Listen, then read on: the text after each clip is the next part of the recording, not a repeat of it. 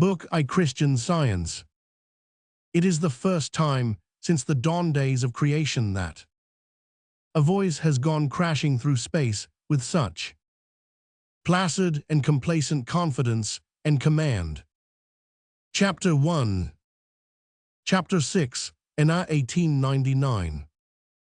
This last summer, when I was on my way back to Vienna from the appetite cure in the mountains, I fell over a cliff in the twilight and broke some arms and legs and one thing or another, and by good luck was found by some peasants who had lost an ass, and they carried me to the nearest habitation, which was one of those large, low, thatch-roofed farmhouses, with apartments in the garret for the family and a cunning little porch under the deep gable, decorated with boxes of bright-colored flowers and cats.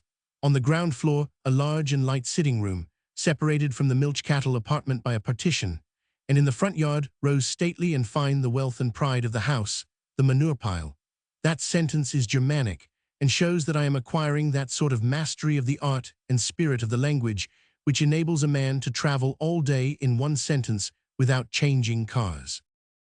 There was a village a mile away, and a horse doctor lived there, but there was no surgeon. It seemed a bad outlook. Mine was distinctly a surgery case. Then it was remembered that a lady from Boston was summering in that village, and she was a Christian Science doctor and could cure anything, so she was sent for. It was night by this time, and she could not conveniently come, but sent word that it was no matter, there was no hurry, she would give me absent treatment now and come in the morning. Meantime she begged me to make myself tranquil and comfortable and remember that there was nothing the matter with me. I thought there must be some mistake. Did you tell her I walked off a cliff 75 feet high? Yes. And struck a boulder at the bottom and bounced. Yes. And struck another one and bounced again. Yes. And struck another one and bounced yet again. Yes. And broke the boulders. Yes. That accounts for it. She is thinking of the boulders. Why didn't you tell her I got hurt too? I did. I told her what you told me to tell her, that you were now but an incoherent series of compound fractures extending from your scalp lock to your heels, and that the comminuted projections caused you to look like a hat-rack. And it was after this that she wished me to remember that there was nothing the matter with me. Those were her words. I do not understand it. I believe she has not diagnosed the case with sufficient care. Did she look like a person who was theorizing, or did she look like one who has fallen off precipices herself and brings to the aid of abstract science the confirmations of personal experience? Bit. It was too large a contract for the Stubenmadchen's vocabulary. She couldn't call the hand. I allowed the subject to rest there and asked for something to eat and smoke, and something hot to drink, and a basket to pile my legs in, but I could not have any of these things. Why? She said you would need nothing at all. But I am hungry and thirsty and in desperate pain. She said you would have these delusions, but must pay no attention to them. She wants you to particularly remember that there are no such things as hunger and thirst and pain. She does she? It is what she said. Does she seem to be in full and functionable possession of her intellectual plant, such as it is? Bit. Do they let her run at large, or do they tie her up? Tie her up. There, good night, run along, you are a good girl, but your mental Jessica is not arranged for light and airy conversation. Leave me to my delusions. Chapter 2. It was a night of anguish, of course. At least, I supposed it was, for it had all the symptoms of it. But it passed at last, and the Christian Scientist came, and I was glad she was middle-aged, and large and bony and erect, and had an austere face and a resolute jaw and a Roman beak, and was a widow in the 3rd degree, and her name was Fuller. I was eager to get to business and find relief, but she was distressingly deliberate. She unpinned and unhooked and uncoupled her upholsteries one by one, abolished the wrinkles with a flirt of her hand, and hung the articles up, peeled off her gloves and disposed of them, got a book out of her handbag, then drew a chair to the bedside, descended into it without hurry, and I hung out my tongue. She said, with pity but without passion. Return it to its receptacle. We deal with the mind only, not with its dumb servants. I could not offer my pulse, because the connection was broken, but she detected the apology before I could word it, and indicated by a negative tilt of her head that the pulse was another dumb servant that she had no use for. Then I thought I would tell her my symptoms and how I felt, so that she would understand the case. But that was another inconsequence. She did not need to know those things. Moreover, my remark about how I felt was an abuse of language, a misapplication of terms. One does not feel, she explained. There is no such thing as feeling. Therefore, to speak of a non-existent thing as existent is a contradiction. Matter has no existence. Nothing exists but mind. The mind cannot feel pain. It can only imagine it. But if it hurts, just the same. It doesn't. A thing which is unreal cannot exercise the functions of reality. Pain is unreal, hence, pain cannot hurt. In making a sweeping gesture to indicate the act of shooing the illusion of pain out of the mind, she raked her hand on a pin in her dress, said ouch, and went tranquilly on with her talk. You should never allow yourself to speak of how you feel, nor permit others to ask you how you are feeling. You should never concede that you are ill, nor permit others to talk about disease or pain or death or similar non-existences in your presence. Such talk only encourages the mind to continue its empty imaginings. Just at that point, the Stubenmadchen trod on the cat's tail, and the cat let fly a frenzy of cat profanity.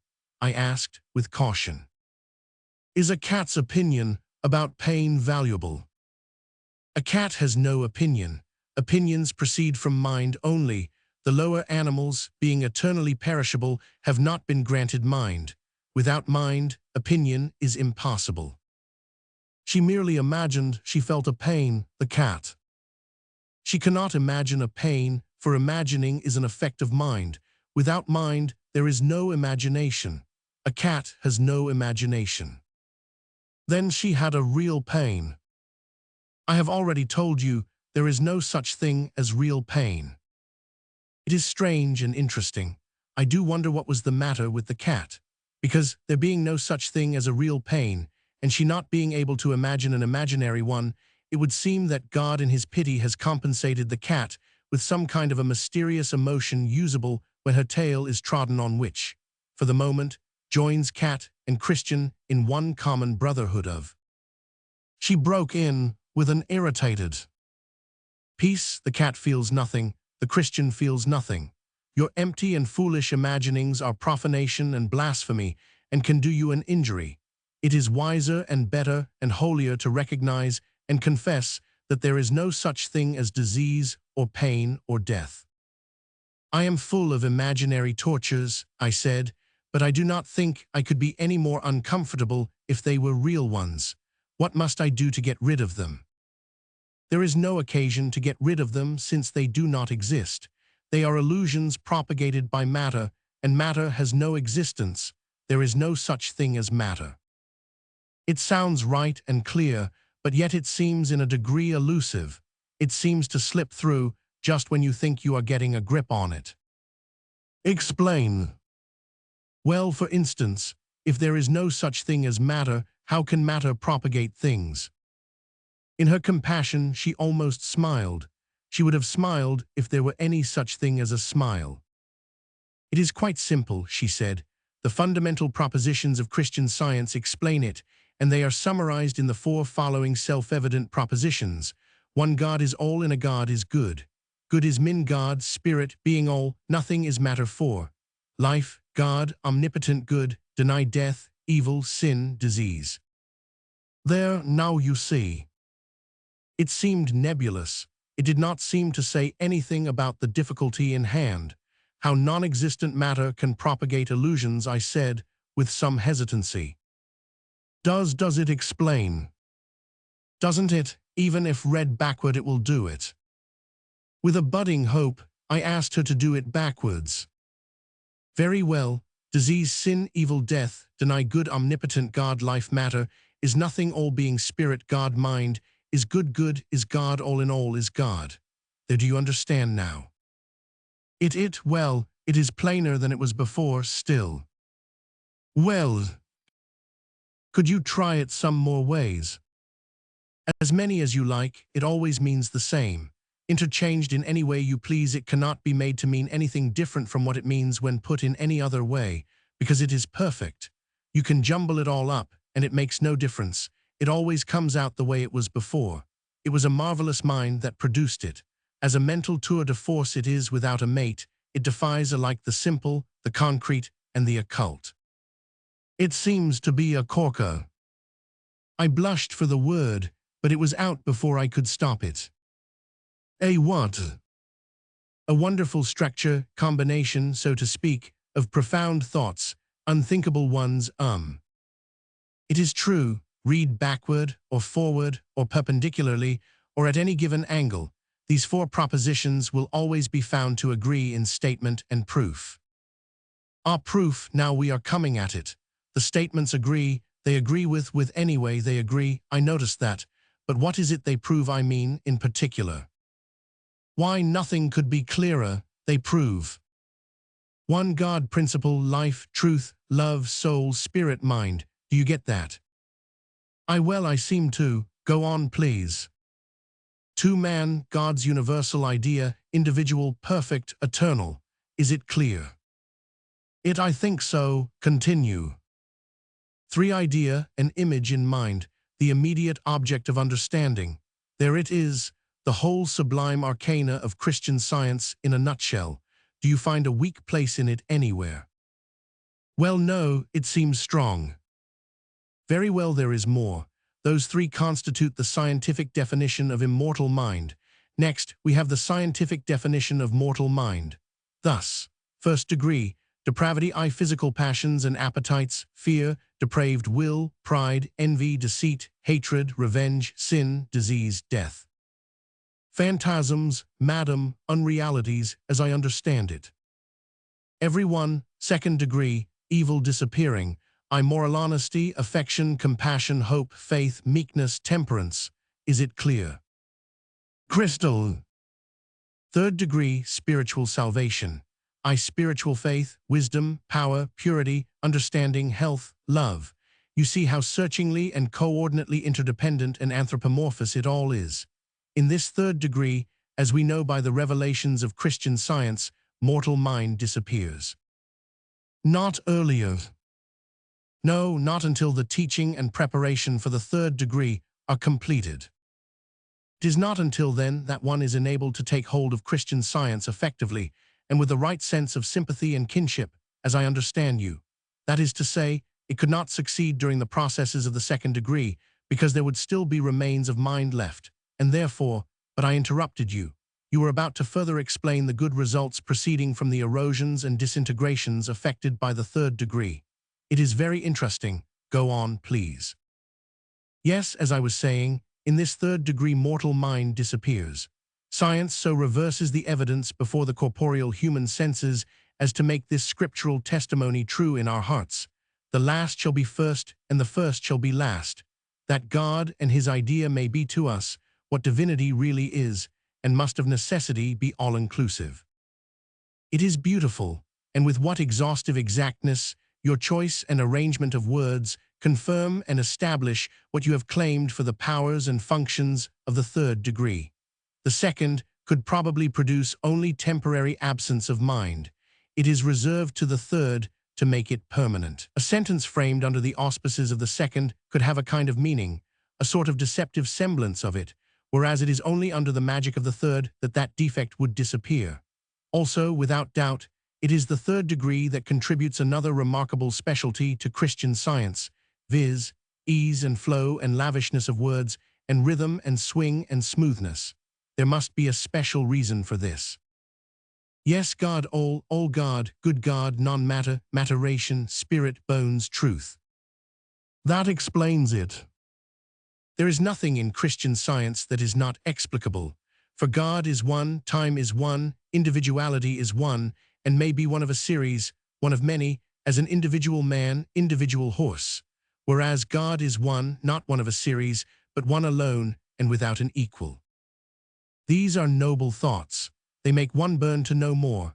How does Christian science explain the spiritual relation of systematic duality to incidental deflection.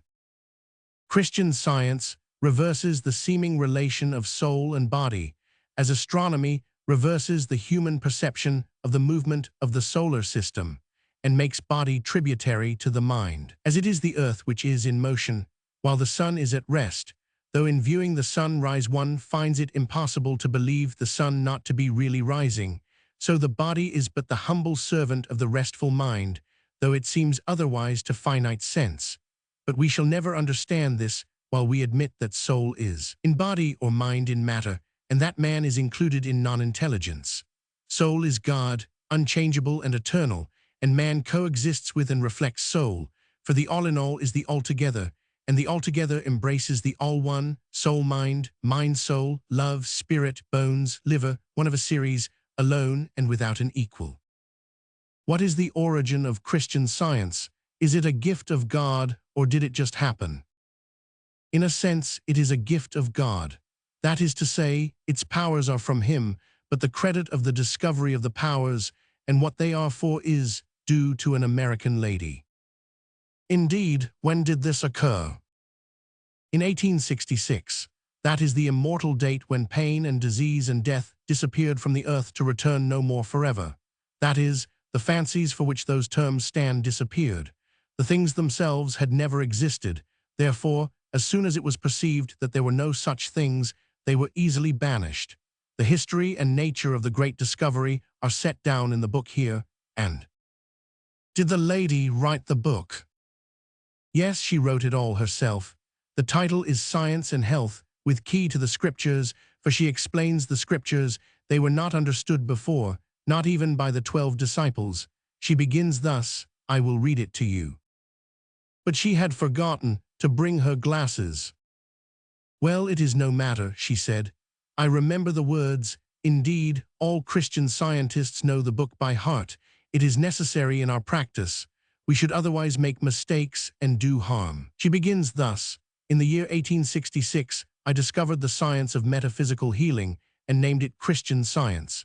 And she says quite beautifully, I think, through Christian Science, religion and medicine are inspired with a diviner nature and essence. Fresh pinions are given to faith and understanding, and thoughts acquaint themselves intelligently with God. Her very words. It is elegant, and it is a fine thought, too, marrying religion to medicine, instead of medicine to the undertaker in the old way, for religion and medicine properly belong together, they being the basis of all spiritual and physical health. What kind of medicine do you give for the ordinary diseases, such as? We never give medicine in any circumstances whatever. But madam, it says. I don't care what it says, and I don't wish to talk about it. I am sorry if I have offended, but you see the mention seemed in some way inconsistent, and there are no inconsistencies in Christian Science. The thing is impossible, for the science is absolute. It cannot be otherwise, since it proceeds directly from the all-in-all and the everything in which, also soul, bones, truth, one of a series, alone and without equal. It is mathematics purified from material dross and made spiritual. I can see that, but it rests upon the immovable basis of an apodictical principle. The word flattened itself against my mind in trying to get in, and disordered me a little, and before I could inquire into its pertinency, she was already throwing the needed light. This apodictical principle is the absolute principle of scientific mind healing, the sovereign omnipotence which delivers the children of men from pain, disease, decay, and every ill that flesh is heir to. Surely not every ill, every decay. Every one, there are no exceptions. There is no such thing as decay, it is an unreality, it has no existence. But without your glasses, your failing eyesight does not permit you to. My eyesight cannot fail, nothing can fail, the mind is master, and the mind permits no retrogression. She was under the inspiration of the third degree, therefore there could be no profit in continuing this part of the subject. I shifted to other ground and inquired further concerning the discoverer of the science. Did the discovery come suddenly, like Klondike, or after long study and calculation, like America? The comparisons are not respectful, since they refer to trivialities, but let it pass. I will answer in the discoverer's own words. God had been graciously fitting me, during many years, for the reception of a final revelation of the absolute principle of scientific mind healing. Many years, how many? 18 centuries. All God, God, good, good God, truth, bones, liver, one of a series, alone and without equal. It is amazing. You may well say it, sir. Yet it is but the truth. This American lady, our revered and sacred founder, is distinctly referred to, and her coming prophesied, in the 12th chapter of the Apocalypse. She could not have been more plainly indicated by St. John without actually mentioning her name. How strange, how wonderful. I will quote her own words, from her key to the Scriptures. The 12th chapter of the Apocalypse has a special suggestiveness in connection with this 19th century. There, do you note that? Note it well. But what does it mean? Listen and you will know. I quote her inspired words again. In the opening of the sixth seal, typical of 6,000 years since Adam, there is one distinctive feature which has special reference to the present age. Thus, Revelation Roman 12. And there appeared a great wonder in heaven, a woman clothed with the sun, and the moon under her feet, and upon her head a crown of 12 stars. That is our head, our chief, our discoverer of Christian science. Nothing can be plainer, nothing surer. And note this. Revelation, and the woman fled into the wilderness, where she had a place prepared of God. That is Boston. I recognize it, madam. These are sublime things and impressive. I never understood these passages before. Please go on with the proofs. Very well, listen. And I saw another mighty angel come down from heaven, clothed with a cloud, and a rainbow was upon his head, and his face was as it were the sun, and his feet as pillars of fire. And he held in his hand a little book. A little book, merely a little book. Could words be modester? Yet how stupendous its importance. Do you know what book that was? Was it?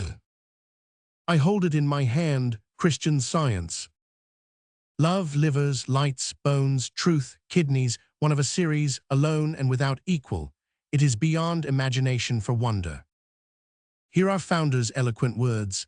Then will a voice from harmony cry, Go and take the little book, take it and eat it up, and it shall make thy belly bitter, but it shall be in thy mouth sweet as honey. Mortal, obey the heavenly evangel, take up divine science, read it from beginning to end, study it, ponder it. It will be indeed sweet at its first taste when it heals you, but murmur not over truth if you find its digestion bitter. You now know the history of our dear and holy science, sir, and that its origin is not of this earth, but only its discovery. I will leave the book with you and will go now, but give yourself no uneasiness. I will give you absent treatment from now till I go to bed. Chapter 3. Under the powerful influence of the near treatment and the absent treatment together, my bones were gradually retreating inward and disappearing from view.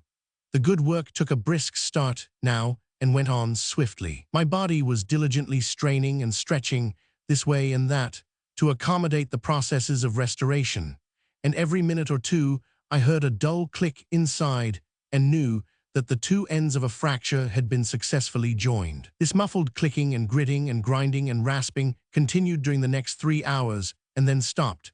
The connections had all been made. All except dislocations. There were only 7 of these: hips, shoulders, knees, neck. So that was soon over. One after another they slipped into their sockets with a sound like pulling a distant cork, and I jumped up as good as new as to framework and sent for the horse doctor. I was obliged to do this because I had a stomachache and a cold in the head, and I was not willing to trust these things any longer in the hands of a woman whom I did not know, and whose ability to successfully treat mere disease I had lost all confidence. My position was justified by the fact that the cold and the ache had been in her charge from the first, along with the fractures, but had experienced not a shade of relief. And indeed, the ache was even growing worse and more bitter now, probably on account of the protracted abstention from food and drink. The horse doctor came, a pleasant man and full of hope and professional interest in the case.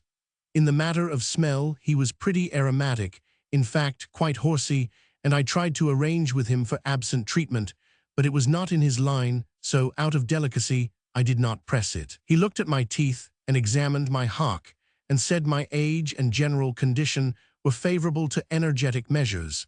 Therefore, he would give me something to turn the stomachache into the bots, and the cold in the head into the blind staggers. Then he should be on his own beat, and would know what to do. He made up a bucket of bran mash, and said a dipperful of it every 2 hours, alternated with a drench with turpentine and axle grease in it, would either knock my ailments out of me in 24 hours, or so interest me in other ways as to make me forget they were on the premises. He administered my first dose himself, then took his leave, saying I was free to eat and drink anything I pleased and in any quantity I liked. But I was not hungry any more and did not care for food. I took up the Christian Science book and read half of it, then took a dipperful of drench and read the other half. The resulting experiences were full of interest and adventure. All through the rumblings and grindings and quakings and effervescings, accompanying the evolution of the ache into the bots, and the cold into the blind staggers, I could note the generous struggle for mastery going on between the mash and the drench, and the literature, and often I could tell which was ahead, and could easily distinguish the literature from the others when the others were separate, though not when they were mixed. For when a bran mash and an eclectic drench are mixed together, they look just like the apodictical principle out on a lark, and no one can tell it from that. The finish was reached at last, the evolutions were complete, and a fine success, but I think that this result could have been achieved with fewer materials. I believe the mash was necessary to the conversion of the stomachache into the bots, but I think one could develop the blind staggers out of the literature by itself. Also, that blind staggers produced in this way would be of a better quality and more lasting than any produced by the artificial processes of the horse doctor. For of all the strange and frantic and incomprehensible and uninterpretable books which the imagination of man has created, surely this one is the prize sample. It is written with a limitless confidence and complacency, and with a dash and stir and earnestness which often compel the effects of eloquence, even when the words do not seem to have any traceable meaning. There are plenty of people who imagine they understand the book. I know this, for I have talked with them. But in all cases, they were people who also imagined that there were no such things as pain, sickness, and death, and no realities in the world, nothing actually existent but mind. It seems to me to modify the value of their testimony. When these people talk about Christian Science, they do as Mrs. Fuller did. They do not use their own language, but the books. They pour out the book's showy incoherences and leave you to find out later that they were not originating, but merely quoting. They seem to know the volume by heart and to revere it as they would a Bible, another Bible, perhaps I ought to say. Plainly, the book was written under the mental desolations of the third degree, and I feel sure that none but the membership of that degree can discover meanings in it. When you read it, you seem to be listening to a lively and aggressive and oracular speech delivered in an unknown tongue, a speech whose spirit you get but not the particulars. Or, to change the figure, you seem to be listening to a vigorous instrument which is making a noise which it thinks is a tune, but which, to persons not members of the band, is only the martial tooting of a trombone, and merrily stirs the soul through the noise, but does not convey a meaning. The book's serenities of self-satisfaction do almost seem to smack of a heavenly origin. They have no bloodkin in the earth. It is more than human to be so placidly certain about things, and so finely superior, and so airily content with one's performance, without ever presenting anything which may rightfully be called by the strong name of evidence, and sometimes without even mentioning a reason for a deduction at all. It thunders out the startling words, "I have proved so and so." It takes the Pope and all the great guns of his church in battery, assembled to authoritatively settle and establish the meaning of a sole and single unclarified passage of Scripture, and this at vast cost of time and study and reflection. But the author of this work is superior to all that. She finds the whole Bible in an unclarified audition, and at small expense of time and no expense of mental effort she clarifies it from lid to lid, reorganizes and improves the meanings, then authoritatively settles and establishes them with formulas which you cannot tell from "let there be light." And here you have it. It is the first time since the dawn days of creation that a voice has gone crashing through space with such placid and complacent confidence and command. January 1903. The first reading of any book whose terminology is new and strange is nearly sure to leave the reader in a bewildered and sarcastic state of mind. But now that, during the past 2 months, I have, by diligence, gained a fair acquaintanceship with science and health technicalities, I no longer find the bulk of that work hard to understand. M.T. P.S. The wisdom harvested from the foregoing thoughts has already done me a service and saved me a sorrow. Nearly a month ago there came to me from one of the universities a tract by Dr. Edward Anthony Spitzka on the encephalic anatomy of the races. I judged that my opinion was desired by the university, and I was greatly pleased with this attention and wrote, and said I would furnish it as soon as I could. That night, I put my plodding and disheartening Christian Science mining aside and took hold of the matter. I wrote an eager chapter and was expecting to finish my opinion the next day, but was called away for a week, and my mind was soon charged with other interests. It was not until today, after the lapse of nearly a month, that I happened upon my encephalic chapter again. Meantime, the new wisdom had come to me, and I read it with shame. I recognized that I had entered upon that work in far from the right temper, far from the respectful and judicial spirit which was its due of reverence. I had begun upon it with the following paragraph for fuel. Fissures of the parietal and occipital lobes, lateral surface. The postcentral fissural complex. In this hemicerebrum, the postcentral and subcentral are combined to form a continuous fissure, attaining a length of 8.5 cm. Dorsally, the fissure bifurcates, embracing the gyre indented by the caudal limb of the paracentral. The caudal limb of the postcentral is joined by a transparietal piece. In all, 5 additional rami spring from the combined fissure. A vadum separates it from the parietal, another from the central. It humiliates me now to see how angry I got over that, and how scornful. I said that the style was disgraceful, that it was labored and tumultuous, and in places violent, that the treatment was involved and erratic, and almost, as a rule, bewildering, that to lack of simplicity was added a lack of vocabulary, that there was quite too much feeling shown, that if I had a dog that would get so excited and incoherent over a tranquil subject like encephalic anatomy, I would not pay his tax. And at that point, I got excited myself and spoke bitterly of these mongrel insanities, and said a person might as well try to understand science and health. I know now where the trouble was, and am glad of the interruption that saved me from sending my verdict to the university. It makes me cold to think what those people might have thought of me. M.T. Chapter 4. No one doubts, certainly not I, that the mind exercises a powerful influence over the body. From the beginning of time, the sorcerer, the interpreter of dreams, the fortune-teller, the charlatan, the quack, the wild medicine man, the educated physician, the mesmerist, and the hypnotist have made use of the client's imagination to help them in their work. They have all recognized the potency and availability of that force. Physicians cure many patients with a bread pill. They know that where the disease is only a fancy, the patient's confidence in the doctor will make the bread pill effective. Faith in the doctor, perhaps that is the entire thing. It seems to look like it. In old times the king cured the king's evil by the touch of the royal hand. He frequently made extraordinary cures. Could his footman have done it? No, not in his own clothes. Disguised as the king, could he have done it? I think we may not doubt it. I think we may feel sure that it was not the king's touch that made the cure in any instance, but the patient's faith in the efficacy of a king's touch. Genuine and remarkable cures have been achieved through contact with the relics of a saint. Is it not likely that any other bones would have done as well if the substitution had been concealed from the patient? When I was a boy, a farmer's wife who lived 5 miles from our village had great fame as a faith doctor. That was what she called herself. Sufferers came to her from all around, and she laid her hand upon them and said, "Have faith, it is all that is necessary," and they went away well of their ailments. She was not a religious woman, and pretended to no occult powers. She said that the patient's faith in her did the work. Several times I saw her make immediate cures of severe toothaches. My mother was the patient.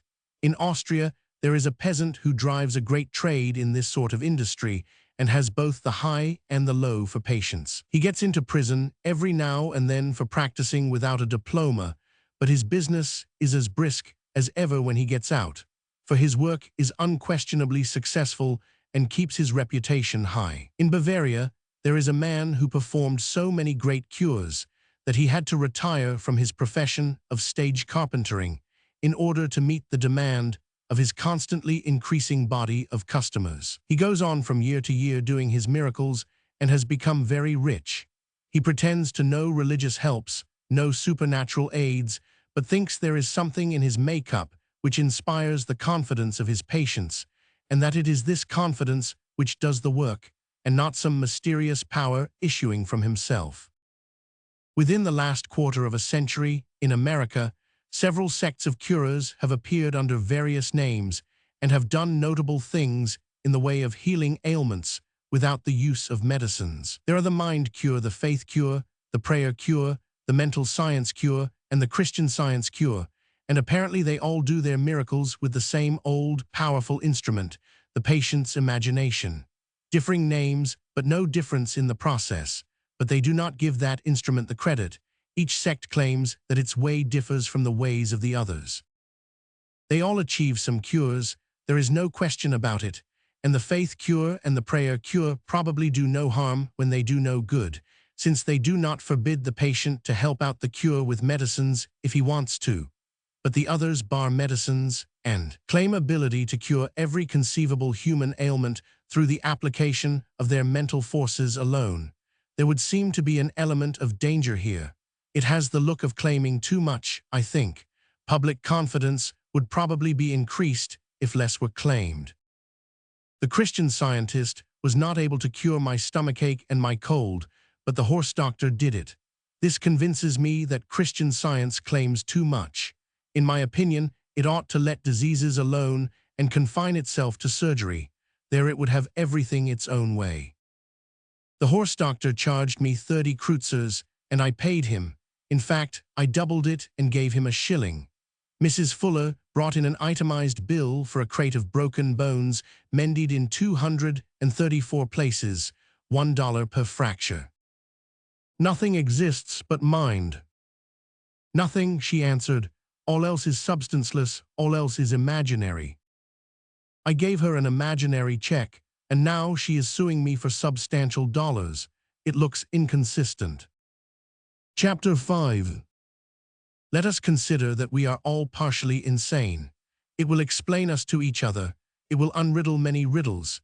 It will make clear and simple many things which are involved in haunting and harassing difficulties and obscurities now. Those of us who are not in the asylum and not demonstrably do there are nevertheless, no doubt, insane in one or two particulars. I think we must admit this, but I think that we are otherwise healthy-minded. I think that when we all see one thing alike, it is evidence that, as regards that one thing, our minds are perfectly sound. Now there are really several things which we do all see alike, things which we all accept, and about which we do not dispute. For instance, we who are outside of the asylum all agree that water seeks its level, that the sun gives light and heat, that fire consumes, that fog is damp, that 6 times 6 are 36, that 2 from 10 leaves 8, that 8 and 7 are 15. These are, perhaps, the only things we are agreed about, but although they are so few, they are of inestimable value, because they make an infallible standard of sanity. Whosoever accepts them, him we know to be substantially sane, sufficiently sane, in the working essentials, sane. Whoever disputes a single one of them, him we know to be wholly insane and qualified for the asylum. Very well, the man who disputes none of them we concede to be entitled to go at large. But that is concession enough. We cannot go any further than that, for we know that in all matters of mere opinion that same man is insane as we are, just as insane as Shakespeare was. We know exactly where to put our finger upon his insanity. It is where his opinion differs from ours. That is a simple rule and easy to remember. When I, a thoughtful and unblessed Presbyterian, examine the Quran, I know that beyond any question every Mohammedan is insane, not in all things, but in religious matters. When a thoughtful and unblessed Mohammedan examines the Westminster Catechism, he knows that beyond any question, I am spiritually insane. I cannot prove to him that he is insane, because you never can prove anything to a lunatic, for that is a part of his insanity and the evidence of it. He cannot prove to me that I am insane, for my mind has the same defect that afflicts his. All Democrats are insane, but not one of them knows it. None but the Republicans and mugwumps know it. All the Republicans are insane, but only the Democrats and mugwumps can perceive it. The rule is perfect. In all matters of opinion, our adversaries are insane. When I look around me, I am often troubled to see how many people are mad, to mention only a few. The atheist, the theosophists, the infidel, the Swedenborgians, the agnostic, the Shakers, the Baptist, the Millerites, the Methodist, the Mormons, the Christian Scientist, the Lawrence Oliphant Harrisites, the Catholic, and the 115 Christian sects, the Presbyterian excepted, the Grand Lama's people, the monarchists, the imperialists, the 72 Mohammedan sects, the Democrats, the Republicans, but not the mugwumps, the Buddhist, the Blavatsky Buddhist, the mind curists, the faith curists, the nationalist, the mental scientists, the Confucian, the spiritualist, the allopaths, the 2000 East Indian sects, the homeopaths, the electropaths, the peculiar people, the... But there's no end to the list. There are millions of them, and all insane, each in his own way, insane as to his pet fad or opinion, but otherwise sane and rational. This should move us to be charitable towards one another's lunacies. I recognize that in his special belief, the Christian Scientist is insane, because he does not believe as I do. But I hail him as my mate and fellow, because I am as insane as he insane from his point of view, and his point of view is as authoritative as mine and worth as much, that is to say, worth a brass farthing. Upon a great religious or political question, the opinion of the dullest head in the world is worth the same as the opinion of the brightest head in the world, a brass farthing. How do we arrive at this? It is simple. The affirmative opinion of a stupid man is neutralized by the negative opinion of his stupid neighbor. No decision is reached. The affirmative opinion of the intellectual giant Gladstone is neutralized by the negative opinion of the intellectual giant Newman. No decision is reached. Opinions that prove nothing are, of course, without value any, but a dead person knows that much. This obliges us to admit the truth of the unpalatable proposition just mentioned above, that, in disputed matters political and religious, one man's opinion is worth no more than his peers', and hence it follows that no man's opinion possesses any real value. It is a humbling thought, but there is no way to get around it. All opinions upon these great subjects are brass-farthing opinions. It is a mere plain, simple fact, as clear and as certain as that 8 and 7 make 15, and by it we recognize that we are all insane as concerns those matters. If we were sane, we should all see a political or religious doctrine alike. There would be no dispute. It would be a case of 8 and 7, just as it is in heaven, where all are sane and none insane. There is but one religion, one belief. The harmony is perfect. There is never a discordant note. Under protection of these preliminaries, I suppose I may now repeat without offense that the Christian Scientist is insane. I mean him no discourtesy, and I'm not charging, nor even imagining, that he is insaner than the rest of the human race. I think he is more picturesquely insane than some of us. At the same time, I am quite sure that in one important and splendid particular, he is much saner than is the vast bulk of the race. Why is he insane? I told you before. It is because his opinions are not ours. I know of no other reason, and I do not need any other. It is the only way we have of discovering insanity when it is not violent. It is merely the picturesqueness of his insanity that makes it more interesting than my kind or yours. For instance, consider his little book.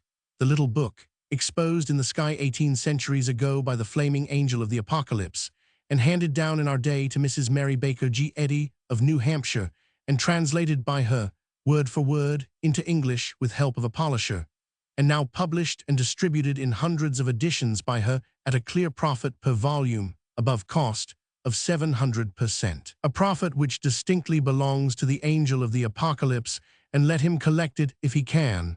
A little book, which the C.S. very frequently calls by just that name, and always enclosed in quotation marks to keep its high origin exultantly in mind. A little book, which explains and reconstructs and new paints and decorates the Bible, and puts a mansard roof on it and a lightning rod and all the other modern improvements. Little book which for the present affects to travel in yoke with the Bible and be friendly to it, and within half a century will hitch the Bible in the rear and thenceforth travel tandem, itself in the lead, in the coming great march of Christian scientism through the Protestant dominions of the planet. Chapter 6. Hungry ones throng to hear the Bible read in connection with the textbook of Christian Science, Science and Health, with Key to the Scriptures by Mary Baker G. Eddy. These are our only preachers. They are the Word of God. Christian Science Journal, October 1898. Is that picturesque? A lady has told me that in a chapel of the mosque in Boston there is a picture or image of Mrs. Eddy, and that before it burns a never-extinguished light. Is that picturesque? How long do you think it will be before the Christian Scientist will be worshipping that picture or image and praying to it? How long do you think it will be before it is claimed that Mrs. Eddy is a Redeemer, a Christ, and Christ's equal? Already her army of disciples speak of her reverently as our mother. How long will it be before they place her on the steps of the throne beside the Virgin, and later, a step higher? First, Mary the Virgin and Mary the Matron. Later, with a change of precedence, Mary the Matron and Mary the Virgin. Let the artist get ready with his canvas and his brushes. The new Renaissance is on its way, and there will be money in altar canvases, 1,000 times as much as the popes and their church ever spent on the old masters. For their riches were poverty as compared with what is going to pour into the treasure chest of the Christian Scientist papacy by and by. Let us not doubt it. We will examine the financial outlook presently and see what it promises. A favorite subject of the new old master will be the first verse of the 12th chapter of Revelation, a verse which Mrs. Eddy says, in her annex to the Scriptures, has one distinctive feature which has special reference to the present age, and to her, as is rather pointedly indicated.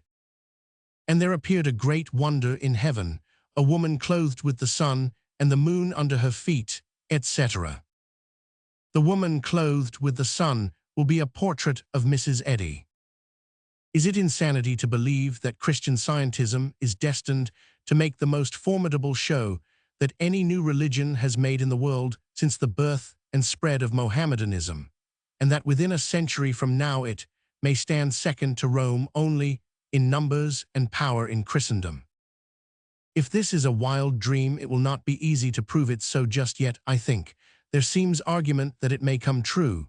The Christian Science boom proper is not yet 5 years old, yet already it has 250 churches. It has its start, you see, and it is a phenomenally good one.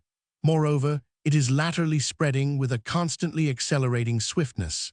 It has a better chance to grow and prosper and achieve permanency than any other existing ism, for it has more to offer than any other. The past teaches us that in order to succeed, a movement like this must not be a mere philosophy, it must be a religion. Also, that it must not claim entire originality, but content itself with passing for an improvement on an existing religion, and show its hand later, when strong and prosperous, like Mohammedanism.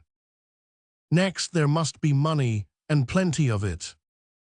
Next, the power and authority and capital must be concentrated in the grip of a small and irresponsible clique, with nobody outside privileged to ask questions or find fault. Next, as before remarked, it must bait its hook with some new and attractive advantages over the baits offered by its competitors. A new movement equipped with some of these endowments, like spiritualism, for instance, may count upon a considerable success. A new movement equipped with the bulk of them, like Mohammedanism, for instance, may count upon a widely extended conquest. Mormonism had all the requisites, but one it had nothing new and nothing valuable to bait with. Spiritualism lacked the important detail of concentration of money and authority in the hands of an irresponsible clique. The above equipment is excellent, admirable, powerful, but not perfect.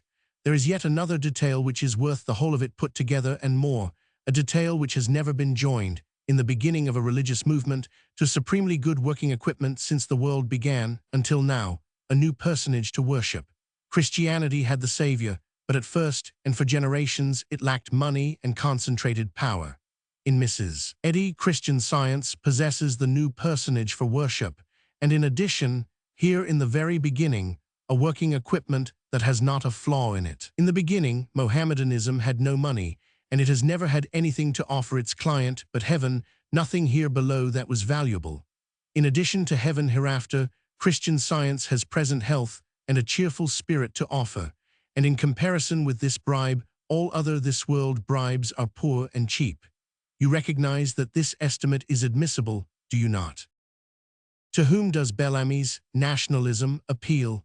Necessarily to the few, people who read and dream and are compassionate and troubled for the poor and the hard-driven. To whom does spiritualism appeal? Necessarily to the few. Its boom has lasted for half a century, and I believe it claims short of 4 million of adherents in America, who are attracted by Swedenborgianism and some of the other fine and delicate isms. The few again, educated people, sensitively organized, with superior mental endowments, who seek lofty planes of thought and find their contentment there, and who are attracted by Christian Science. There is no limit. Its field is horizonless. Its appeal is as universal as is the appeal of Christianity itself. It appeals to the rich, the poor, the high, the low, the cultured, the ignorant, the gifted, the stupid, the modest, the vain, the wise, the silly, the soldier, the civilian, the hero, the coward, the idler, the worker, the godly, the godless, the freeman, the slave, the adult, the child, they who are ailing in body or mind, they who have friends that are ailing in body or mind. To mass it in a phrase, its clientage is the human race. Will it march? I think so. Remember its principal great offer, to rid the race of pain and disease. Can it do so? In large measure, yes. How much of the pain and disease in the world is created by the imaginations of the sufferers and then kept alive by those same imaginations? 4/5, not anything short of that, I should think. Can Christian Science banish that 4/5? I think so. Can any other organized force do it? None that I know of. Would this be a new world when that was accomplished? And a pleasanter one for us well people, as well as for those fussy and fretting sick ones? Would it seem as if there was not as much gloomy weather as there used to be? I think so. In the meantime, would the scientist kill off a good many patients? I think so, more than get killed off now by the legalized methods. I will take up that question presently. At present, I wish to ask you to examine some of the scientist's performances as registered in his magazine, The Christian Science Journal, October number 1898. First, a Baptist clergyman gives us this true picture of the average Orthodox Christian, and he could have added that it is a true picture of the average, civilized human being. He is a worried and fretted and fearful man, afraid of himself and his propensities, afraid of colds and fevers, afraid of treading on serpents or drinking deadly things. Then he gives us this contrast. The average Christian Scientist has put all anxiety and fretting under his feet. He does have a victory over fear and care that is not achieved by the average Orthodox Christian. He has put all anxiety and fretting under his feet. What proportion of your earnings or income would you be willing to pay for that frame of mind, year in, year out? It really outvalues any price that can be put upon it. Where can you purchase it, at any outlay of any sort, in any church or out of it, except the scientists? Well, it is the anxiety and fretting about colds and fevers and draughts and getting our feet wet, and about forbidden food eaten in terror of indigestion, that brings on the cold and the fever and the indigestion and the most of our other ailments. And so, if the science can banish that anxiety from the world, I think it can reduce the world's disease and pain about 4/5. In this October number, many of the redeemed testify and give thanks, and not coldly, but with passionate gratitude. As a rule, they seem drunk with health, and with the surprise of it, the wonder of it, the unspeakable glory and splendor of it, after a long, sober spell spent in inventing imaginary diseases and concreting them with doctor stuff. The first witness testifies that, when this most beautiful truth first dawned on him, he had nearly all the ills that flesh is heir to, that those he did not have he thought he had, and this made the tale about complete. What was the natural result? Why, he was a dump pit for all the doctors, druggists, and patent medicines of the country. Christian Science came to his help, and the old sick conditions passed away, and along with them the dismal forebodings which he had been accustomed to employ in conjuring up ailments. And so he was a healthy and cheerful man now, and astonished. But I am not astonished, for from other sources I know what must have been his method of applying Christian Science.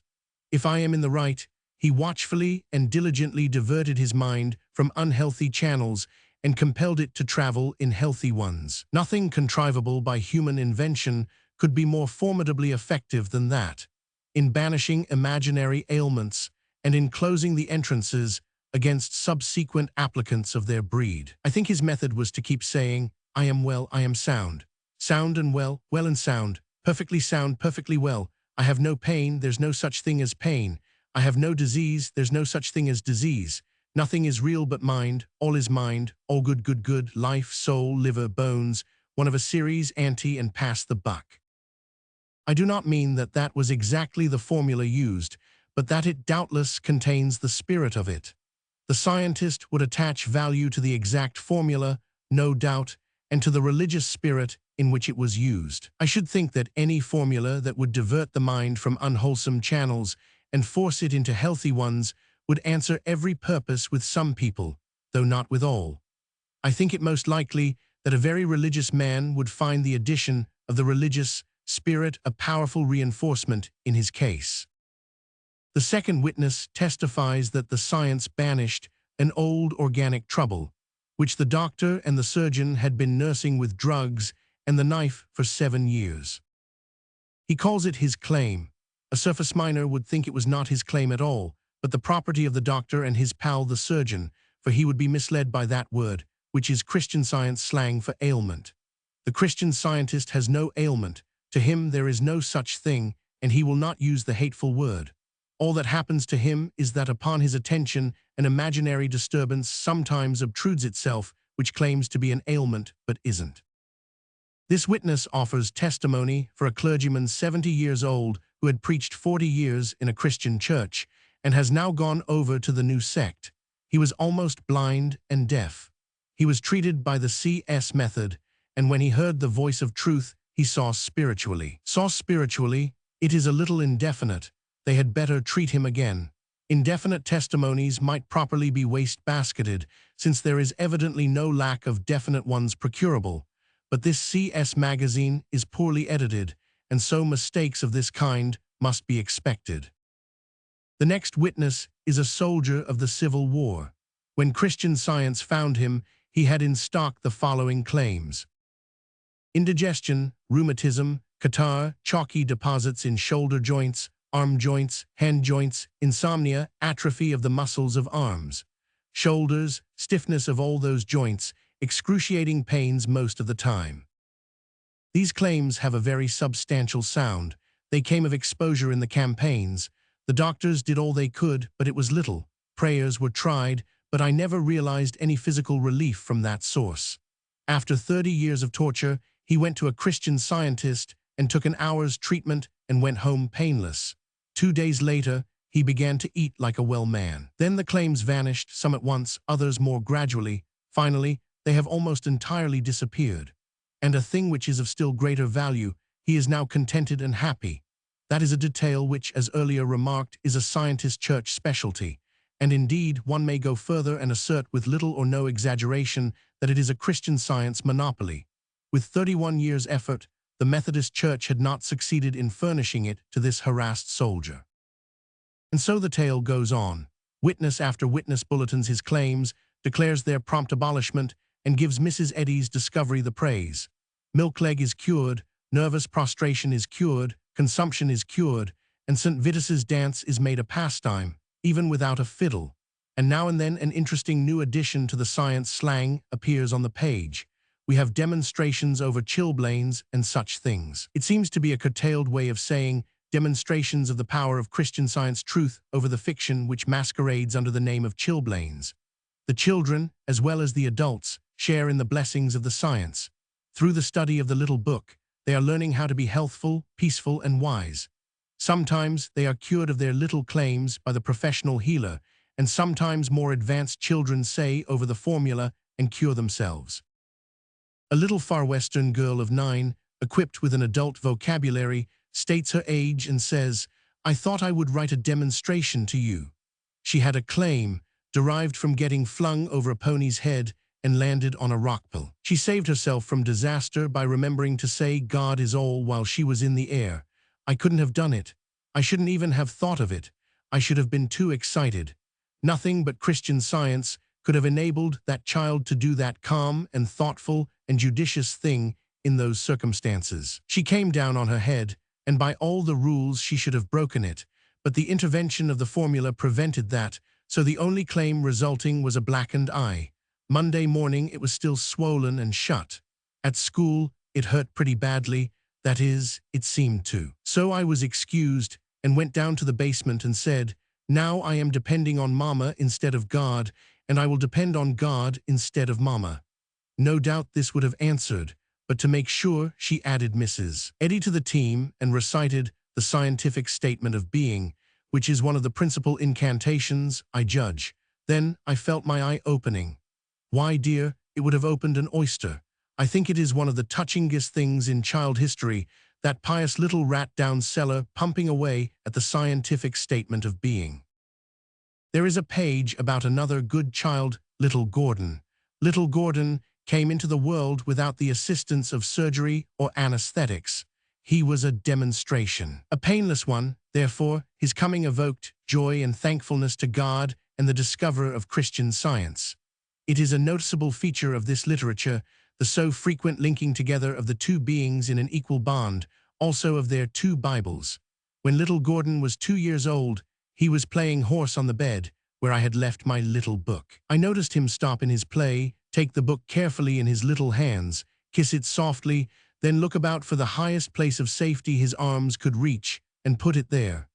This pious act filled the mother with such a train of thought as I had never experienced before. I thought of the sweet mother of long ago who kept things in her heart, etc. It is a bold comparison.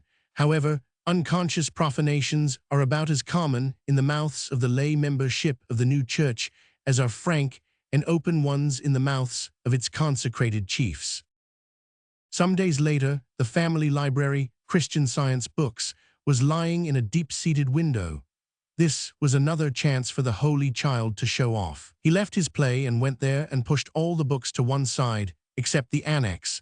It he took in both hands, slowly raised it to his lips, then removed it carefully and seated himself in the window. It had seemed to the mother too wonderful to be true that first time, but now she was convinced that neither imagination nor accident had anything to do with it. Later, little Gordon let the author of his being see him do it. After that, he did it frequently, probably every time anybody was looking. I would rather have that child than a chromo. If this tale has any object, it is to intimate that the inspired book was supernaturally able to convey a sense of its sacred and awful character to this innocent little creature, without the intervention of outside aids. The magazine is not edited with high-priced discretion. The editor has a claim, and he ought to get it treated.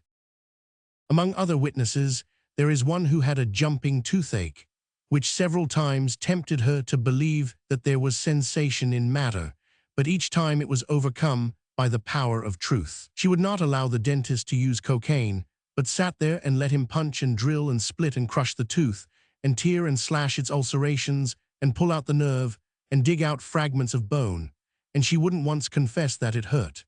And to this day she thinks it didn't, and I have not a doubt that she is 9/10 right, and that her Christian Science faith did her better service than she could have gotten out of cocaine. There is an account of a boy who got broken all up into small bits by an accident, but said over the scientific statement of being, or some of the other incantations, and got well and sound without having suffered any real pain and without the intrusion of a surgeon. Also, there is an account of the restoration to perfect health in a single night of a fatally injured horse by the application of Christian Science. I can stand a good deal, but I recognize that the ice is getting thin here. That horse had as many as 50 claims. How could he demonstrate over them? Could he do the all good, good gracious, liver, bones, truth, all down but 9, set them up on the other alley? Could he intone the scientific statement of being? Now, could he? Wouldn't it give him a relapse? Let us draw the line at horses. Horses and furniture. There is plenty of other testimonies in the magazine, but these quoted samples will answer. They show the kind of trade the science is driving. Now we come back to the question, does the science kill a patient here and there and now and then? We must concede it. Does it compensate for this? I am persuaded that it can make a plausible showing in that direction. For instance, when it lays its hand upon a soldier who has suffered 30 years of helpless torture and makes him whole in body and mind, what is the actual sum of that achievement? This, I think, that it has restored to life a subject who had essentially died 10 deaths a year for 30 years, and each of them a long and painful one. But for its interference, that man in the 3 years which have since elapsed would have essentially died 30 times more. There are thousands of young people in the land who are now ready to enter upon a lifelong death similar to that man's. Every time the science captures one of these and secures to him lifelong immunity from imagination-manufactured disease, it may plausibly claim that in his person it has saved 300 lives. Meantime, it will kill a man every now and then. But no matter, it will still be ahead on the credit side.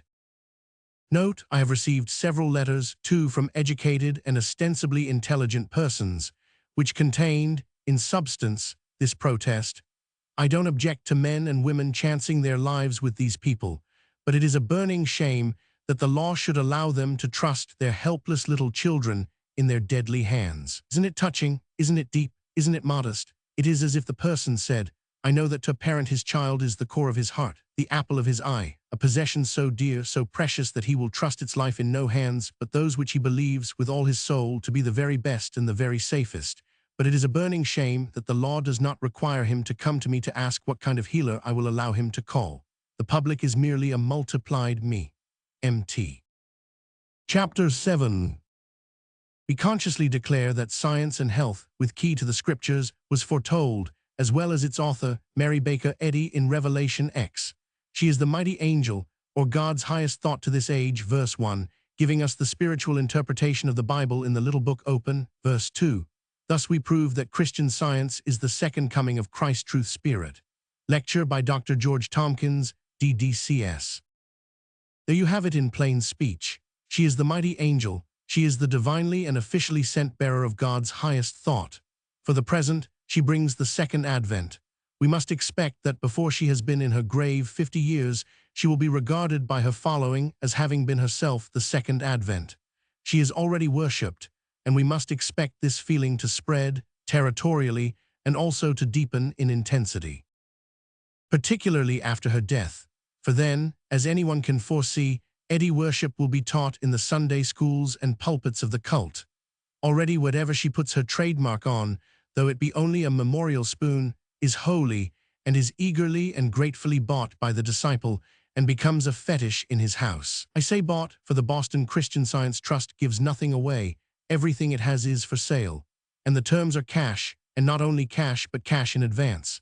Its God is Mrs. Eddy first, then the dollar. Not a spiritual dollar, but a real one. From end to end of the Christian Science literature, not a single material thing in the world is conceded to be real, except the dollar. But all through and through its advertisements, that reality is eagerly and persistently recognized. The dollar is hunted down in all sorts of ways. The Christian Science Mother Church and Bargain Counter in Boston peddles all kinds of spiritual wares to the faithful, and always on the one condition, cash, cash in advance. The angel of the apocalypse could not go there and get a copy of his own pirated book on credit. Many, many precious Christian Science things are to be had there for cash. Bible lessons, church manual, CS hymnal, history of the building of the Mother Church, lot of sermons, communion hymn, Saw Ye My Savior, by Mrs. Eddy, $50 a copy, words used by special permission of Mrs. Eddy. Also, we have Mrs. Eddy's and the Angel's little blue annex in 8 styles of binding at 8 kinds of war prices. Among these, a sweet thing in Levant, Divinity Circuit, leather lined to edge, round corners, gold edge, silk sewed, each prepaid $6. And if you take $1 million, you get them a shilling cheaper. That is to say, prepaid $5.75. Also, we have Mrs. Eddy's miscellaneous writings, at handsome big prices, the Divinity Circuit style heading the exertions. Shilling discount where you take an edition. Next comes Christ and Christmas by the fertile Mrs. Eddy, a poem, would God I could see it. Price $3, cash in advance. Then follow 5 more books by Mrs. Eddy at highwayman's rates, some of them in leatherette covers, some of them in pebble cloth, with divinity circuit, compensation balance, twin screw, and the other modern improvements. And at the same bargain counter can be had the Christian Science Journal. Christian Science literary discharges are a monopoly of the Mother Church headquarters factory in Boston, none genuine without the trademark of the trust. You must apply there and not elsewhere. $100 for it, and I have a case among my statistics where the student had a 3-week course and paid $300 for it. The trust does love the dollar when it isn't a spiritual one. In order to force the sale of Mrs. Eddy's Bible Annex, no healer, metaphysical college-bred or other, is allowed to practice the game unless he possesses a copy of that book. That means a large and constantly augmenting income for the trust. No CS family would consider itself loyal or pious or pain-proof without an annex or 2 in the house. That means an income for the trust in the near future of millions, not thousands millions a year. No member, young or old, of a branch Christian Scientist church can acquire and retain membership in the Mother Church unless he pay capitation tax of not less than $1, say the bylaws, to the Boston Trust every year. That means an income for the trust in the near future of, let us venture to say, millions more per year. It is a reasonably safe guess that in America in 1920 there will be 10 million Christian Scientists and 3 million in Great Britain, that these figures will be trebled in 1930, that in America in 1920 the Christian Scientists will be a political force, in 1930 politically formidable, and in 1940 the governing power in the Republic, to remain that permanently. And I think it a reasonable guess that the trust, which is already in our day pretty brusque in its ways, will then be the most insolent and unscrupulous and tyrannical religious master that has dominated a people since the palmy days of the Inquisition, and a stronger master than the strongest of bygone times, because this one will have a financial strength not dreamed of by any predecessor, as effective a concentration of irresponsible power as any predecessor has had. In the railway, the telegraph, and the subsidized newspaper, better facilities for watching and managing his empire than any predecessor has had. And after a generation or 2, he will probably divide Christendom with the Catholic Church. The Roman Church has a perfect organization, and it has an effective centralization of power, but not of its cash. Its multitude of bishops are rich, but their riches remain in large measure in their own hands. They collect from 200 millions of people, but they keep the bulk of the result at home. The Boston Pope of by and by will draw his $1-a-head capitation tax from 300 millions of the human race, and the annex and the rest of his bookshop stock will fetch in as much more. And his metaphysical colleges, the annual pilgrimage to Mrs. Eddy's tomb from all over the world admission, the Christian Science dollar, payable in advance, purchases of consecrated glass beads, candles, memorial spoons, aureoled chrome portraits, and bogus autographs of Mrs. Eddy, cash offerings at her shrine, no crutches of cured cripples received, and no imitations of miraculously restored broken legs and necks allowed to be hung up, except when made out of the holy metal and proved by fire assay. Cash for miracles worked at the tomb. These money sources, with 1,000 to be yet invented and ambushed upon the devotee, will bring the annual increment well up above $1 billion. And nobody but the trust will have the handling of it. In that day, the trust will monopolize the manufacture and sale of the Old and New Testaments as well as the annex, and raise their price to annex rates, and compel the devotee to buy, for even today a healer has to have the annex and the scriptures, or he is not allowed to work the game, and that will bring several $100 million more. In those days, the trust will have an income approaching $5 million a day, and no expenses to be taken out of it, no taxes to pay, and no charities to support.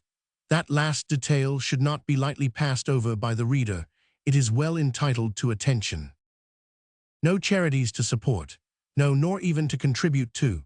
One searches in vain the trust's advertisements and the utterances of its organs for any suggestion that it spends a penny on orphans, widows, discharged prisoners, hospitals, ragged schools, night missions, city missions, libraries, old people's homes, or any other object that appeals to a human being's purse through his heart. I have hunted, and hunted, by correspondence and otherwise, and have not yet got upon the track of a farthing that the trust has spent upon any worthy object. Nothing makes a scientist so uncomfortable as to ask him if he knows of a case where Christian Science has spent money on a benevolence, either among its own adherents or elsewhere. He is obliged to say no, and then one discovers that the person questioned has been asked the question many times before, and that it is getting to be a sore subject with him. Why a sore subject? Because he has written his chiefs and asked with high confidence for an answer that will confound these questioners, and the chiefs did not reply. He has written again, and then again, not with confidence, but humbly now, and has begged for defensive ammunition in the voice of supplication. A reply does at last come to this effect: we must have faith in our mother, and rest content in the conviction that whatever she does with the money it is in accordance with orders from heaven, for she does no act of any kind without first demonstrating over it. That settles it as far as the disciple is concerned. His mind is satisfied with that answer. He gets down his annex and does an incantation or two, and that mesmerizes his spirit and puts that to sleep, brings it peace. Peace and comfort and joy, until some inquirer punctures the old sore again. Through friends in America, I asked some questions, and in some cases got definite and informing answers. In other cases, the answers were not definite and not valuable. To the question, does any of the money go to charities? The answer from an authoritative source was, no, not in the sense usually conveyed by this word. The italics are mine. That answer is cautious, but definite, I think utterly and unassailably definite, although quite Christian scientifically foggy in its phrasing. Christian Science testimony is generally foggy, generally diffuse, generally garrulous. The writer was aware that the first word in his phrase answered the question which I was asking, but he could not help adding 9 dark words, meaningless ones, unless explained by him. It is quite likely, as intimated by him, that Christian Science has invented a new class of objects to apply the word charity to, but without an explanation, we cannot know what they are. We quite easily and naturally and confidently guess that they are in all cases objects which will return 500% on the trust's investment in them, but guessing is not knowledge. It is merely, in this case, a sort of 9/10 certainty deducible from what we think we know of the trust's trade principles and its sly and furtive and shifty ways. Sly, deep, judicious, the trust understands its business. The trust does not give itself away. It defeats all the attempts of us impertinents to get at its trade secrets. To this day, after all our diligence, we have not been able to get it to confess what it does with the money. It does not even let its own disciples find out. All it says is that the matter has been demonstrated over. Now and then a lay scientist says, with a grateful exultation, that Mrs. Eddy is enormously rich, but he stops there. As to whether any of the money goes to other charities or not, he is obliged to admit that he does not know. However, the trust is composed of human beings, and this justifies the conjecture that if it had a charity on its list, which it was proud of, we should soon hear of it. Without money and without price, those used to be the terms. Mrs. Eddy's annex cancels them. The motto of Christian Science is, the laborer is worthy of his hire. And now that it has been demonstrated over, we find its spiritual meaning to be, do anything and everything your hand may find to do, and charge cash for it, and collect the money in advance. The scientist has on his tongue's end a cut-and-dried, Boston-supplied set of rather lean arguments, whose function is to show that it is a heaven-commanded duty to do this, and that the croupiers of the game have no choice but to obey. The trust seems to be a reincarnation, Exodus. I have no reverence for the trust, but I am not lacking in reverence for the sincerities of the lay membership of the new church. There is every evidence that the lay members are entirely sincere in their faith, and I think sincerity is always entitled to honor and respect, let the inspiration of the sincerity be what it may. Zeal and sincerity can carry a new religion further than any other missionary except fire and sword, and I believe that the new religion will conquer the half of Christendom in 100 years. I am not intending this as a compliment to the human race. I am merely stating an opinion. And yet I think that perhaps it is a compliment to the race. I keep in mind that saying of an Orthodox preacher quoted further back. He conceded that this new Christianity frees its possessor's life from frets, fears, vexations, bitterness, and all sorts of imagination-propagated maladies and pains, and fills his world with sunshine and his heart with gladness. If Christian Science, with this stupendous equipment and final salvation added, cannot win half the Christian globe, I must be badly mistaken in the makeup of the human race. I think the trust will be handed down like the other papacy and will always know how to handle its limitless cash. It will press the button. The zeal, the energy, the sincerity, the enthusiasm of its countless vassals will do the rest. Chapter 8. The power which a man's imagination has over his body to heal it or make it sick is a force which none of us is born without. The first man had it, the last one will possess it. If left to himself, a man is most likely to use only the mischievous half of the force, the half which invents imaginary ailments for him and cultivates them. And if he is one of these very wise people, he is quite likely to scoff at the beneficent half of the force and deny its existence. And so, to heal or help that man, two imaginations are required, his own and some outsiders. The outsider, B, must imagine that his incantations are the healing power that is curing A, and A must imagine that this is so. I think it is not so at all, but no matter, the cure is effected, and that is the main thing. The outsider's work is unquestionably valuable, so valuable that it may fairly be likened to the essential work performed by the engineer when he handles the throttle and turns on the steam. The actual power is lodged exclusively in the engine, but if the engine were left alone, it would never start of itself. Whether the engineer be named Jim or Bob or Tom, it is all one. His services are necessary, and he is entitled to such wage as he can get you to pay. Whether he be named Christian Scientist, or mental scientist, or mind curist, or King's evil expert, or hypnotist, it is all one. He is merely the engineer. He simply turns on the same old steam, and the engine does the whole work.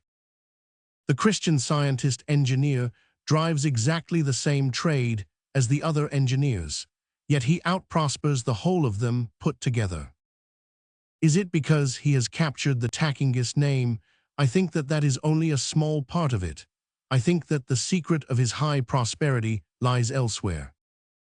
The Christian Scientist has organized the business. Now that was certainly a gigantic idea. Electricity, in limitless volume, has existed in the air and the rocks and the earth and everywhere since time began, and was going to waste all the while. In our time, we have organized that scattered and wandering force and set it to work, and backed the business with capital, and concentrated it in few and competent hands, and the results are as we see.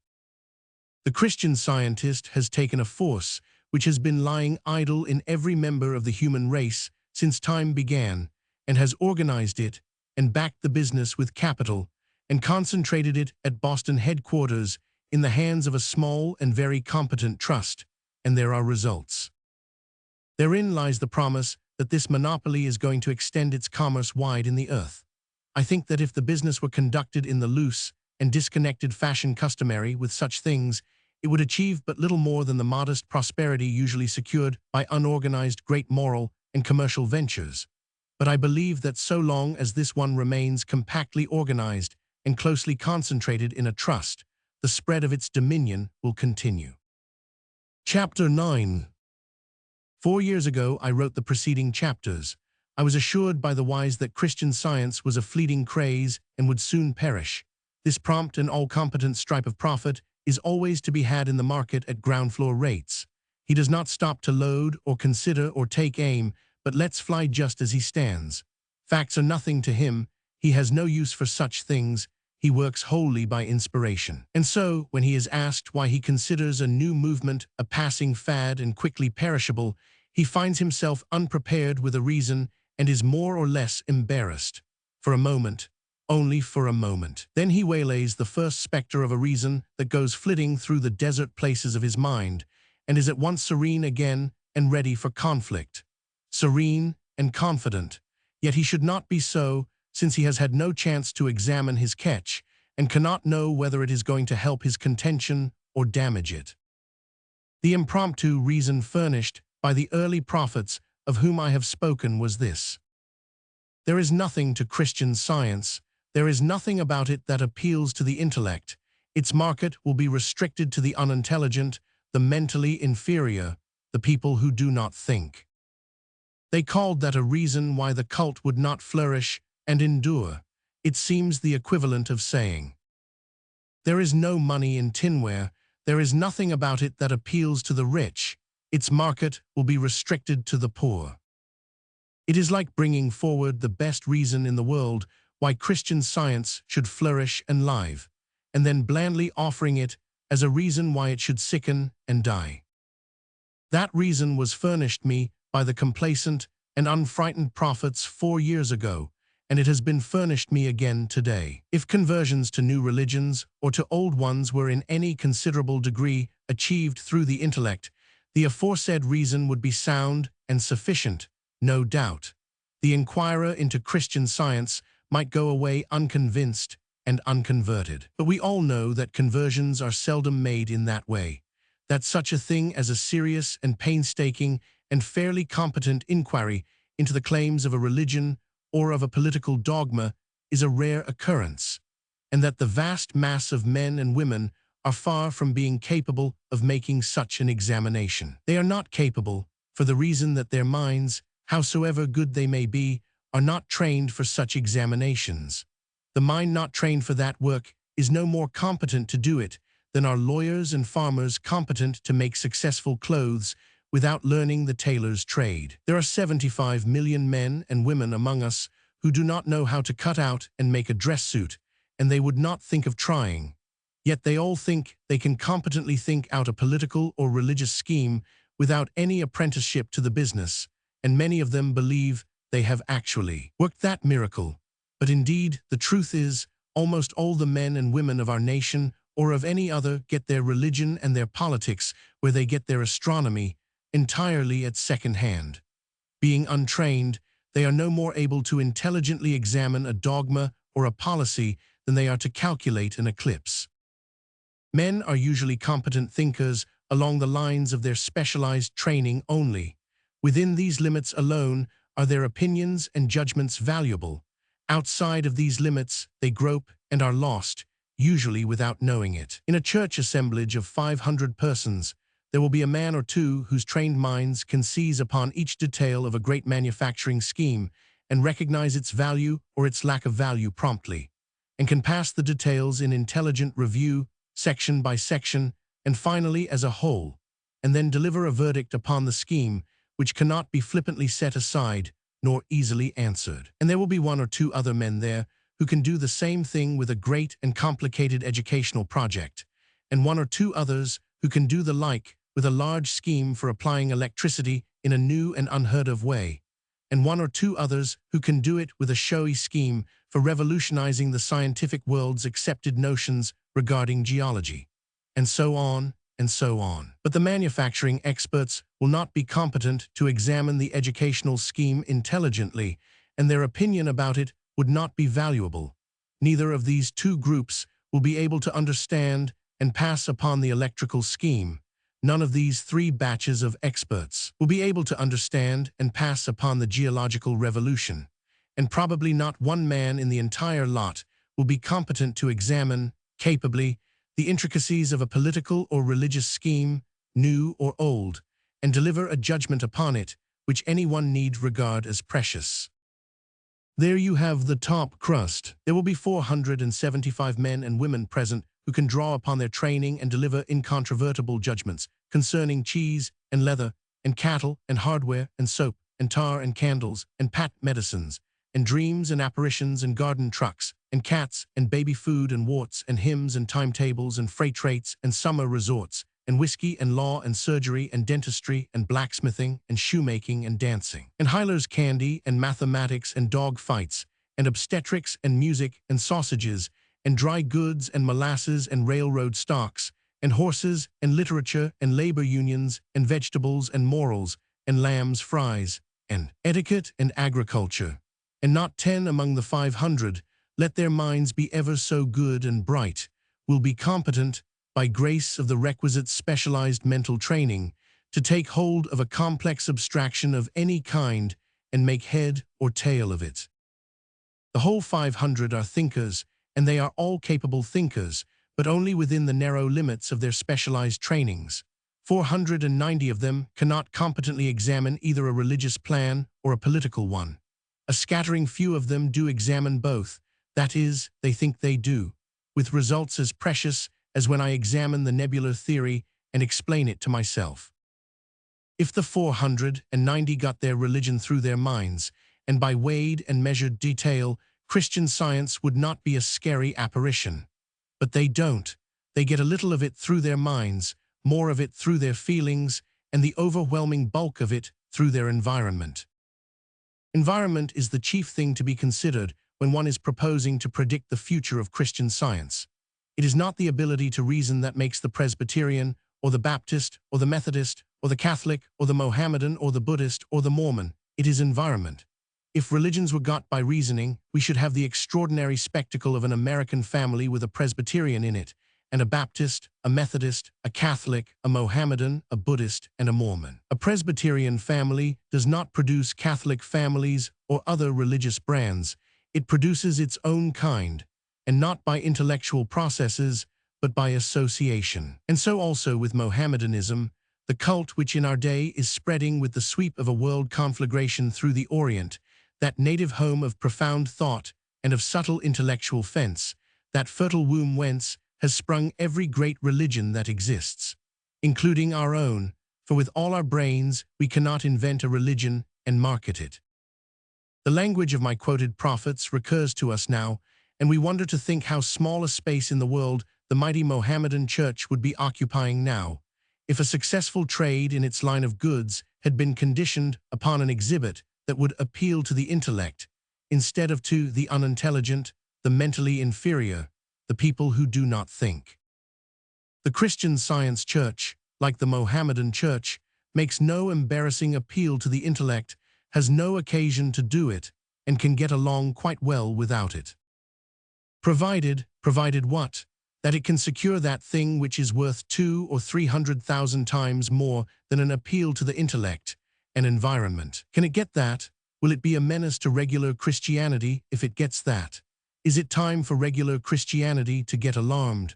Or shall regular Christianity smile a smile and turn over and take another nap? Won't it be wise and proper for regular Christianity to do the old way, me customary way, the historical way, lock the stable door after the horse is gone, just as Protestantism has smiled and nodded this long time, while the alert and diligent Catholic was slipping in and capturing the public schools, and is now beginning to hunt around for the key when it is too late?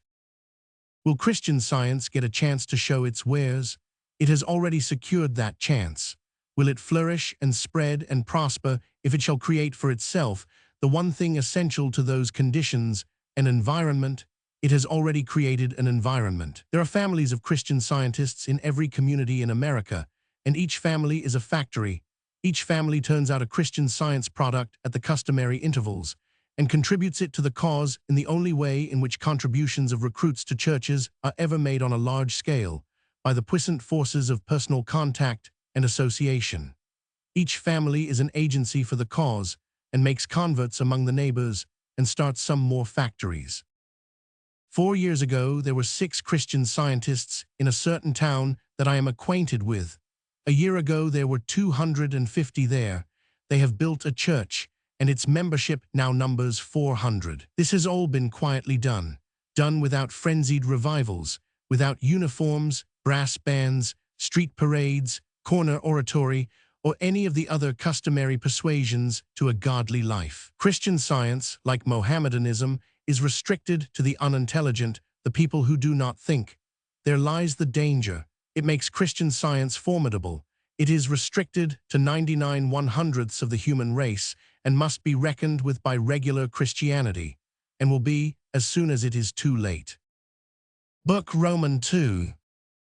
There were remarkable things about the stranger called the man, mystery things so very extraordinary that they monopolized attention and made all of him seem extraordinary.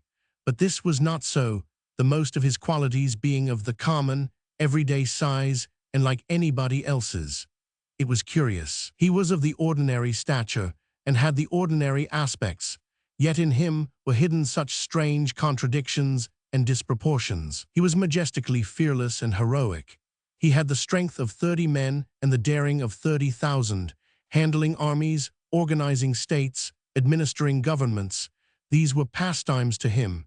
He publicly and ostentatiously accepted the human race at its own valuation as demigods, and privately and successfully dealt with it at quite another and juster valuation as children and slaves. His ambitions were stupendous, and his dreams had no commerce with the humble plain, but moved with the cloudrack among the snow summits. These features of him were, indeed, extraordinary, but the rest of him was ordinary and usual. He was so mean-minded in the matter of jealousy that it was thought he was descended from a god. He was vain in little ways, and had a pride in trivialities. He doted on ballads about moonshine and bruised hearts. In education he was deficient, he was indifferent to literature, and knew nothing of art. He was dumb upon all subjects but one, indifferent to all except that one, the nebular theory. Upon that one his flow of words was full and free. He was a geyser.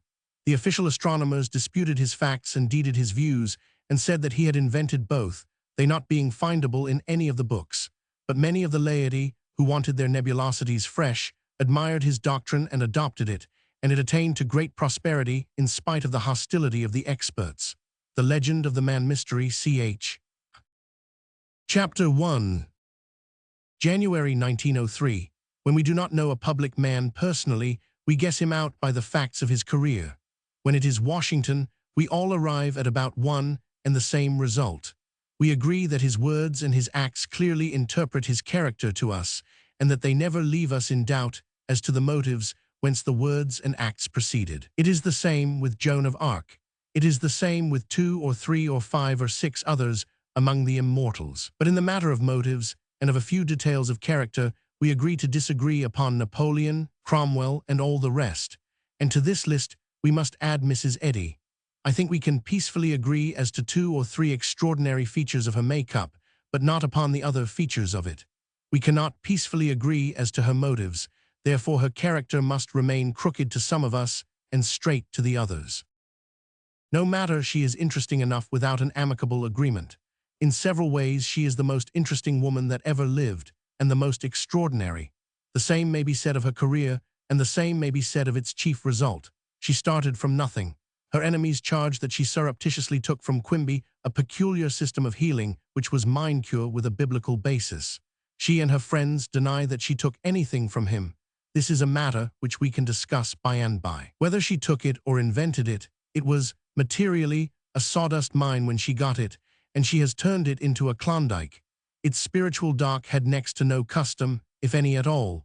From it she has launched a world religion which has now 663 churches, and she charters a new one every 4 days. When we do not know a person, and also when we do, we have to judge his size by the size and nature of his achievements, as compared with the achievements of others in his special line of business. There is no other way. Measured by this standard, it is 1300 years since the world has produced anyone who could reach up to Mrs. Eddy's waist belt. Figuratively speaking, Mrs. Eddy is already as tall as the Eiffel Tower. She is adding surprisingly to her stature every day. It is quite within the probabilities that a century hence she will be the most imposing figure that has cast its shadow across the globe since the inauguration of our era. I grant that after saying these strong things, it is necessary that I offer some details calculated to satisfactorily demonstrate the proportions which I have claimed for her. I will do that presently, but before exhibiting the matured Sequoia gigantea, I believe it will be best to exhibit the sprout from which it sprang. It may save the reader from making miscalculations. The person who imagines that a big tree sprout is bigger than other kinds of sprouts is quite mistaken. It is the ordinary thing, it makes no show, it compels no notice, it hasn't a detectable quality in it that entitles it to attention or suggests the future giant its sap is suckling. That is the kind of sprout Mrs. Eddy was. From her childhood days up to where she was running a half-century, a close race, and gaining on it, she was most humanly commonplace. She is the witness I am drawing this from. She has revealed it in her autobiography, not intentionally, of course. I am not claiming that. An autobiography is the most treacherous thing there is. It lets out every secret its author is trying to keep. It lets the truth shine unobstructed through every harmless little deception he tries to play. It pitilessly exposes him as a tin hero worshipping himself as big metal every time he tries to do the modest unconsciousness act before the reader. This is not guessing. I am speaking from autobiographical personal experience. I was never able to refrain from mentioning, with a studied casualness that could deceive none but the most incautious reader, that an ancestor of mine was sent ambassador to Spain by Charles I, nor that in a remote branch of my family there exists a claimant to an earldom, nor that an uncle of mine used to own a dog that was descended from the dog that was in the ark.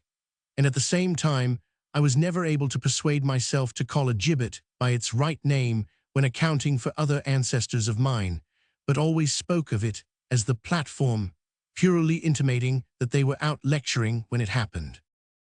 It is Mrs. Eddy over again.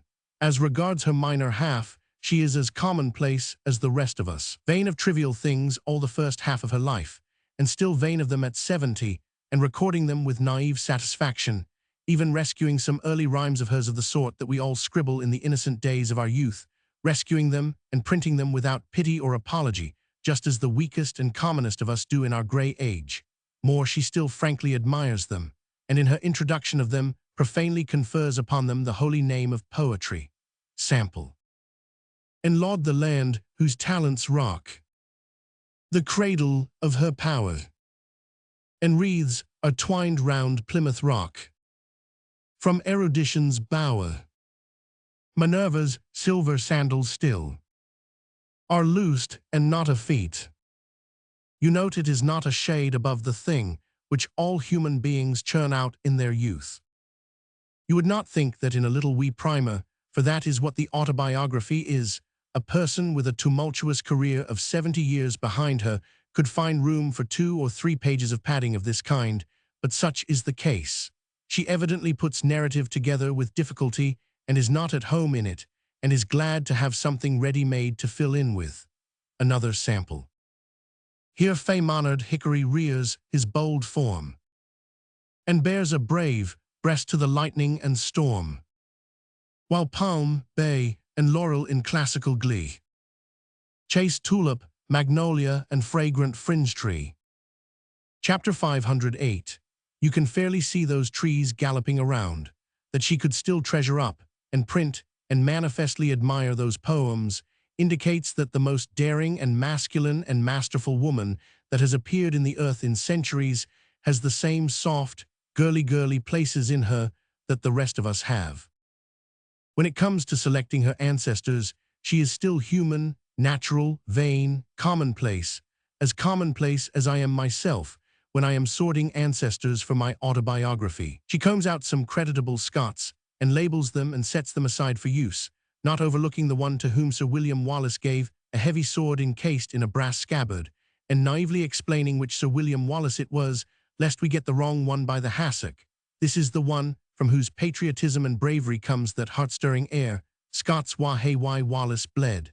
Hannah More was related to her ancestors. She explains who Hannah More was.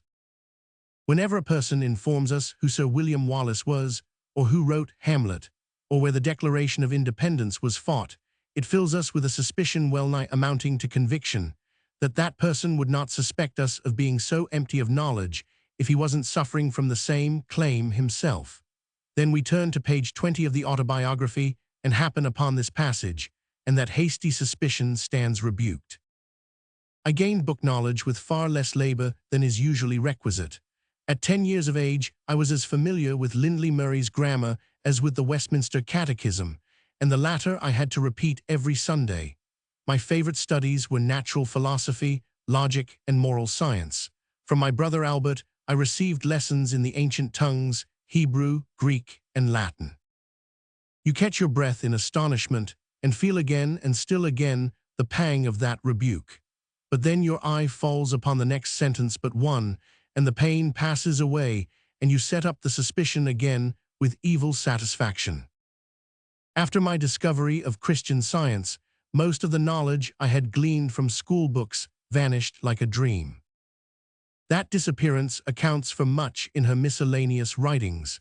As I was saying, she handles her ancestral shadows, as she calls them, just as I do mine. It is remarkable. When she runs across a relative of my grandfather Baker, General Henry Knox of Revolutionary fame, she sets him down. When she finds another good one, the late Sir John McNeill in the line of my grandfather Baker's family, she sets him down and remembers that he was prominent in British politics and at one time held the position of ambassador to Persia. When she discovers that her grandparents were likewise connected with Captain John Lovewell, whose gallant leadership and death in the Indian troubles of 1722-25 caused that prolonged contest to be known historically as Lovewell's War, she sets the captain down. When it turns out that a cousin of her grandmother was John McNeill, the New Hampshire general who fought at Lundy's Lane and won distinction in 1814 at the Battle of Chippewa, she catalogues the general and tells where Chippewa was. And then she skips all her platform people, never mentions one of them. It shows that she is just as human as any of us. Yet after all, there is something very touching in her pride in these worthy small fry, and something large and fine in her modesty in not caring to remember that their kinship to her can confer no distinction upon her, whereas her mere mention of their names has conferred upon them a faceless earthly immortality. Chapter 2. When she wrote this little biography, her great life work had already been achieved. She was become renowned. To multitudes of reverent disciples, she was a sacred personage, a familiar of God, and his inspired channel of communication with the human race. Also, to them, these following things were facts, and not doubted. She had written a Bible in middle age, and had published it. She had recast it, enlarged it, and published it again. She had not stopped there, but had enlarged it further, polished its phrasing, improved its form, and published it yet again. It was at last become a compact, grammatical, dignified, and workmanlike body of literature. This was good training, persistent training, and in all arts, it is training that brings the art to perfection.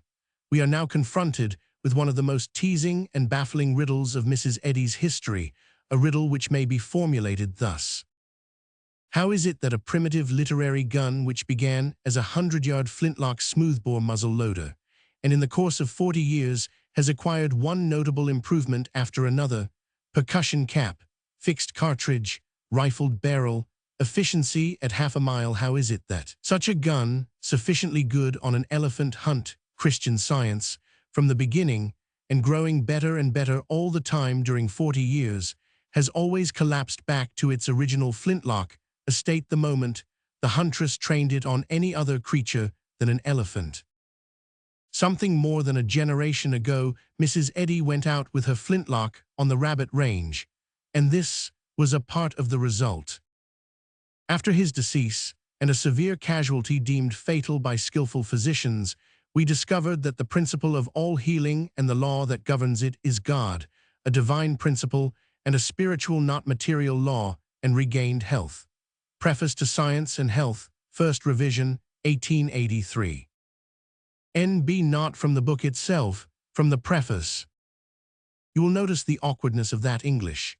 If you should carry that paragraph up to the Supreme Court of the United States in order to find out for good and all whether the fatal casualty happened to the dead man, as the paragraph almost asserts, or to some person or persons not even hinted at in the paragraph, the Supreme Court would be obliged to say that the evidence established nothing with certainty except that there had been a casualty, victim not known.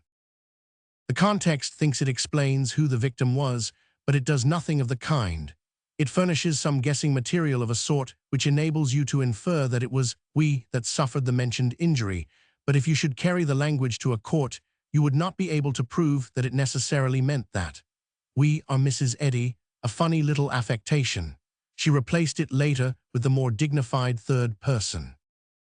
The quoted paragraph is from Mrs. Eddy's preface to the First Revision of Science and Health, 1883. 64 pages further along, in the body of the book, The Elephant Train, she went out with that same flintlock and got this following result. Its English is very nearly as straight and clean and competent as is the English of the latest revision of Science and Health, after the gun has been improved from smoothbore musket up to globe-sighted, long-distance rifle. Man controlled by his maker has no physical suffering. His body is harmonious. His days are multiplying instead of diminishing. He is journeying towards life instead of death, and bringing out the new man and crucifying the old affections, cutting them off in every material direction until he learns the utter supremacy of spirit and yields obedience thereto. In the latest revision of Science and Health, 1902, the perfected gun furnishes the following. The English is clean, compact, dignified, almost perfect, but it is observable that it is not prominently better than it is in the above paragraph, which was a product of the primitive flintlock. How unreasonable is the belief that we are wearing out life and hastening to death, and at the same time we are communing with immortality. If the departed are in rapport with mortality or matter, they are not spiritual, but must still be mortal, sinful, suffering, and dying. Then wherefore look to them, even were communication possible, for proofs of immortality and accept them as oracles. Edition of 1902, page 78. With the above paragraphs, compare these that follow. It is Mrs. Eddy writing after a good long 20 years of pen practice. Compare also with the alleged poems already quoted. The prominent characteristic of the poems is affectation, artificiality. Their makeup is a complacent and pretentious outpour of false figures and fine writing in the sophomoric style.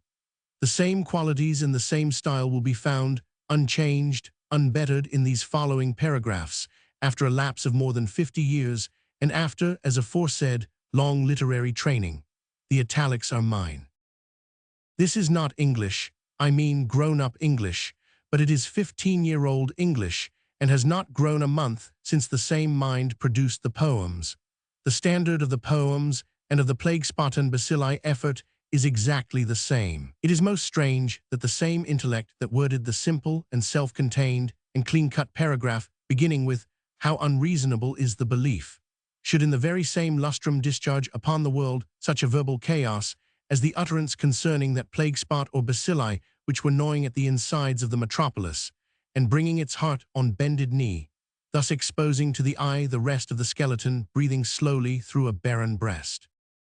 The immense contrast between the legitimate English of Science and Health and the bastard English of Mrs. Eddy's miscellaneous work, and between the maturity of the one diction and the juvenility of the other, suggests, compels, the question, are there two guns? It would seem so. Is there a poor, foolish, old, scattering flintlock for rabbit, and a long-range, center-driving, up-to-date Mauser magazine for elephant? It looks like it, for it is observable that in Science and Health, the elephant ground, the practice was good at the start and has remained so, and that the practice in the miscellaneous, outside, small-game field was very bad at the start, and was never less bad at any later time. I wish to say that of Mrs. Eddy I am not requiring perfect English, but only good English. No one can write perfect English and keep it up through a stretch of 10 chapters. It has never been done. It was approached in the well of English undefiled. It has been approached in Mrs. Eddy's annex to that book. It has been approached in several English grammars. I have even approached it myself, but none of us has made port. Now the English of Science and Health is good. In passages to be found in Mrs. Eddy's autobiography, on pages 53, 57, 101, and on page 6 of her squalid preface to Science and Health, first revision, she seems to me to claim the whole and sole authorship of the book. That she wrote the autobiography, and that preface, and the poems, and the plague spot bacilli, we are not permitted to doubt. Indeed, we know she wrote them. But the very certainty that she wrote these things compels a doubt that she wrote Science and Health. She is guilty of little awkwardnesses of expression in the autobiography, which a practiced pen would hardly allow to go uncorrected in even a hasty private letter, and could not dream of passing by uncorrected in passages intended for print. But she passes them placidly by, as placidly as if she did not suspect that they were offenses against third-class English. I think that that placidity was born of that very unawareness, so to speak. I will cite a few instances from the autobiography. The italics are mine. I remember reading in my childhood certain manuscripts containing scriptural sonnets, besides other verses and enigmas, etc. Page 7. Many pale cripples went into the church, leaning on crutches, who came out carrying them on their shoulders. It is awkward, because at the first glance it seems to say that the cripples went in leaning on crutches, which went out carrying the cripples on their shoulders. It would have cost her no trouble to put her, who, after her cripples. I blame her a little. I think her proofreader should have been shot. We may let her capital 100 pass, but it is another awkwardness, for she is talking about a building, not about a religious society. Marriage and Parenthood, chapter heading, page 30. You imagine that she is going to begin a talk about her marriage and finish with some account of her father and mother. And so you will be deceived. Marriage was right, but parentage was not the best word for the rest of the record. It refers to the birth of her own child. After a certain period of time, my babe was born. Marriage and motherhood, marriage and maternity, marriage and product, marriage and dividend, either of these would have fitted the facts and made the matter clear. Without my knowledge, he was appointed a guardian, page 32. She is speaking of her child. She means that a guardian for her child was appointed, but that isn't what she says. If spiritual conclusions are separated from their premises, the nexus is lost, and the argument with its rightful conclusions becomes correspondingly obscure. Page 34. We shall never know why she put the word correspondingly in there. Any fine, large word would have answered just as well. Psycho-superintelligibly, electro-incandescently, oligarchiologically, synchro-stereoptically, any of these would have answered. Any of these would have filled the void. His spiritual noumenon and phenomenon silenced portraiture, page 34. Yet she says she forgot everything she knew when she discovered Christian Science. I realize that noumenon is a daisy, and I will not deny that I shall use it whenever I am in a company which I think I can embarrass with it, but at the same time, I think it is out of place among friends in an autobiography. There, I think a person ought not to have anything up his sleeve. It undermines confidence, but my dissatisfaction with the quoted passage is not on account of noumenon, it is on account of the misuse of the word silenced. You cannot silence portraiture with a noumenon. If portraiture should make a noise, a way could be found to silence it, but even then it could not be done with a noumenon, not even with a brick, some authorities think. It may be that the mortal life battle still wages, etc. Page 35. That is clumsy. Battles do not wage, battles are waged. Mrs. Eddy has one very curious and interesting peculiarity. Whenever she notices that she is chortling along without saying anything, she pulls up with a sudden, "God is over us all," or some other sounding irrelevancy, and for the moment it seems to light up the whole district. Then, before you can recover from the shock, she goes flitting pleasantly and meaninglessly along again, and you hurry hopefully after her, thinking you are going to get something this time. But as soon as she has led you far enough away from her turkey lot, she takes to a tree. Whenever she discovers that she is getting pretty disconnected, she couples up with an ostentatious, but which has nothing to do with anything that went before or is to come after. Then she hitches some empties to the train unrelated verses from the Bible, usually, and steams out of sight, and leaves you wondering how she did that clever thing. For striking instances, see bottom paragraph on page 34 and the paragraph on page 35 of her autobiography. She has a purpose, a deep and dark and artful purpose, in what she is saying in the first paragraph, and you guess what it is, but that is due to your own talent, not hers. She has made it as obscure as language could do it. The other paragraph has no meaning and no discoverable intention. It is merely one of her god overalls. I cannot spare room for it in this place. I beheld with ineffable our great master's marvelous skill in demanding neither obedience to hygienic laws nor, etc. Page 41. The word is loosely chosen skill. She probably meant judgment, intuition, penetration, or wisdom. Naturally, my first jottings were but efforts to express in feeble diction truths ultimate. Page 42. One understands what she means, but she should have been able to say what she meant at any time before she discovered Christian Science and forgot everything she knew, and after it too. If she had put feeble in front of efforts and then left out in and diction, she would have scored. Its written expression increases in perfection under the guidance of the great master. Page 43. It is an error. Not even in those advantageous circumstances can increase be added to perfection. Evil is not mastered by evil, it can only be overcome with good. This brings out the nothingness of evil, and the eternal somethingness vindicates the divine principle and improves the race of Adam. Page 76. This is too extraneous for me. That is the trouble with Mrs. Eddy when she sets out to explain an overlarge exhibit. The minute you think the light is bursting upon you, the candle goes out, and your mind begins to wander. No one else can drain the cup which I have drunk to the dregs, as the discoverer and teacher of Christian Science. Page 47. That is saying we cannot empty an empty cup. We knew it before, and we know she meant to tell us that that particular cup is going to remain empty. That is, we think that that was the idea, but we cannot be sure. She has a perfectly astonishing talent for putting words together in such a way as to make successful inquiry into their intention impossible. She generally makes us uneasy when she begins to tune up on her fine writing timbrel. It carries me back to her plague spot and poetry days, and I just dread those. Into mortal mind's material obliquity I gazed and stood abashed. Blanched was the cheek of pride, my heart bent low before the omnipotence of spirit, and a tint of humility soft as the heart of a moonbeam mantled the earth. Bethlehem and Bethany, Gethsemane and Calvary spoke to my chastened sense as by the tearful lips of a babe. Page 48. The heart of a moonbeam is a pretty enough friendship's album expression. Let it pass, though I do think the figure a little strained. But humility has no tint, humility has no complexion, and if it had it could not mantle the earth. A moonbeam might, I do not know, but she did not say it was the moonbeam. But let it go, I cannot decide it, she mixes me up so. A babe hasn't tearful lips, it's its eyes. You find none of Mrs. Eddy's kind of English in Science and Health, not a line of it. Chapter 3. Setting aside title page, index, etc., the little autobiography begins on page 7 and ends on page 130.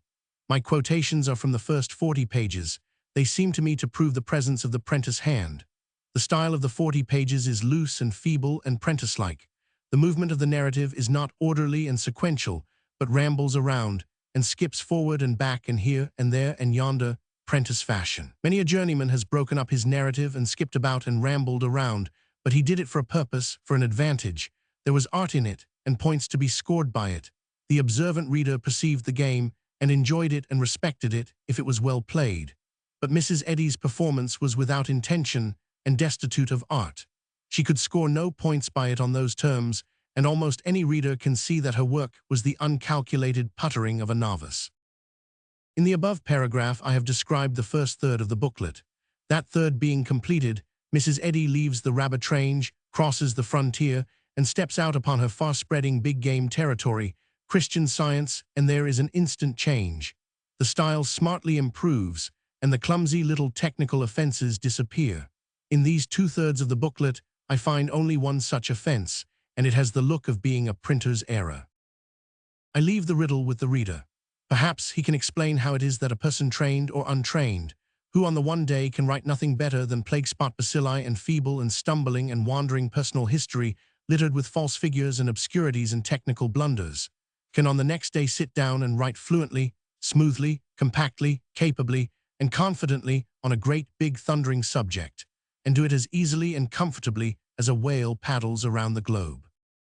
As for me, I have scribbled so much in 50 years that I have become saturated with convictions of one sort and another concerning a scribbler's limitations, and these are so strong that, when I am familiar with a literary person's work, I feel perfectly sure that I know enough about his limitations to know what he cannot do. If Mr. Howells should pretend to me that he wrote the plague spot bacilli rhapsody, I should receive the statement courteously, but I should know it for a perversion. If the late Josh Billings should rise up and tell me that he wrote Herbert Spencer's philosophies, I should answer and say that the spelling casts a doubt upon his claim. If the late Jonathan Edwards should rise up and tell me he wrote Mr. Dooley's books, I should answer and say that the marked difference between his style and Dooley's is argument against the soundness of his statement. You see how much I think of circumstantial evidence. In literary matters, in my belief, it is often better than any person's word, better than any shady character's oath. It is difficult for me to believe that the same hand that wrote the Plague Spot Bacilli and the first third of the Little Eddie biography wrote also Science and Health. Indeed, it is more than difficult, it is impossible. Largely speaking, I have read acres of what purported to be Mrs. Eddy's writings in the past 2 months. I cannot know, but I am convinced that the circumstantial evidence shows that her actual share in the work of composing and phrasing these things was so slight as to be inconsequential. Where she puts her literary foot down, her trail across her paid polisher's page is as plain as the elephants in a Sunday school procession.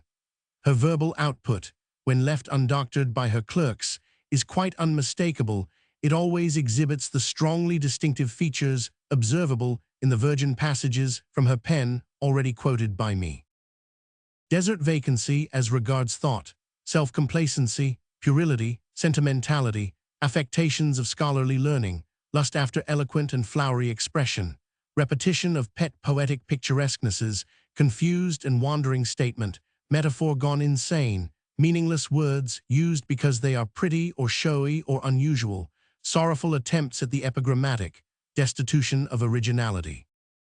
The fat volume called Miscellaneous Writings of Mrs. Eddy contains several hundred pages. Of the 554 pages of prose in it, I find 10 lines, on page 319, to be Mrs. Eddy's, also about a page of the preface, or prospectus, also about 15 pages scattered along through the book. If she wrote any of the rest of the prose, it was rewritten after her by another hand. Here I will insert 2/3 of her page of the prospectus. It is evident that whenever, under the inspiration of the deity, she turns out a book, she is always allowed to do some of the preface. I wonder why that is. It always mars the work. I think it is done in humorous malice. I think the clerks like to see her give herself away.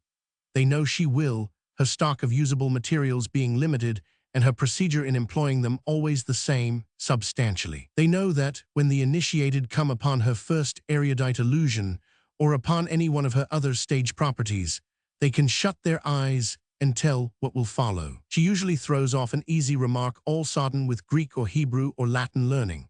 She usually has a person watching for stars. She can seldom get away from that poetic idea. Sometimes it is a Chaldee, sometimes a walking delegate, sometimes an entire stranger, but be he what he may, he is generally there when the train is ready to move, and has his pass in his hatband. She generally has a being with a dome on him, or some other cover that is unusual and out of the fashion. She likes to fire off a scripture verse where it will make the handsomest noise and come nearest to breaking the connection.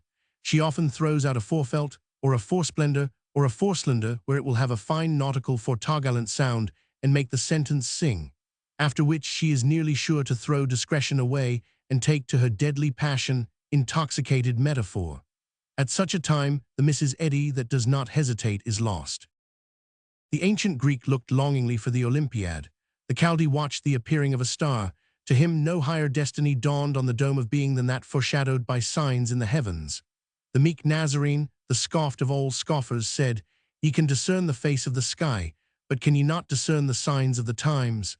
For he forefelt and foresaw the ordeal of a perfect Christianity hated by sinners. To kindle all minds with a gleam of gratitude, the new idea that comes welling up from infinite truth needs to be understood. The seer of this age should be a sage. Humility is the stepping stone to a higher recognition of deity. The mounting sense gathers fresh forms and strange fire from the ashes of dissolving self and drops the world. Meekness heightens immortal attributes only by removing the dust that dims them. Goodness reveals another scene and another self seemingly rolled up in shades, but brought to light by the evolutions of advancing thought, whereby we discern the power of truth and love to heal the sick. Pride is ignorance. Those assume most who have the least wisdom or experience, and they steal from their neighbor because they have so little of their own. Miscellaneous Writings, page 1, and 6 lines at top of page 2. It is not believable, that the hand that wrote those clumsy and affected sentences wrote the smooth English of science and health.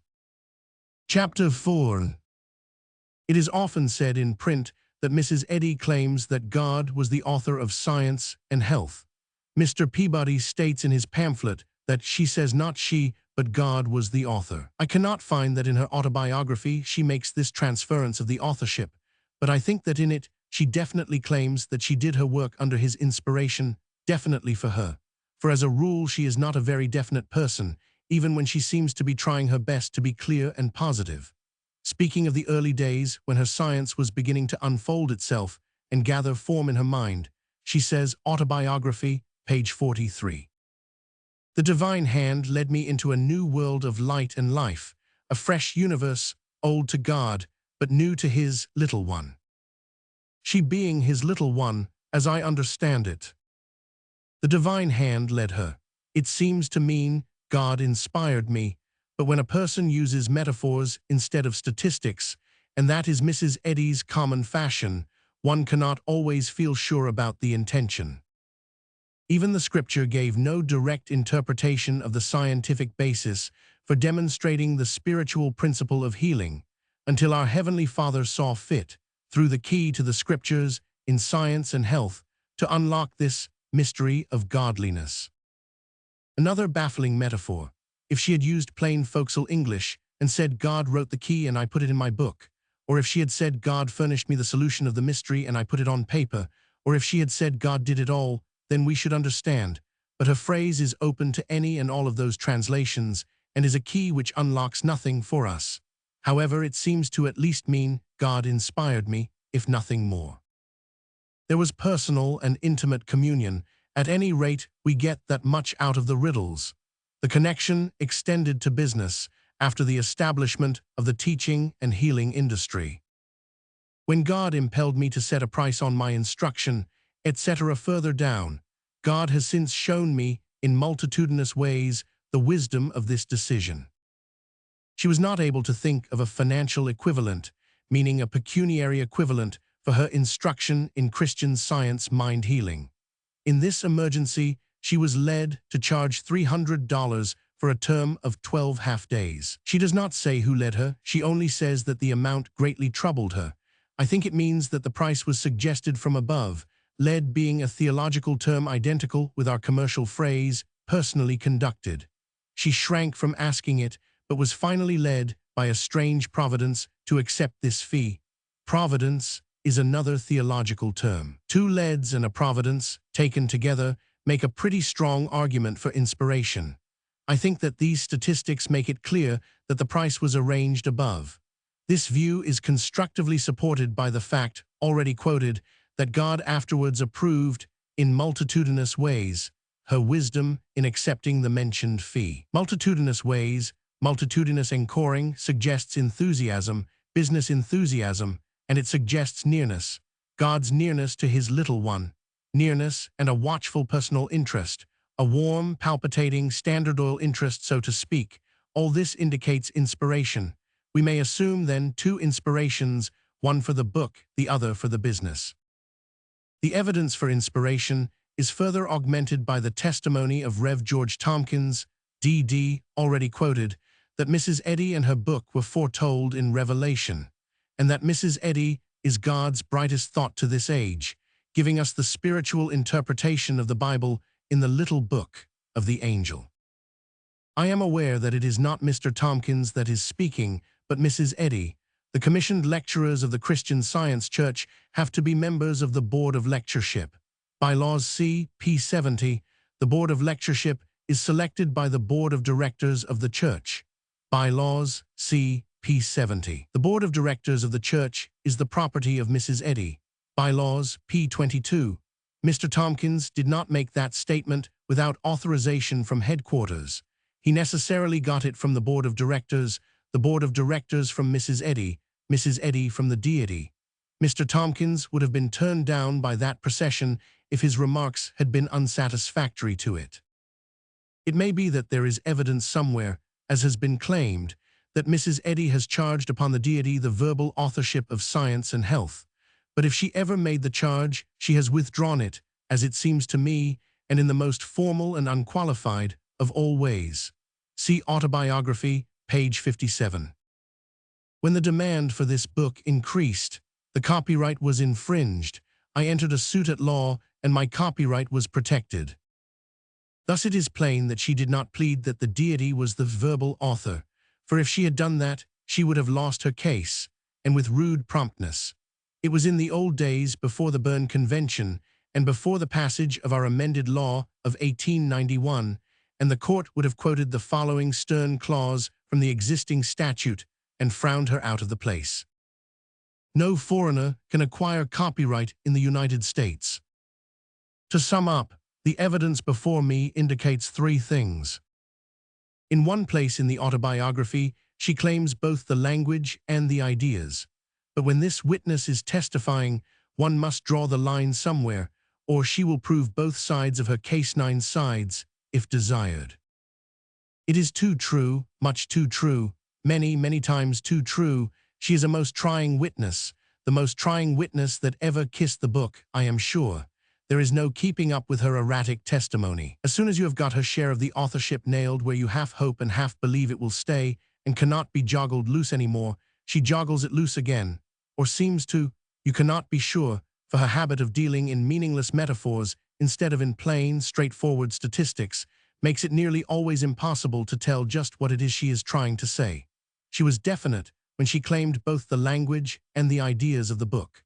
That seemed to settle the matter. It seemed to distribute the percentages of credit with precision between the collaborators, 92%, to Mrs. Eddy, who did all the work, and 8%, to the deity, who furnished the inspiration, not enough of it to damage the copyright in a country closed against foreigners, and yet plenty to advertise the book and market it at famine rates. Then Mrs. Eddy does not keep still, but fetches around and comes forward and testifies again. It is most injudicious, for she resorts to metaphor this time, and it makes trouble, for she seems to reverse the percentages and claim only the 8% for herself. I quote from Mr. Peabody's book, Eddyism or Christian Science, Boston, 15 Court Square, price 25 cents.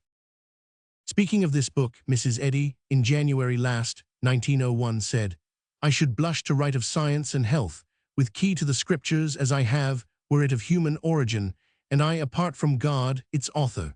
But as I was only a scribe echoing the harmonies of heaven in divine metaphysics, I cannot be supermodest of the Christian Science textbook. Mr. Peabody's comment. Nothing could be plainer than that. Here is a distinct avowal that the book entitled Science and Health was the work of Almighty God. It does seem to amount to that. She was only a scribe. Confound the word. It is just a confusion. It has no determinable meaning there. It leaves us in the air. A scribe is merely a person who writes. He may be a copyist, he may be an amanuensis, he may be a writer of originals and furnish both the language and the ideas. As usual with Mrs. Eddy, the connection affords no help. Echoing throws no light upon scribe. A rock can reflect an echo, a wall can do it, a mountain can do it, many things can do it, but a scribe can't. A scribe that could reflect an echo could get over $30 a week in a sideshow. Many impresarios would rather have him than a cow with 4 tails. If we allow that this present scribe was setting down the harmonies of heaven, and certainly that seems to have been the case, then there was only one way to do it that I can think of. Listen to the music and put down the notes one after another as they fell. In that case, Mrs. Eddy did not invent the tune, she only entered it on paper. Therefore, dropping the metaphor, she was merely an amanuensis, and furnished neither the language of science and health nor the ideas. It reduces her to 8%, and the dividends on that and the rest.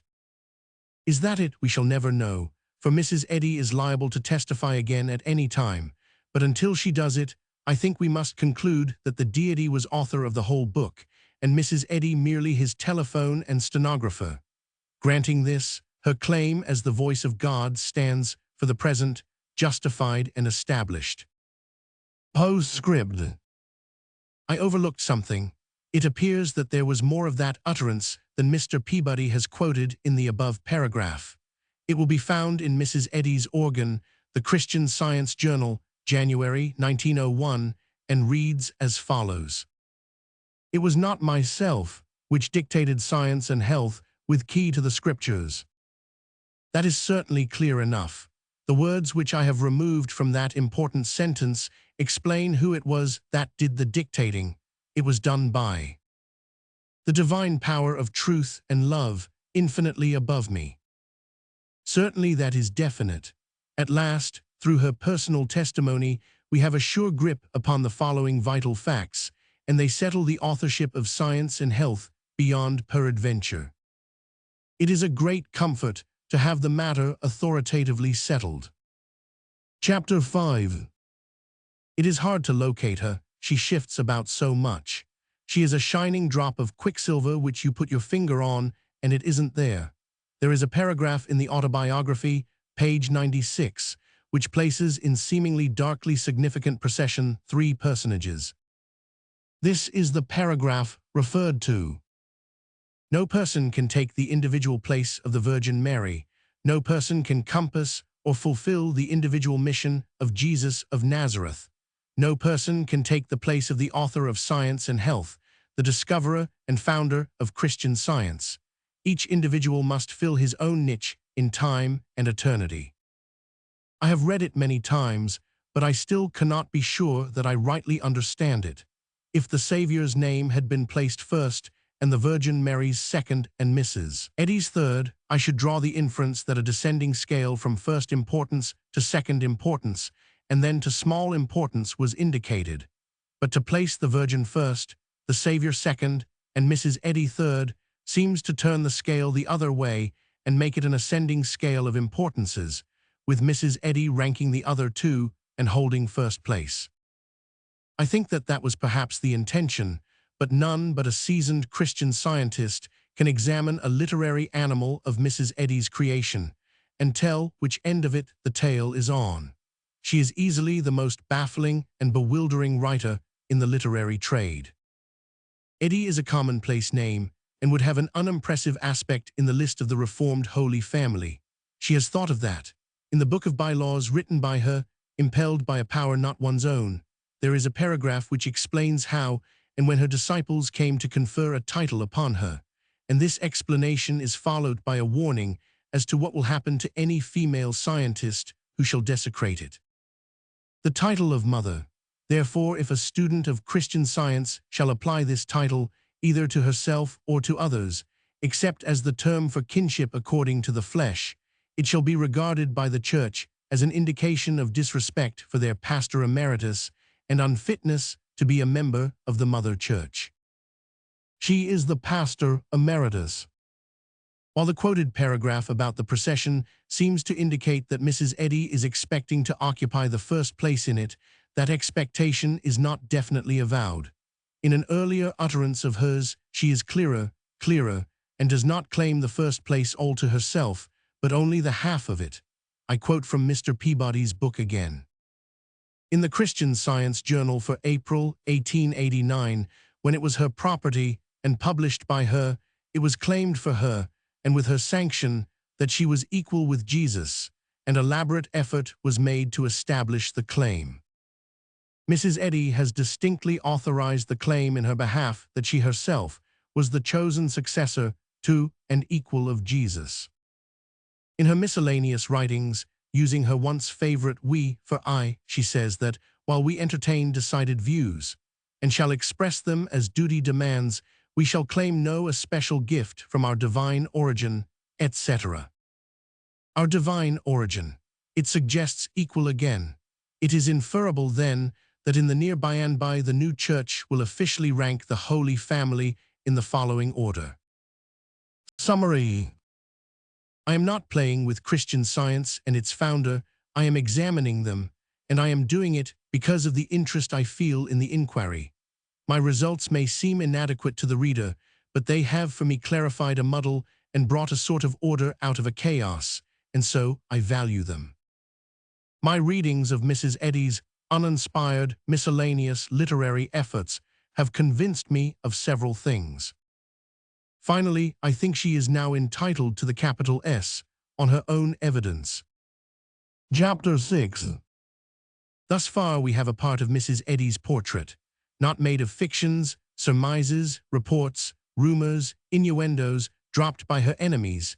No, she has furnished all of the materials herself and laid them on the canvas under my general superintendence and direction. As far as she has gone with it, it is the presentation of a complacent, commonplace, illiterate New England woman who forgot everything she knew when she discovered her discovery, then wrote a Bible in good English under the inspiration of God, and climbed up it to the supremest summit of earthly grandeur attainable by man, where she sits serene today, beloved and worshipped by a multitude of human beings of as good average intelligence as is possessed by those that march under the banner of any competing cult. This is not intended to flatter the competing cults. It is merely a statement of cold fact. That a commonplace person should go climbing aloft and become a god or a half-god or a quarter-god and be worshipped by men and women of average intelligence is nothing. It has happened 1,000,000 times. It will happen 100 million more. It has been millions of years since the first of these supernaturals appeared, and by the time the last one in that inconceivably remote future shall have performed his solemn little hijinks on the stage and closed the business, there will be enough of them accumulated in the museum on the other side to start a heaven of their own and jam it. Each in his turn, those little supernaturals of our bygone ages and eons joined the monster procession of his predecessors and marched horizonward, disappeared, and was forgotten. They changed nothing, they built nothing, they left nothing behind them to remember them by, nothing to hold their disciples together, nothing to solidify their work and enable it to defy the assaults of time and the weather. They passed and left a vacancy. They made one fatal mistake. They all made it, each in his turn. They failed to organize their forces. They failed to centralize their strength. They failed to provide a fresh Bible and a sure and perpetual cash income for business. And often they failed to provide a new and accepted divine personage to worship. Mrs. Eddy is not of that small fry. The materials that go to the making of the rest of her portrait will prove it. She will furnish them herself. She published her book. She copyrighted it.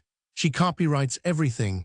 If she should say, "Good morning, how do you do?" she would copyright it, for she is a careful person and knows the value of small things. She began to teach her science. She began to heal. She began to gather converts to her new religion, fervent, sincere, devoted, grateful people. A year or two later, she organized her first Christian Science Association, with 6 of her disciples on the roster. She continued to teach and heal. She was charging nothing, she says, although she was very poor. She taught and healed gratis 4 years altogether, she says. Then in 1879-80, when she was become strong enough and well enough established to venture a couple of impressively important moves. The first of these moves was to aggrandize the association to a church. Brave, it is the right name for it, I think. The former name suggests nothing, invited no remark, no criticism, no inquiry, no hostility. The new name invited them all. She must have made this intrepid venture on her own motion.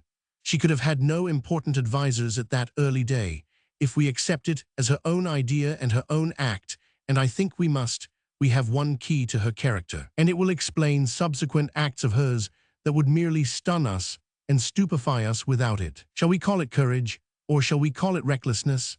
Courage observes, reflects, calculates, surveys the whole situation, counts the cost, estimates the odds, makes up its mind, then goes at the enterprise resolute to win or perish. Recklessness does not reflect. It plunges fearlessly in with a hurrah and takes the risks, whatever they may be, regardless of expense.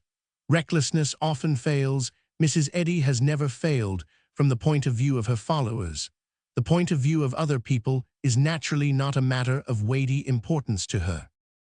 The new church was not born loose-jointed and featureless, but had a defined plan, a definite character, definite aims, and a name which was a challenge and defied all comers. It was a mind-healing church. It was without a creed. Its name, the Church of Christ, Scientist. Mrs. Eddy could not copyright her church, but she chartered it, which was the same thing and relieved the pain. It had 26 charter members. Mrs. Eddy was at once installed as its pastor. The other venture, above referred to, was Mrs. Eddy's Massachusetts Metaphysical College, in which was taught the pathology of spiritual power. She could not copyright it, but she got it chartered. For faculty it had herself, her husband of the period, Dr. Eddy, and her adopted son, Dr. Foster Eddy. The college term was barely 3 weeks, she says. Again she was bold, brave, rash, reckless, choose for yourself, for she not only began to charge the student, but charged him $100 a week for the enlightenments. And got it, some may ask, easily. Pupils flocked from far and near. They came by the hundred. Presently the term was cut down nearly half, but the price remained as before.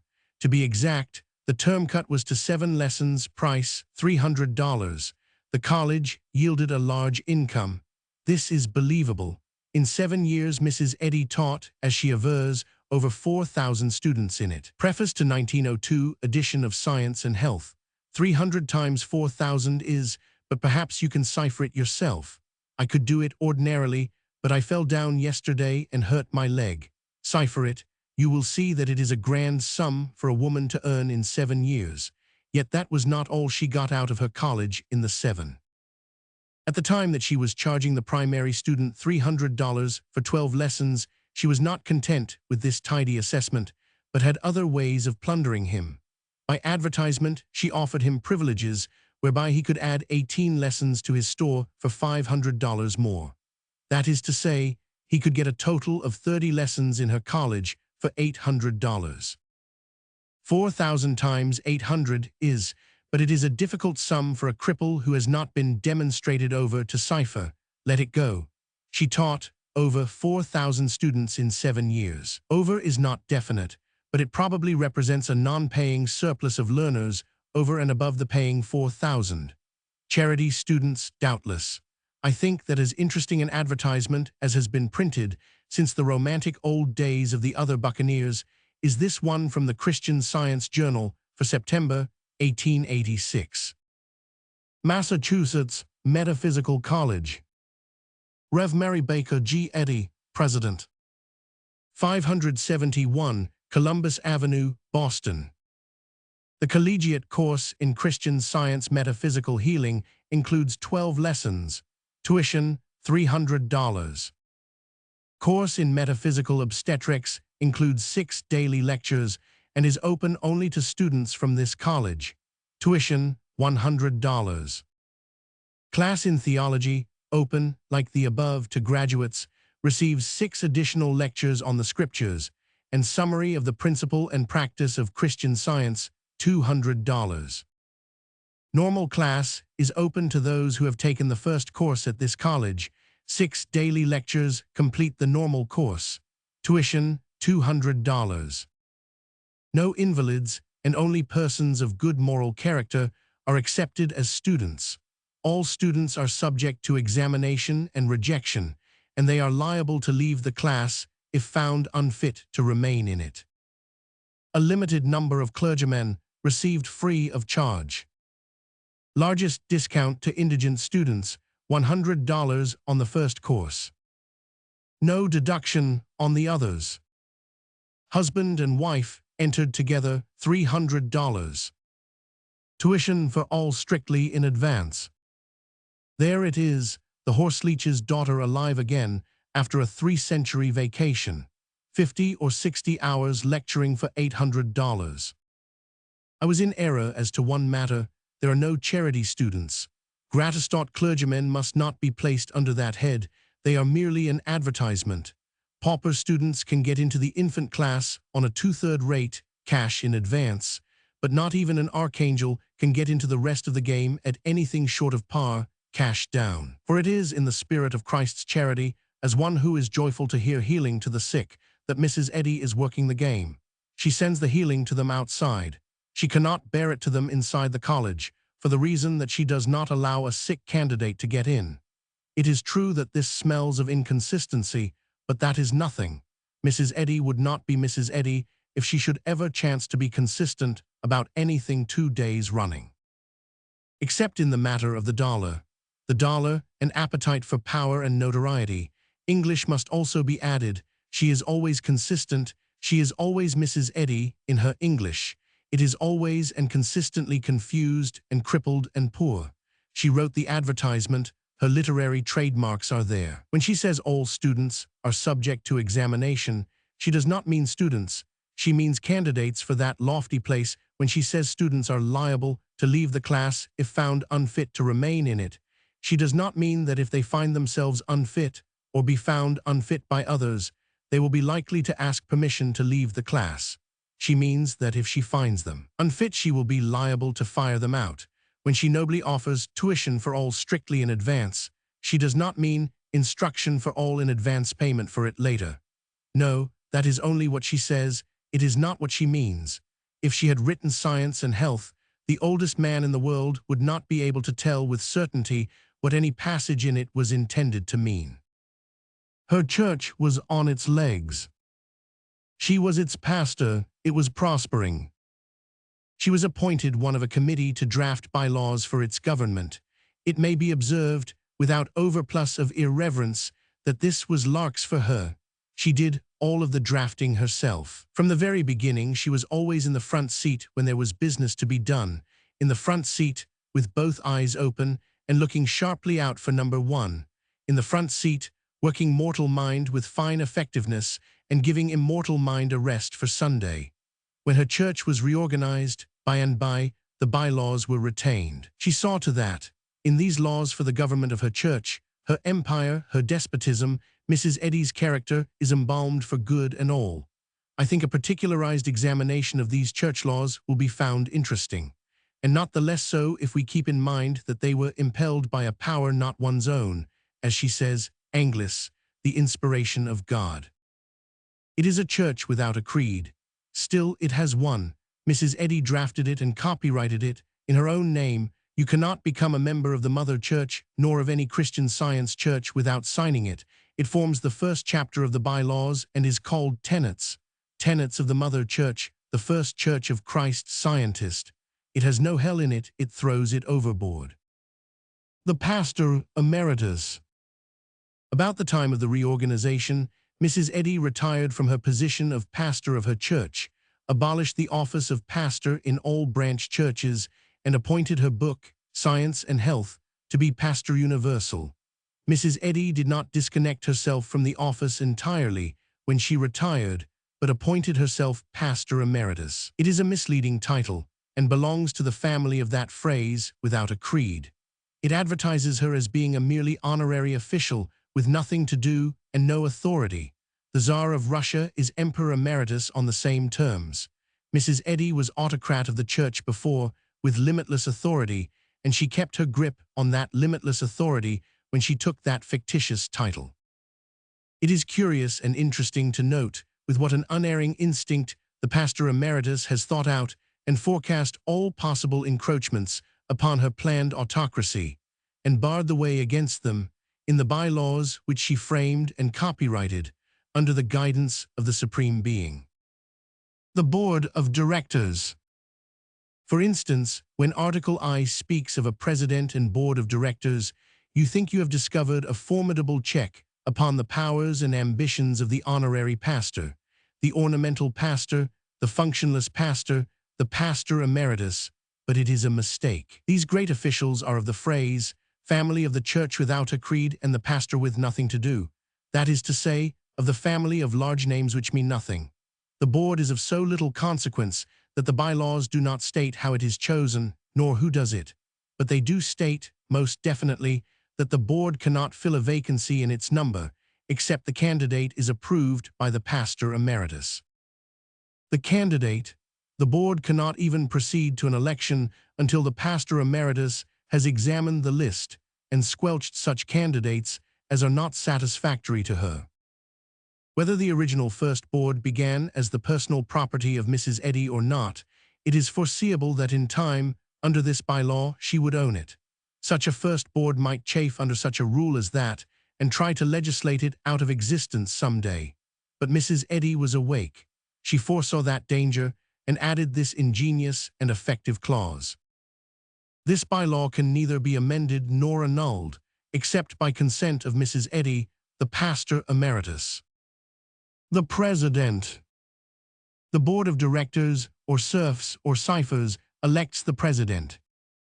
On these clearly worded terms, subject to the approval of the pastor emeritus. Therefore, she elects him. A long term can invest a high official with influence and power and make him dangerous. Mrs. Eddy reflected upon that, so she limits the president's term to a year. She has a capable commercial head, an organizing head, a head for government. Treasurer and clerk. There are a treasurer and a clerk. They are elected by the board of directors, that is to say, by Mrs. Eddy. Their terms of office expire on the first Tuesday in June of each year, or upon the election of their successors. They must be watchfully obedient and satisfactory to her, or she will elect and install their successors with a suddenness that can be unpleasant to them. It goes without saying that the treasurer manages the treasury to suit Mrs. Eddy and is in fact merely temporary deputy treasurer. Apparently the clerk has but two duties to perform: to read messages from Mrs. Eddy to first members assembled in solemn council and provide lists of candidates for church membership. The select body entitled first members are the aristocracy of the mother church, the charter members, the aborigines, a sort of stylish but unsalaried little college of cardinals, good for show, but not indispensable. Nobody is indispensable in Mrs. Eddy's empire. She sees to that. When the pastor emeritus sends a letter or message to that little Sanhedrin, it is the clerk's imperative duty to read it at the place and time specified. Otherwise, the world might come to an end. These are fine, large frills, and remind us of the ways of emperors and such. Such do not use the penny post. They send a gilded and painted special messenger, and he strides into the parliament, and business comes to a sudden and solemn and awful stop, and in the impressive hush that follows, the chief clerk reads the document. It is his imperative duty. If he should neglect it, his official life would end. It is the same with this mother church clerk.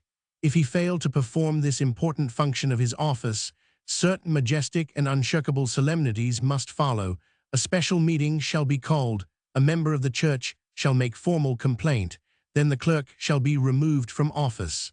Complaint is sufficient, no trial is necessary. There is something very sweet and juvenile and innocent and pretty about these little tinsel vanities, these grave apings of monarchical fuss and feathers and ceremony, here on our ostentatiously democratic soil. She is the same lady that we found in the autobiography, who was so naively vain of all that little ancestral military riffraff that she had dug up and annexed. A person's nature never changes. What it is in childhood, it remains. Under pressure or a change of interest, it can partially or wholly disappear from sight, and for considerable stretches of time, but nothing can ever permanently modify it, nothing can ever remove it. Board of Trustees. There isn't any now, but with power and money piling up higher and higher every day, and the church's dominions spreading daily wider and farther, a time could come when the envious and ambitious could start the idea that it would be wise and well to put a watch upon these assets, a watch equipped with properly large authority. By custom, a board of trustees. Mrs. Eddy has foreseen that probability, for she is a woman with a long, long look ahead, the longest look ahead that ever a woman had, and she has provided for that emergency. In art, I see, she has decreed that no board of trustees shall ever exist in the mother church, except it be constituted by the pastor emeritus. The magnificence of it, the daring of it, thus far she is. The Massachusetts Metaphysical College, pastor emeritus, president, board of directors, treasurer, clerk, and future board of trustees. And is still moving onward, ever onward. When I contemplate her from a commercial point of view, there are no words that can convey my admiration of her. Readers. These are a feature of first importance in the church machinery of Christian Science, for they occupy the pulpit. They hold the place that the preacher holds in the other Christian churches. They hold that place, but they do not preach. Two of them are on duty at a time, a man and a woman. One reads a passage from the Bible, the other reads the explanation of it from Science and Health, and so they go on alternating. This constitutes the service, this with choir music. They utter no word of their own. Art, Roman 4:c closes their mouths with this uncompromising gag. They shall make no remarks explanatory of the lesson sermon at any time during the service. It seems a simple little thing. One is not startled by it at a first reading of it, nor at the second, nor the third. One may have to read it a dozen times before the whole magnitude of it rises before the mind. It far and away oversizes and outclasses the best business idea yet invented for the safeguarding and perpetuating of a religion. If it had been thought of and put in force 1870 years ago, there would be but one Christian sect in the world now, instead of 10 dozens of them. There are many varieties of men in the world. Consequently, there are many varieties of minds in its pulpits. This ensures many differing interpretations of important scripture texts, and this, in turn, ensures the splitting up of a religion into many sects. It is what has happened. It was sure to happen. Mrs. Eddy has noted this disastrous result of preaching and has put up the bars. She will have no preaching in her church. She has explained all essential scriptures and set the explanations down in her book. In her belief, her underlings cannot improve upon those explanations, and in that stern sentence, they shall make no explanatory remarks. She has barred them for all time from trying. She will be obeyed. There is no question about that. In arranging her government, she has borrowed ideas from various sources, not poor ones, but the best in the governmental market. But this one is new. This one came out of no ordinary business head. This one must have come out of her own. There has been no other commercial skull in 1,000 centuries that was equal to it. She has borrowed freely and wisely, but I am sure that this idea is many times larger than all her borrowings bulked together. One must respect the business brain that produced it, the splendid pluck and impudence that ventured to promulgate it anyway. Election of readers. Readers are not taken at haphazard, any more than preachers are taken at haphazard for the pulpits of other sects. No, readers are elected by the board of directors. But Section 3. The board shall inform the PA for emeritus of the names of candidates for readers before they are elected, and if she objects to the nomination, said candidates shall not be chosen. Is that an election by the board? Thus far, I have not been able to find out what that board of specters is for. It certainly has no real function, no duty which the hired girl could not perform, no office beyond the mere recording of the autocrat's decrees. There are no dangerously long office terms in Mrs. Eddy's government. The readers are elected for but 1 year. This ensures their subserviency to their proprietor. Readers are not allowed to copy out passages and read them from the manuscript in the pulpit. They must read from Mrs. Eddy's book itself. She is right. Slight changes could be slyly made, repeated, and in time get acceptance with congregations. Branch sects could grow out of these practices. Mrs. Eddy knows the human race and how far to trust it. Her limit is not over 1/4 of an inch. It is all that a wise person will risk. Mrs. Eddy's inborn disposition to copyright everything, charter everything, secure the rightful and proper credit to herself for everything she does, and everything she thinks she does, and everything she thinks, and everything she thinks she thinks or has thought or intends to think, is illustrated in Sea of Art. Roman 4, defining the duties of official readers in church. Naming book and author.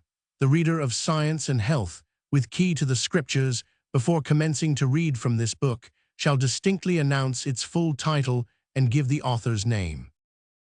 Otherwise, the congregation might get the habit of forgetting who, ostensibly, wrote the book. The aristocracy. This consists of first members and their apostolic succession. It is a close corporation, and its membership limit is 100. 40 will answer, but if the number fall below that, there must be an election to fill the grand quorum. This Sanhedrin can't do anything of the slightest importance, but it can talk, it can discuss. That is, it can discuss important questions relative to church members, evidently persons who are already church members. This affords it amusement and does no harm. It can fix the salaries of the readers. Twice a year it votes on admitting candidates, that is, for church membership. but its work is cut out for it beforehand by art. Romans 9. Every recommendation for membership in the church shall be countersigned by a loyal student of Mrs. Eddy's, by a director of this church, or by a first member. All these three classes of beings are the personal property of Mrs. Eddy. She has absolute control of the elections. Also, it must transact any church business that may properly come before it.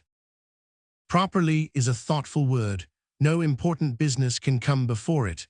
The bylaws have attended to that. No important business goes before anyone for the final word, except Mrs. Eddy. She has looked to that. The Sanhedrin votes on candidates for admission to its own body, but is its vote worth any more than mine would be?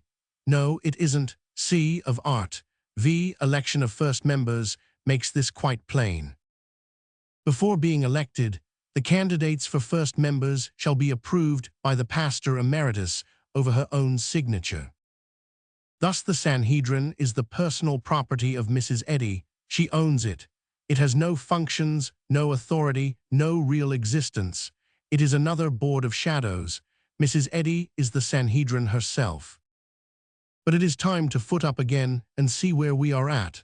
Thus far, Mrs. Eddy is the Massachusetts Metaphysical College, pastor emeritus, president, board of directors, treasurer, clerk, future board of trustees, proprietor of the priesthood, dictator of the services, proprietor of the Sanhedrin. She has come far and is still on her way. Church membership.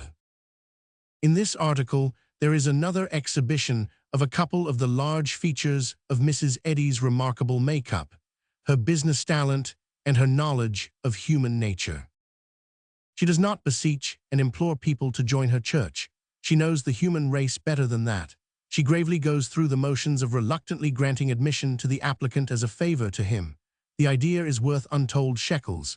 She does not stand at the gate of the fold with welcoming arms spread and receive the lost sheep with glad emotion and set up the fatted calf and invite the neighbor and have a time. No, she looks upon him coldly. She snubs him, she says. Who are you? Who is your sponsor? Who asked you to come here? Go away and don't come again until you are invited. It is calculated to strikingly impress a person accustomed to Moody and Sankey and Sam Jones revivals, accustomed to brain-turning appeals to the unknown and unendorsed sinner to come forward and enter into the joy, etc., just as he is, accustomed to seeing him do it, accustomed to seeing him pass up the aisle through sobbing seas of welcome and love and congratulation and arrive at the mourner's bench and be received like a long-lost government bond.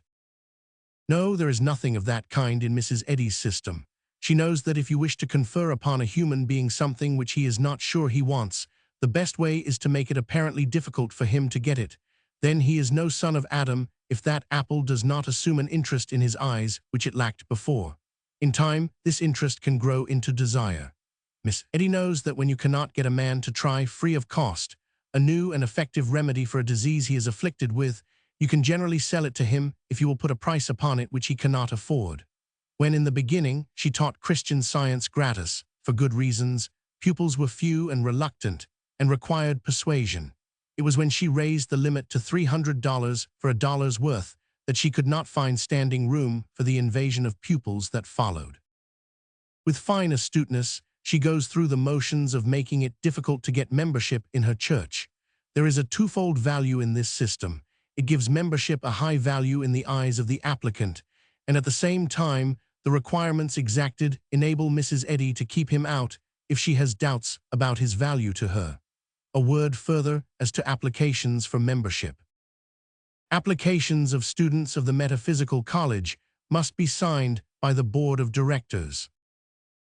That is safe. Mrs. Eddy is proprietor of that board.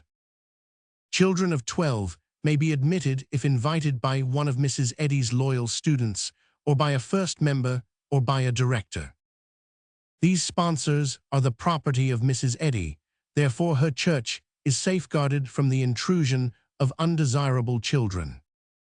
Other students, applicants who have not studied with Mrs. Eddy, can get in only by invitation and recommendation from students of Mrs. Eddy or from members of the Mother Church. Other paragraphs explain how 2 or 3 other varieties of applicants are to be challenged and obstructed, and tell us who is authorized to invite them, recommend them, endorse them, and all that. The safeguards are definite and would seem to be sufficiently strenuous to Mr. Sam Jones at any rate, not for Mrs. Eddy. She adds this clincher. The candidates be elected by a majority vote of the first members present. That is the aristocracy, the aborigines, the Sanhedrin. It is Mrs. Eddy's property. She herself is the Sanhedrin. No one can get into the church if she wishes to keep him out. This veto power could some time or other have a large value for her, therefore she was wise to reserve it. It is likely that it is not frequently used. It is also probable that the difficulties attendant upon getting admission to membership have been instituted more to invite than to deter, more to enhance the value of membership and make people long for it than to make it really difficult to get.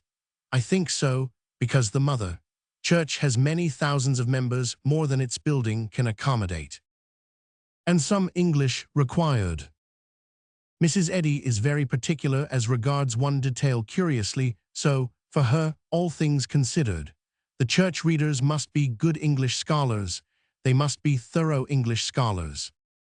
She is thus sensitive about the English of her subordinates for cause, possibly.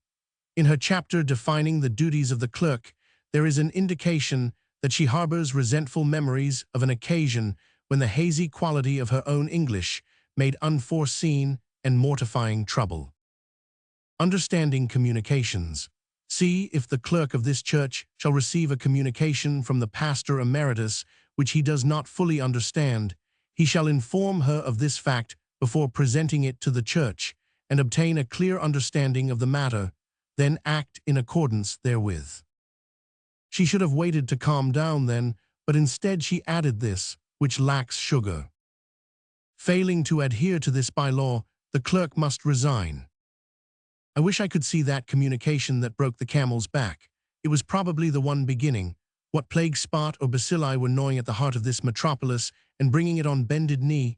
And I think it likely that the kindly disposed clerk tried to translate it into English and lost his mind and had to go to the hospital. That bylaw was not the offspring of a forecast, an intuition. It was certainly born of a sorrowful experience. Its temper gives the fact away.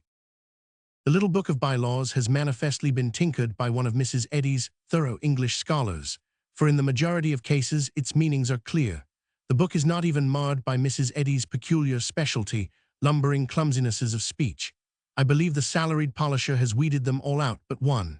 In one place, after referring to science and health, Mrs. Eddy goes on to say the Bible and the above-named book, with other works by the same author, etc. It is an unfortunate sentence, for it could mislead a hasty or careless reader for a moment. Mrs. Eddy framed it. It is her very own. It bears her trademark.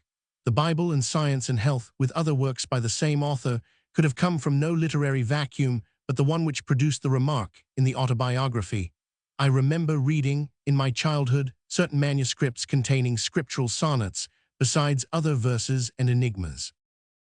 We know what she means in both instances, but a low-priced clerk would not necessarily know, and on a salary like his, he could quite excusably aver that the pastor emeritus had commanded him to come and make proclamation that she was author of the Bible, and that she was thinking of discharging some scriptural sonnets and other enigmas upon the congregation. It could lose him his place, but it would not be fair if it happened before the edict about understanding communications was promulgated. Readers, again. The bylaw book makes a showy pretense of orderliness and system, but it is only a pretense. I will not go so far as to say it is a harum-scarum jumble, for it is not that, but I think it fair to say it is at least jumbulacious in places. For instance, Articles Roman 3 and Roman 4 set forth in much detail the qualifications and duties of readers. She then skips some 30 pages and takes up the subject again. It looks like slovenliness, but it may be only art. The belated bylaw has a sufficiently quiet look, but it has a ton of dynamite in it. It makes all the Christian Science church readers on the globe the personal chattels of Mrs. Eddy. Whenever she chooses, she can stretch her long arm around the world's fat belly and flirt a reader out of his pulpit, though he be tucked away in seeming safety and obscurity in a lost village in the middle of China. In any church, see the pastor emeritus of the mother church shall have the right, through a letter addressed to the individual and church of which he is the reader, to remove a reader from this office in any church of Christ, scientist, both in America and in foreign nations, or to appoint the reader to fill any office belonging to the Christian Science denomination. She does not have to prefer charges against him. She does not have to find him lazy, careless, incompetent, untidy, ill-mannered, unholy, dishonest. She does not have to discover a fault of any kind in him. She does not have to tell him nor his congregation why she dismisses and disgraces him and insults his meek flock. She does not have to explain to his family why she takes the bread out of their mouths and turns them out of doors homeless and ashamed in a strange land. She does not have to do anything but send a letter and say, "Pack," and ask no questions. Has the Pope this power? The other Pope, the one in Rome, has he anything approaching it? Can he turn a priest out of his pulpit and strip him of his office and his livelihood just upon a whim, a caprice, and meanwhile furnishing no reasons to the parish, not in America, and not elsewhere, we may believe? It is odd and strange to see intelligent and educated people among us worshipping this self-seeking and remorseless tyrant as a god. This worship is denied by persons who are themselves worshippers of Mrs. Eddy. I feel quite sure that it is a worship which will continue during ages. That Mrs. Eddy wrote that amazing bylaw with her own hand, we have much better evidence than her word. We have her English. It is there. It cannot be imitated. She ought never to go to the expense of copyrighting her verbal discharges. When anyone tries to claim them, she should call me. I can always tell them from any other literary apprentices at a glance. It was like her to call America a nation. She would call a sandbar a nation if it should fall into a sentence in which she was speaking of peoples, for she would not know how to untangle it and get it out and classify it by itself. And the closing arrangement of that bylaw is in true Edisonian form, too. In it she reserves authority to make a reader fill any office connected with a science church sexton, grave digger, advertising agent, annex polisher, leader of the choir, president, director, treasurer, clerk, etc. She did not mean that. She already possessed that authority. She meant to clothe herself with power, despotic and unchallengeable, to appoint all science readers to their offices, both at home and abroad. The phrase, or to appoint, is another miscarriage of intention. She did not mean, or she meant, and. That bylaw puts into Mrs. Eddy's hands absolute command over the most formidable force and influence existent in the Christian Science kingdom outside of herself, and it does this unconditionally and by auxiliary force of laws already quoted irrevocably. Still, she is not quite satisfied. Something might happen, she doesn't know what. Therefore she drives in one more nail to make sure and drives it deep. This bylaw can neither be amended nor annulled, except by consent of the pastor emeritus. Let someone with a wild and delirious fancy try, and see if he can imagine her furnishing that consent. Monopoly of spiritual bread. Very properly, the first qualification for membership in the Mother Church is belief in the doctrines of Christian Science. But these doctrines must not be gathered from secondary sources. There is but one recognized source. The candidate must be a believer in the doctrines of Christian Science, according to the platform and teaching contained in the Christian Science textbook, Science and Health, with Key to the Scriptures, by Rev. Mary Baker G. Eddy. That is definite and is final. There are to be no commentaries, no labored volumes of exposition and explanation by anybody except Mrs. Eddy, because such things could sow error, create warring opinions, split the religion into sects, and disastrously cripple its power. Mrs. Eddy will do the whole of the explaining herself, has done it, in fact. She has written several books. They are to be had for cash in advance. They are all sacred. Additions to them can never be needed and will never be permitted. They tell the candidate how to instruct himself, how to teach others, how to do all things comprised in the business, and they close the door against all would-be competitors and monopolize the trade. The Bible and the above, named book Science and Health, with other works by the same author, must be his only textbooks for the commerce. he cannot forage outside. Mrs. Eddy's words are to be the sole elucidators of the Bible and science and health, forever. Throughout the ages, whenever there is doubt as to the meaning of a passage in either of these books, the inquirer will not dream of trying to explain it to himself. He would shudder at the thought of such temerity, such profanity. He would be haled to the Inquisition, and thence to the public square, and the stake if he should be caught studying into text meanings on his own hook. He will be prudent and seek the meanings at the only permitted source, Mrs. Eddy's commentaries. Value of this straitjacket. One must not underrate the magnificence of this long-headed idea. One must not underestimate its giant possibilities in the matter of trooping the church solidly together and keeping it so. It squelches independent inquiry and makes such a thing impossible, profane, criminal. It authoritatively settles every dispute that can arise. It starts with finality, a point which the Roman Church has traveled towards 15 or 16 centuries, stage by stage, and has not yet reached. The matter of the Immaculate Conception of the Virgin Mary was not authoritatively settled until the days of Pius Roman IX. Yesterday, so to speak. As already noticed, the Protestants are broken up into a long array of sects, a result of disputes about the meanings of texts, disputes made unavoidable by the absence of an infallible authority to submit doubtful passages to. A week or two ago, I am writing in the middle of January 1903, the clergy and others hereabouts had a warm dispute in the papers over this question. Did Jesus anywhere claim to be God? It seemed an easy question, but it turned out to be a hard one. It was ably and elaborately discussed by learned men of several denominations, but in the end it remained unsettled. A week ago, another discussion broke out. It was over this text. Sell all that thou hast, and distribute unto the poor. One verdict was worded as follows. When Christ answered the rich young man and said for him to give to the poor all he possessed, or he could not gain everlasting life, he did not mean it in the literal sense. My interpretation of his words is that we should part with what comes between us and Christ. There is no doubt that Jesus believed that the rich young man thought more of his wealth than he did of his soul, and such being the case, it was his duty to give up the wealth. Every one of us knows that there is something we should give up for Christ. Those who are true believers and followers know what they have given up, and those who are not yet followers know down in their hearts what they must give up. 10 clergymen of various denominations were interviewed, and 9 of them agreed with that verdict. That did not settle the matter, because the 10th said the language of Jesus was so straight and definite that it explained itself. Sell all, not a percentage. There is a most unusual feature about that dispute. The 9 persons who decided alike quoted not a single authority in support of their position.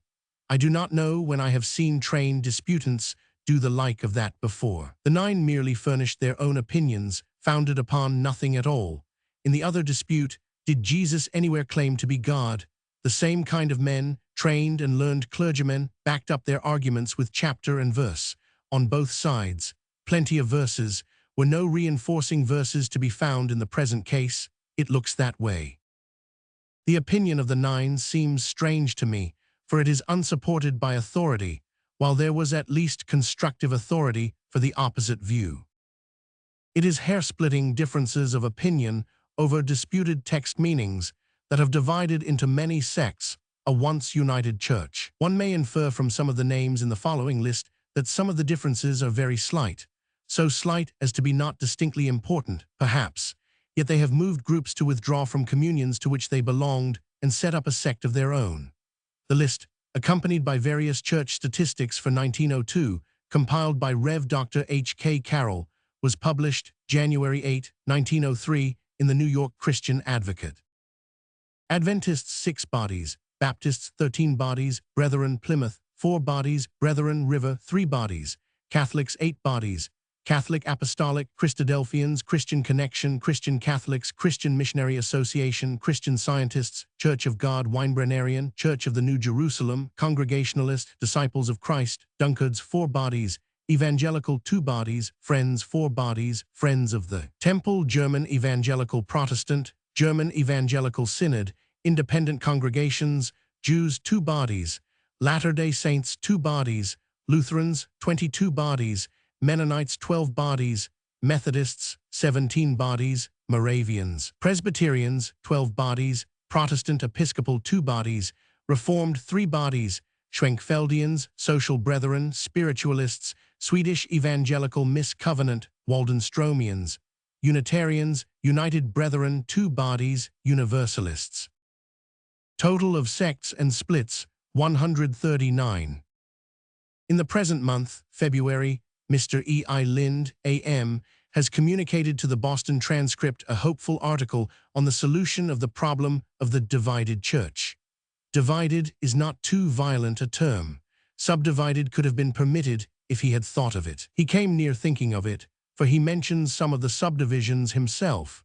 The 12 kinds of Presbyterians, the 17 kinds of Methodists, the 13 kinds of Baptists, etc. He overlooked the 12 kinds of Mennonites and the 22 kinds of Lutherans, but they are in Rev. Mr. Carroll's list. Altogether, 76 splits under 5 flags.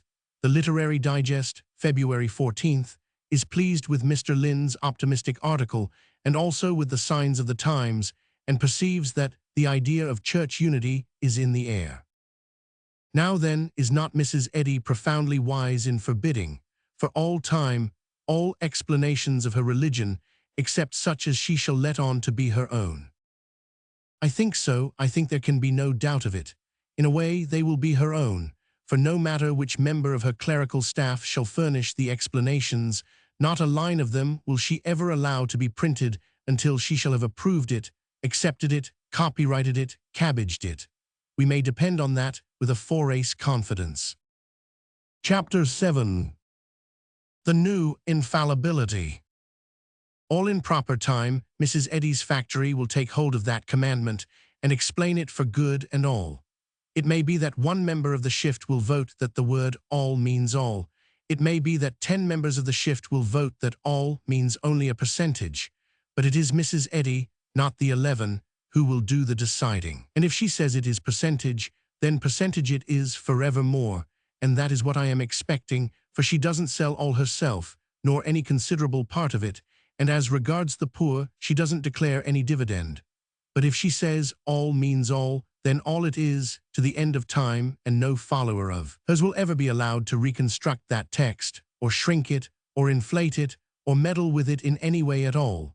Even today, right here in the beginning, she is the sole person who, in the matter of Christian Science exegesis, is privileged to exploit the spiral twist. The Christian world has 2 infallibles now. Of equal power, for the present only, when Leo Roman 13 passes to his rest, another infallible will ascend his throne, others, and yet others, and still others will follow him, and be as infallible as he, and decide questions of doctrine as long as they may come up, all down the far future. But Mary Baker G. Eddy is the only infallible that will ever occupy the science throne. Many a science pope will succeed her, but she has closed their mouths. They will repeat and reverently praise and adore her infallibilities, but venture none themselves. In her grave she will still outrank all other popes, be they of what church they may. She will hold the supremest of earthly titles, the infallible, with a capital T. Many in the world's history have had a hunger for such nuggets and slices of power as they might reasonably hope to grab out of an empire's or a religion's assets, but Mrs. Eddy is the only person alive or dead who has ever struck for the whole of them. For small things she has the eye of a microscope, for large ones the eye of a telescope, and whatever she sees she wants it all. The sacred poems. When Mrs. Eddy's sacred revelations, that is the language of the bylaws, are read in public, their authorship must be named. The bylaws twice command this, therefore we mention it twice, to be fair. But it is also commanded that when a member publicly quotes from the poems of our pastor emeritus, the authorship shall be named, for these are sacred too. There are kindly people who may suspect a hidden generosity in that bylaw. They may think it is there to protect the official reader from the suspicion of having written the poems himself. Such do not know Mrs. Eddy. She does an inordinate deal of protecting, but in no distinctly named and specified case in her history has number 2 been the object of it. Instances have been claimed, but they have failed of proof and even of plausibility. Members shall also instruct their students to look out and advertise the authorship when they read those poems and things, not on Mrs. Eddy's account, but for the good of our cause. The church edifies. She is never careless, never slipshod about a matter of business. Owning the property through her board of waxworks was safe enough, still it was sound business to set another grip on it to cover accidents, and she did it. Her Barker's, what a curious name. I wonder if it is copyrighted. Her Barker's persistently advertised to the public her generosity in giving away a piece of land which cost her a trifle, and a $250,000 church which cost her nothing, and they can hardly speak of the unselfishness of it without breaking down and crying. Yet they know she gave nothing away and never intended to. However, such is the human race. Often it does seem such a pity that Noah and his party did not miss the boat. Some of the hostels think that Mrs. Eddy's idea in protecting this property in the interest of her heirs and in accumulating a great money fortune is that she may leave her natural heirs well provided for when she goes. I think it is a mistake. I think she is of late years giving herself large concern about only one interest, her power and glory, and the perpetuation and worship of her name.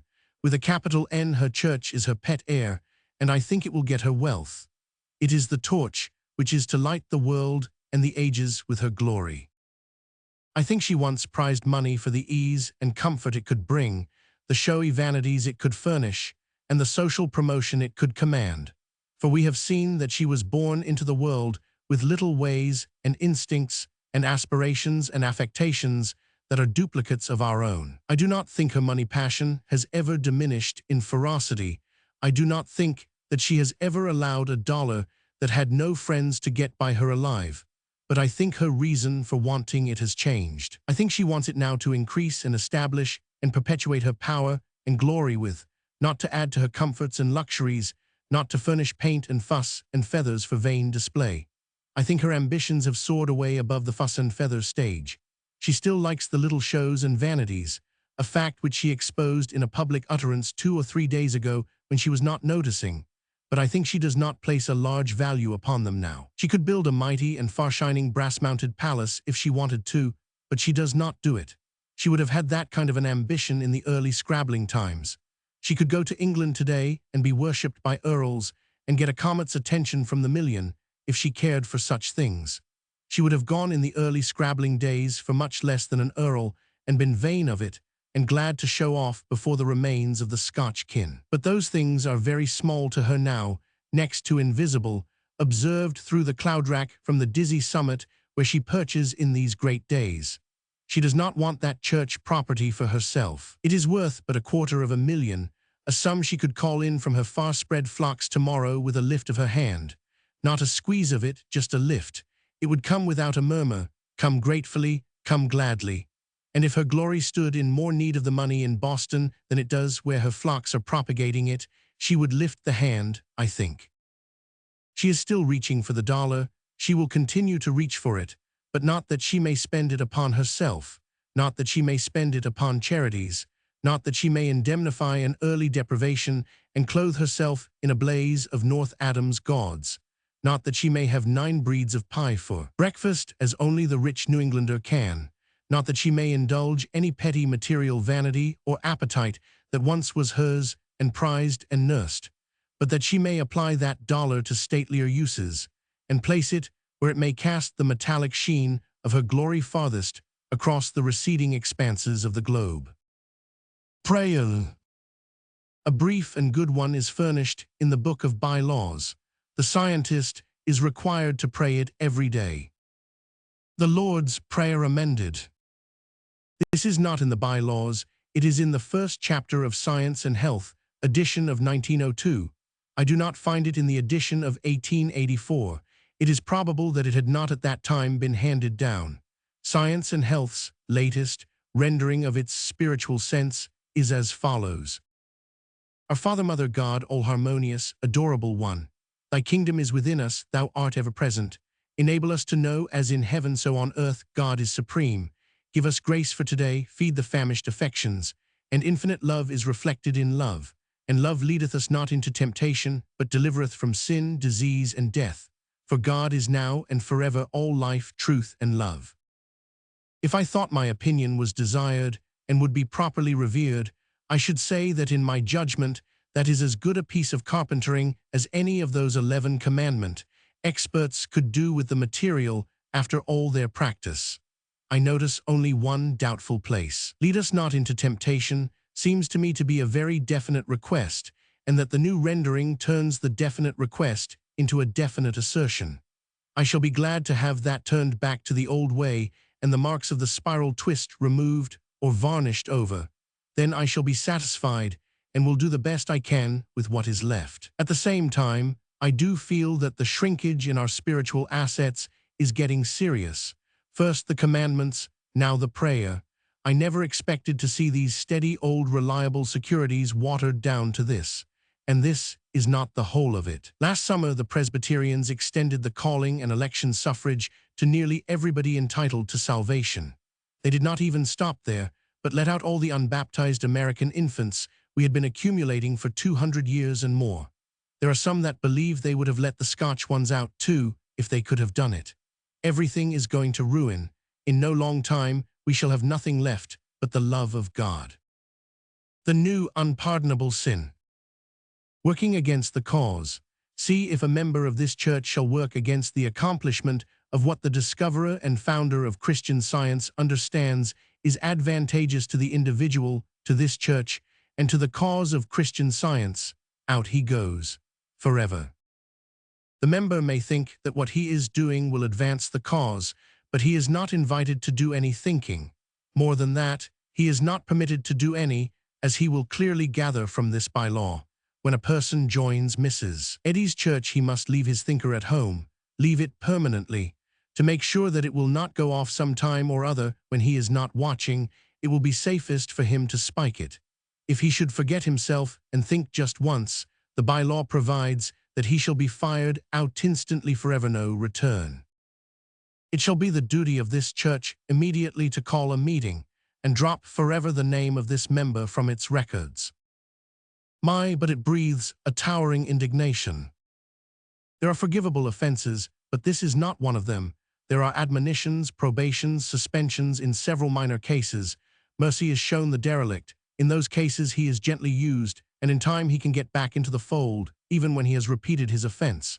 But let him think just once without getting his thinker set to Eddy time, and that is enough. His head comes off. There is no second offense, and there is no gate open to that lost sheep ever again. This rule cannot be changed, amended, or annulled, except by unanimous vote of all the first members. The same being Mrs. Eddy. It is naively sly and pretty to see her keep putting forward first members and boards of this and that, and other broideries and ruffles of her raiment, as if they were independent entities instead of a part of her clothes, and could do things all by themselves when she was outside of them. Mrs. Eddy did not need to copyright the sentence just quoted. Its English would protect it. None, but she would have shoveled that comically superfluous all in there. The former unpardonable sin has gone out of service. We may frame the new Christian Science one thus. Whatsoever member shall think, and without our mother's permission act upon his think, the same shall be cut off from the church forever. It has been said that I make many mistakes about Christian Science through being ignorant of the spiritual meanings of its terminology. I believe it is true. I have been misled all this time by that word member, because there was no one to tell me that its spiritual meaning was slave. Axe and block.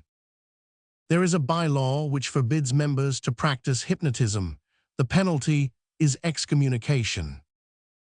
Mrs. Eddy has only to say a member is guilty. That is all. That ends it. It is not a case of he may be cut off from Christian Science salvation. It is a case of he shall be. Her serfs must see to it and not say a word. Does the other pope possess this prodigious and irresponsible power? Certainly not in our day. Some may be curious to know how Mrs. Eddy finds out that a member is practicing hypnotism, since no one is allowed to come before her throne and accuse him. She has explained this in Christian Science history first and second editions, page 16. I possess a spiritual sense of what the malicious mental practitioner is mentally arguing which cannot be deceived. I can discern in the human mind thoughts, motives, and purposes, and neither mental arguments nor psychic power can affect this spiritual insight. A marvelous woman, with a hunger for power such as has never been seen in the world before. No thing, little or big, that contains any seed or suggestion of power escapes her avaricious eye, and when once she gets that eye on it, her remorseless grip follows.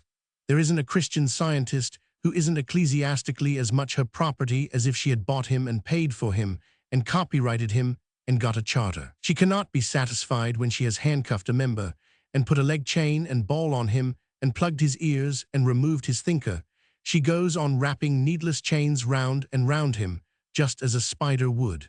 For she trusts no one, believes in no one's honesty, judges everyone by herself. Although we have seen that she has absolute and irresponsible command over her spectral boards, and over every official and servant of her church, at home and abroad, over every minute detail of her church's government, present and future, and can purge her membership of guilty or suspected persons by various plausible formalities, and whenever she will, she is still not content, but must set her queer mind to work and invent a way by which she can take a member, any member, by neck and crop, and fling him out without anything resembling a formality at all. She is sole accuser and sole witness, and her testimony is final and carries uncompromising and irremediable doom with it. The sole witness court, it should make the Council of 10 and the Council of 3 turn in their graves for shame to see how little they knew about satanic concentrations of irresponsible power. Here we have one accuser, one witness, one judge, one headsman, and all 4 bunched together in Mrs. Eddy, the inspired of God, his latest thought to his people, new member of the Holy Family, the equal of Jesus. When a member is not satisfactory to Mrs. Eddy, and yet is blameless in his life and faultless in his membership, and in his Christian Science walk and conversation, shall he hold up his head and tilt his hat over one ear and imagine himself safe because of these perfections? Why, in that very moment, Mrs. Eddy will cast that spiritual 10-ray of hers through his dungarees and say, "I see his hypnotism working among his insides, remove him to the block." What shall it profit him to know it isn't so? Nothing. His testimony is of no value. No one wants it. No one will ask for it. He is not present to offer it. He does not know he has been accused. And if he were there to offer it, it would not be listened to. It was out of powers approaching Mrs. Eddy's, though not equaling them, that the Inquisition and the devastations of the interdict grew. She will transmit hers. The man born 2 centuries from now will think he has arrived in hell, and all in good time he will think he knows it. Vast concentrations of irresponsible power have never in any age been used mercifully, and there is nothing to suggest that the Christian Science papacy is going to spend money on novelties. Several Christian scientists have asked me to refrain from prophecy. There is no prophecy in our day but history is a trustworthy prophet. History is always repeating itself, because conditions are always repeating themselves. Out of duplicated conditions, history always gets a duplicate product. Reading letters at meetings. I wonder if there is anything a member can do that will not raise Mrs. Eddy's jealousy. The bylaws seem to hunt him from pillar to post all the time and turn all his thoughts and acts and words into sins against the meek and lowly new deity of his worship. Apparently, her jealousy never sleeps. Apparently, any trifle can offend it, and but one penalty appease it: excommunication. The bylaws might properly and reasonably be entitled laws for the coddling and comforting of our mother's petty jealousies. The bylaw named at the head of this paragraph reads its transgressor out of the church if he shall carry a letter from Mrs. Eddy to the congregation and forget to read it or fail to read the whole of it. Honesty requisite. Dishonest members are to be admonished. If they continue in dishonest practices, excommunication follows. Considering who it is that drafted this law, there is a certain amount of humor in it. Further applications of the Acts. Here follow the titles of some more bylaws, whose infringement is punishable by excommunication. Silence enjoined, misteaching, departure from tenets, violation of Christian fellowship, moral offenses, illegal adoption, broken bylaws, violation of bylaws. What is the difference? Formulas forbidden, official advice, forbids Tom, Dick, and Harry's clack, unworthy of membership, final excommunication, organizing churches. This looks as if Mrs. Eddy had devoted a large share of her time and talent to inventing ways to get rid of her church members. Yet in another place, she seems to invite membership. Not in any urgent way, it is true, still she throws out a bait to such as like notice and distinction, in other words, the human race. Page 82. It is important that these seemingly strict conditions be complied with, as the names of the members of the Mother Church will be recorded in the history of the Church and become a part thereof. We all want to be historical. More self-protections. The hymnal, there is a Christian Science hymnal. Entrance to it was closed in 1898.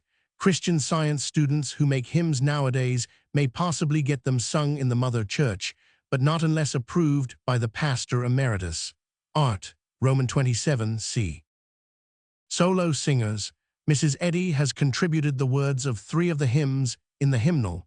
2 of them appear in it 6 times altogether, each of them being set to 3 original forms of musical anguish. Mrs. Eddy, always thoughtful, has promulgated a bylaw requiring the singing of one of her 3 hymns in the Mother Church, as often as once each month. It is a good idea. A congregation could get tired of even Mrs. Eddy's muse in the course of time, without the cordializing incentive of compulsion. We all know how wearisome the sweetest and touchingest things can become, through repetition, and still repetition, and more repetition like, the sweet by and by, in the sweet by and by, for instance, and tarara boom di. And surely it is not likely that Mrs. Eddy's machine has turned out goods that could outwear those great heart-stirrers without the assistance of the lash. O'er-waiting harpstrings of the mind is pretty good, quite fair to middling, the whole 7 of the stanzas, but repetition would be certain to take the excitement out of it in the course of time, even if there were 14, and then it would sound like the multiplication table and would cease to save. The congregation would be perfectly sure to get tired, in fact, did get tired, hence the compulsory bylaw. It is a measure born of experience, not foresight. The bylaws say that, if a solo singer shall neglect or refuse to sing alone, one of those 3 hymns as often as once a month, and oftener if so directed by the Board of Directors, which is Mrs. Eddy, the singer's salary shall be stopped. It is circumstantial evidence that some soloists neglected this sacrament and others refused it. At least that is the charitable view to take of it. There is only one other view to take, that Mrs. Eddy did really foresee that there would be singers who would someday get tired of doing her hymns and proclaiming the authorship, unless persuaded by a bylaw with a penalty attached. The idea could of course occur to her wise head, for she would know that a 7-stanza break might well be a calamitous strain upon a soloist, and that he might therefore avoid it if unwatched. He could not curtail it, for the whole of anything that Mrs. Eddy does is sacred and cannot be cut. Board of Education. It consists of 4 members, one of whom is president of it. Its members are elected annually, subject to Mrs. Eddy's approval. Art, XXX, c. She owns the board, is the board. Mrs. Eddy is president of the Metaphysical College. If at any time she shall vacate that office, the directors of the college, that is to say, Mrs. Eddy, shall elect to the vacancy the president of the Board of Education, which is merely re-electing herself. It is another case of pastor emeritus. She gives up the shadow of authority, but keeps a good firm hold on the substance. Public teachers. Applicants for admission to this industry must pass a thorough 3-day examination before the Board of Education in Science and Health, chapter on recapitulation, the platform of Christian Science, page 403 of Christian Science Practice, from line 2nd to the 2nd paragraph of page 405, and page 488, 2nd and 3rd paragraphs. Board of Lectureship. The lecturers are exceedingly important servants of Mrs. Eddy, and she chooses them with great care. Each of them has an appointed territory in which to perform his duties, in the north, the south, the east, the west, in Canada, in Great Britain, and so on, and each must stick to his own territory and not forage beyond its boundaries. I think it goes without saying, from what we have seen of Mrs. Eddy, that no lecture is delivered until she has examined and approved it, and that the lecturer is not allowed to change it afterwards. The members of the Board of Lectureship are elected annually, subject to the approval of Rev. Mary Baker G. Eddy. Chapter 1001, Essionaries. There are but 4. They are elected, like the rest of the domestics, annually.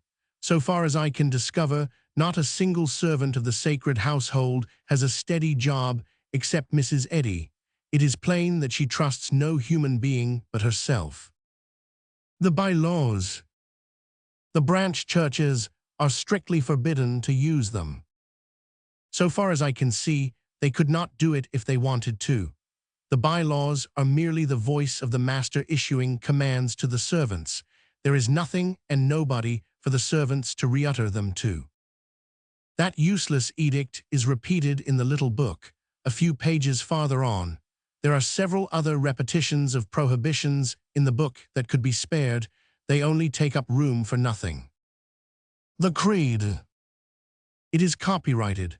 I do not know why, but I suppose it is to keep adventurers from someday claiming that they invented it, and not Mrs. Eddy and that strange providence that has suggested so many clever things to her.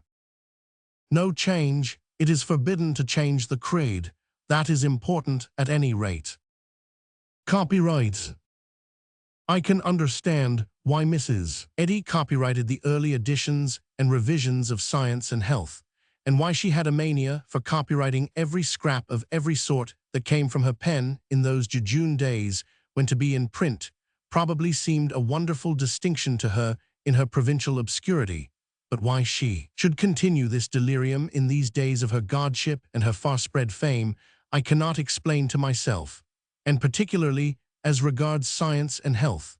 She knows now that that annex is going to live for many centuries, and so what good is a fleeting 42-year copyright going to do it?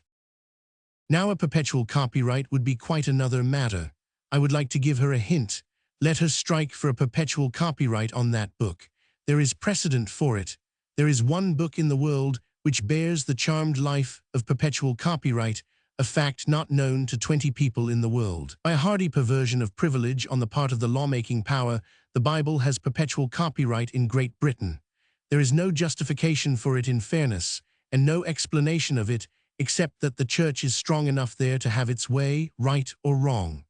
The recent revised version enjoys perpetual copyright, too, a stronger precedent even than the other one.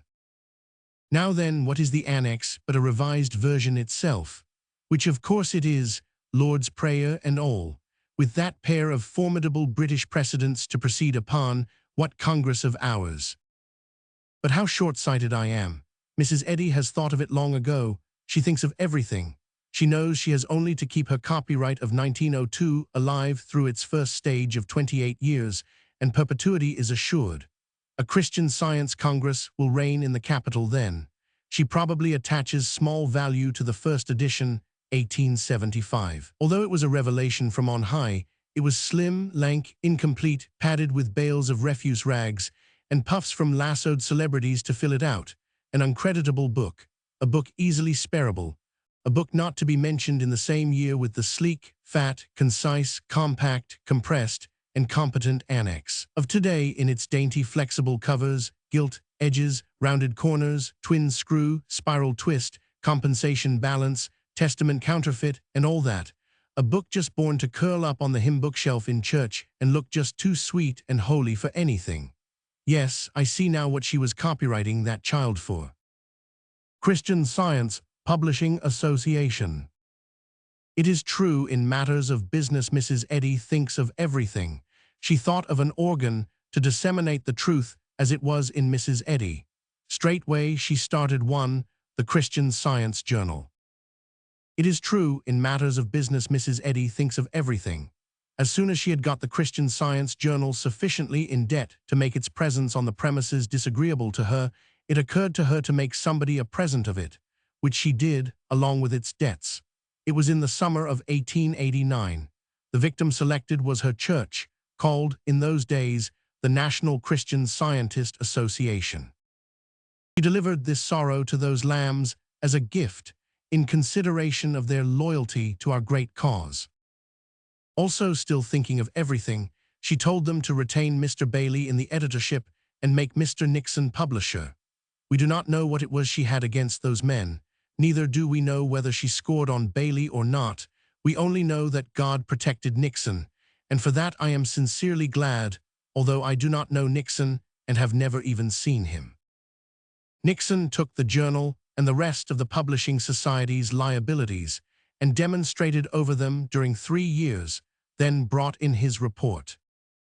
On assuming my duties as publisher, there was not $1 in the treasury, but on the contrary, the Society owed unpaid printing and paper bills to the amount of several $100s, not to mention a contingent liability of many more hundreds, represented by advance, subscriptions paid for the journal and the series, the which goods Mrs. Eddy had not delivered, and couldn't, very well perhaps, on a metaphysical college income of but a few $1,000s a day or a week, or whatever it was in those magnificently flourishing times.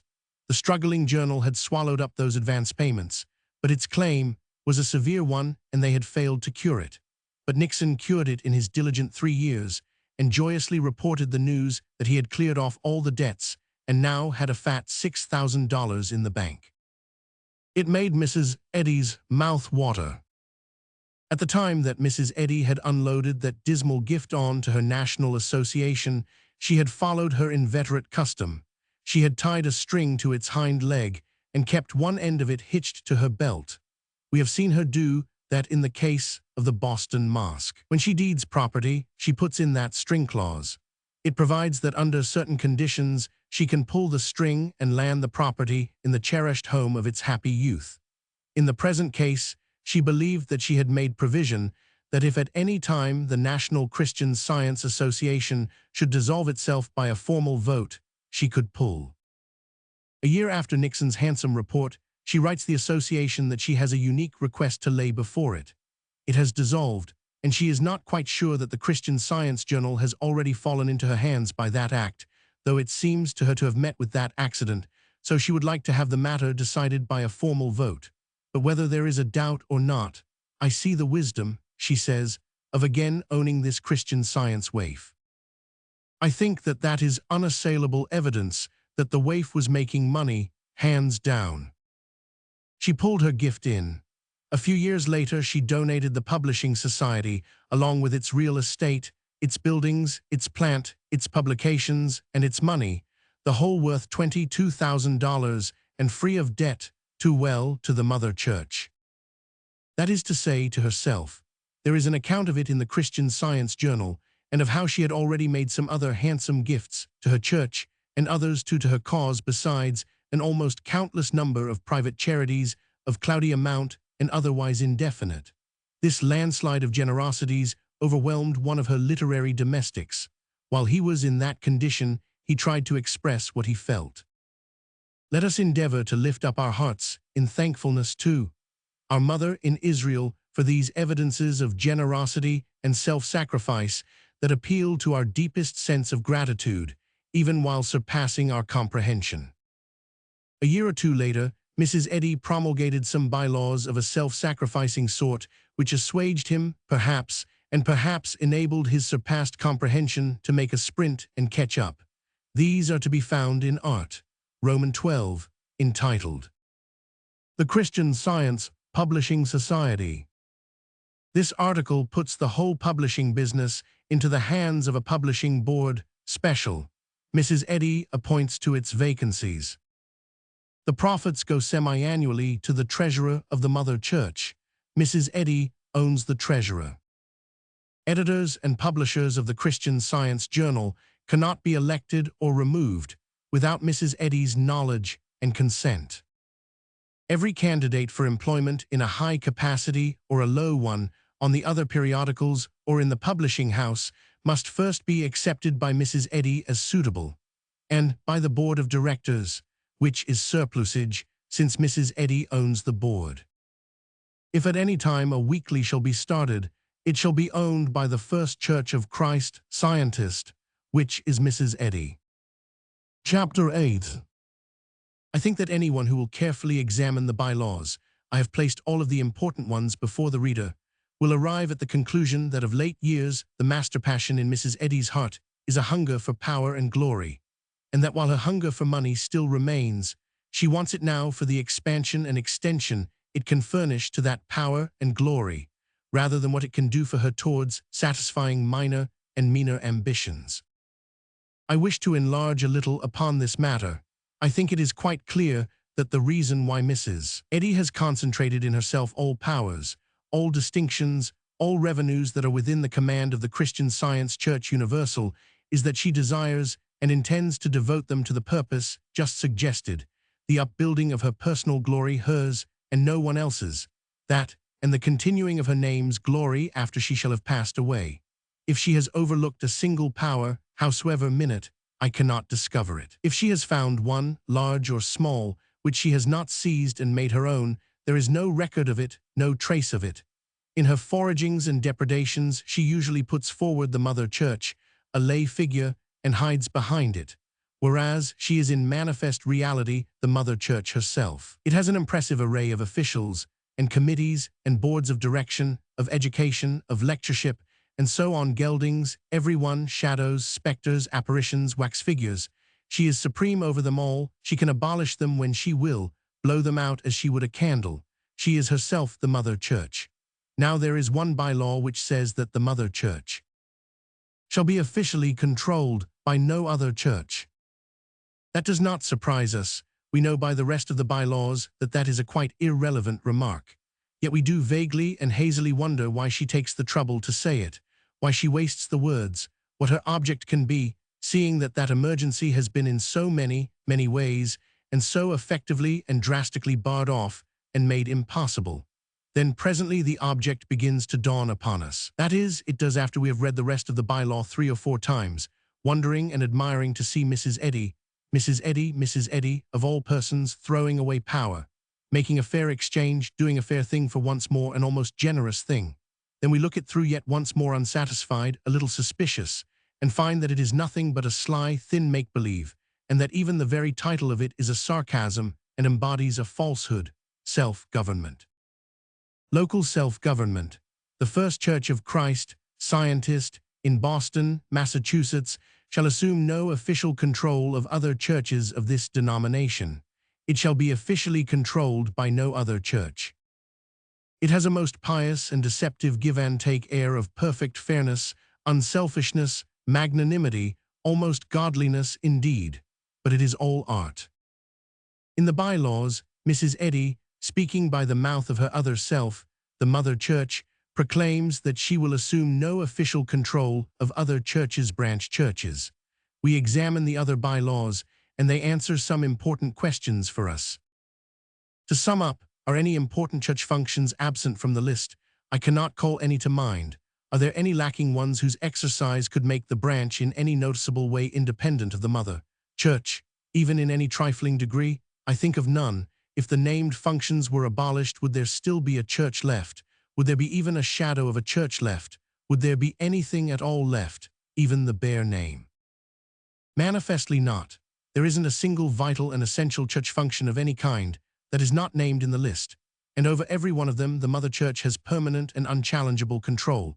Upon every one of them Mrs. Eddy has set her irremovable grip. She holds, in perpetuity, autocratic and indisputable sovereignty and control over every branch church in the earth, and yet says, in that sugary, naive, angel-beguiling way of hers, that the Mother Church shall assume no official control of other churches of this denomination. Whereas, in truth, the unmeddled with liberties of a branch Christian Science church are but very, very few in number, and are these. The branch churches have no important liberties, none that give them an important voice in their own affairs. Those are all locked up, and Mrs. Eddy has the key. Local self-government is a large name and sounds well, but the branch churches have no more of it than have the privates in the King of Dahome's army. Mother Church, unique. Mrs. Eddy, with an envious and admiring eye upon the solitary and rivalless and world-shadowing majesty of St. Peter's, reveals in her bylaws her purpose to set the Mother Church apart by itself in a stately seclusion and make it duplicate that lone sublimity under the western sky. The bylaw headed Mother Church Unique says, in its relation to other Christian Science churches, the Mother Church stands alone. It occupies a position that no other church can fill. Then for a branch church to assume such position would be disastrous to Christian Science. Therefore, no branch church is allowed to have branches. There shall be no Christian Science St. Peter's in the earth, but just one, the Mother Church in Boston. No first members. For the thoughtful bylaw thus entitled, every science branch in the earth would imitate the Mother Church and set up an aristocracy. Every little group of ground-floor Smiths and Fergusons and Shadwells and Simpsons that organized a branch would assume that great title of first members, along with its vast privileges of discussing the weather and casting blank ballots. And soon there would be such a locust plague of them burdening the globe that the title would lose its value and have to be abolished. But where business and glory are concerned, Mrs. Eddy thinks of everything, and so she did not fail to take care of her aborigines, her stately and exclusive 100, her college of functionless cardinals, her Sanhedrin of privileged talkers, limited.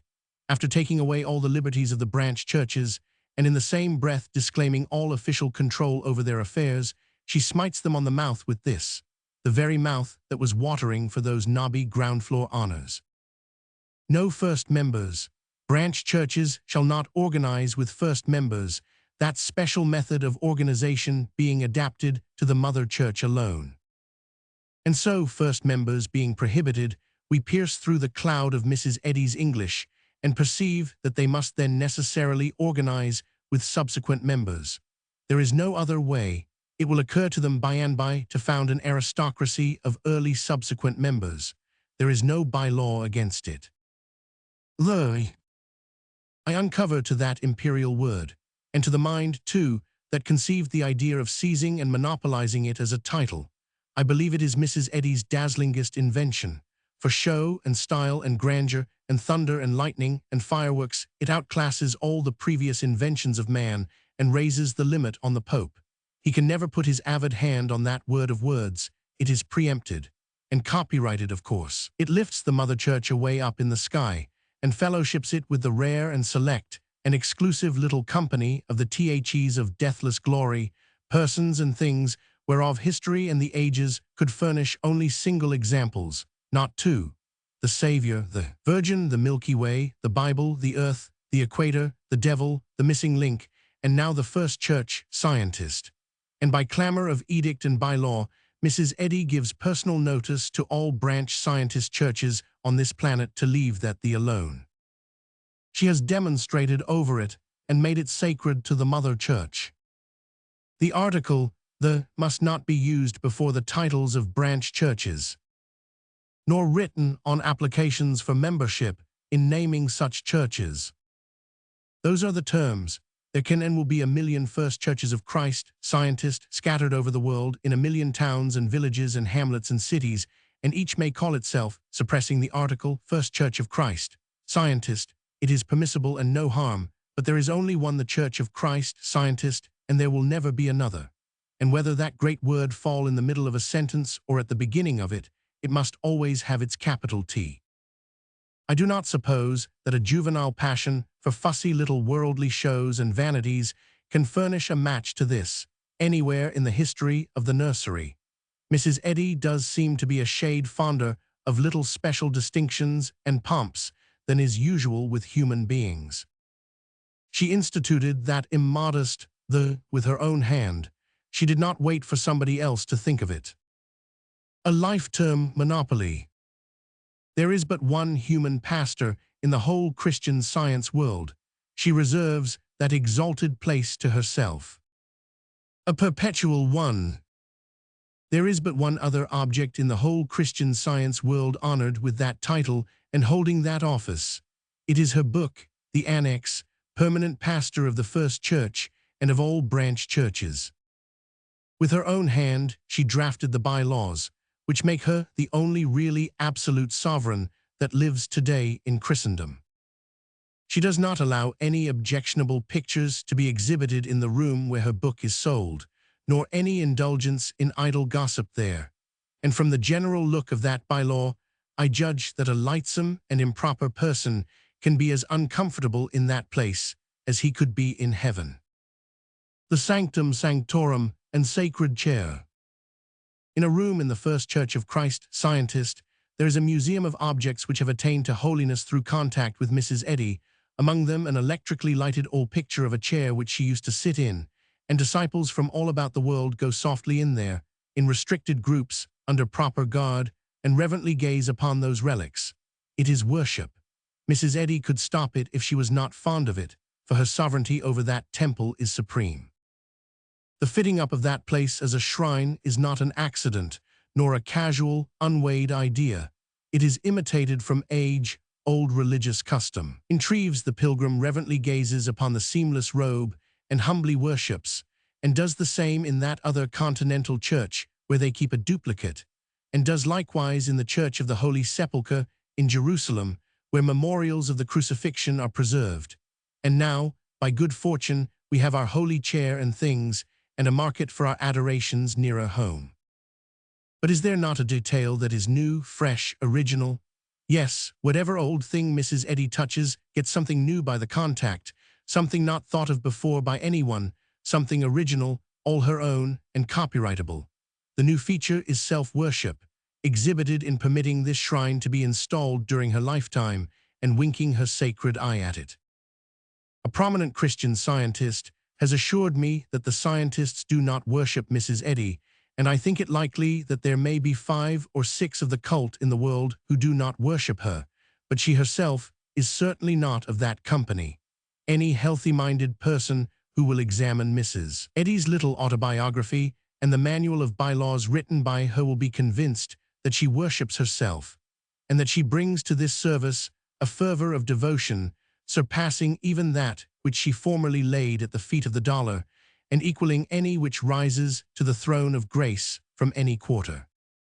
I think this is as good a place as any to salve a hurt which I was the means of inflicting upon a Christian Scientist lately.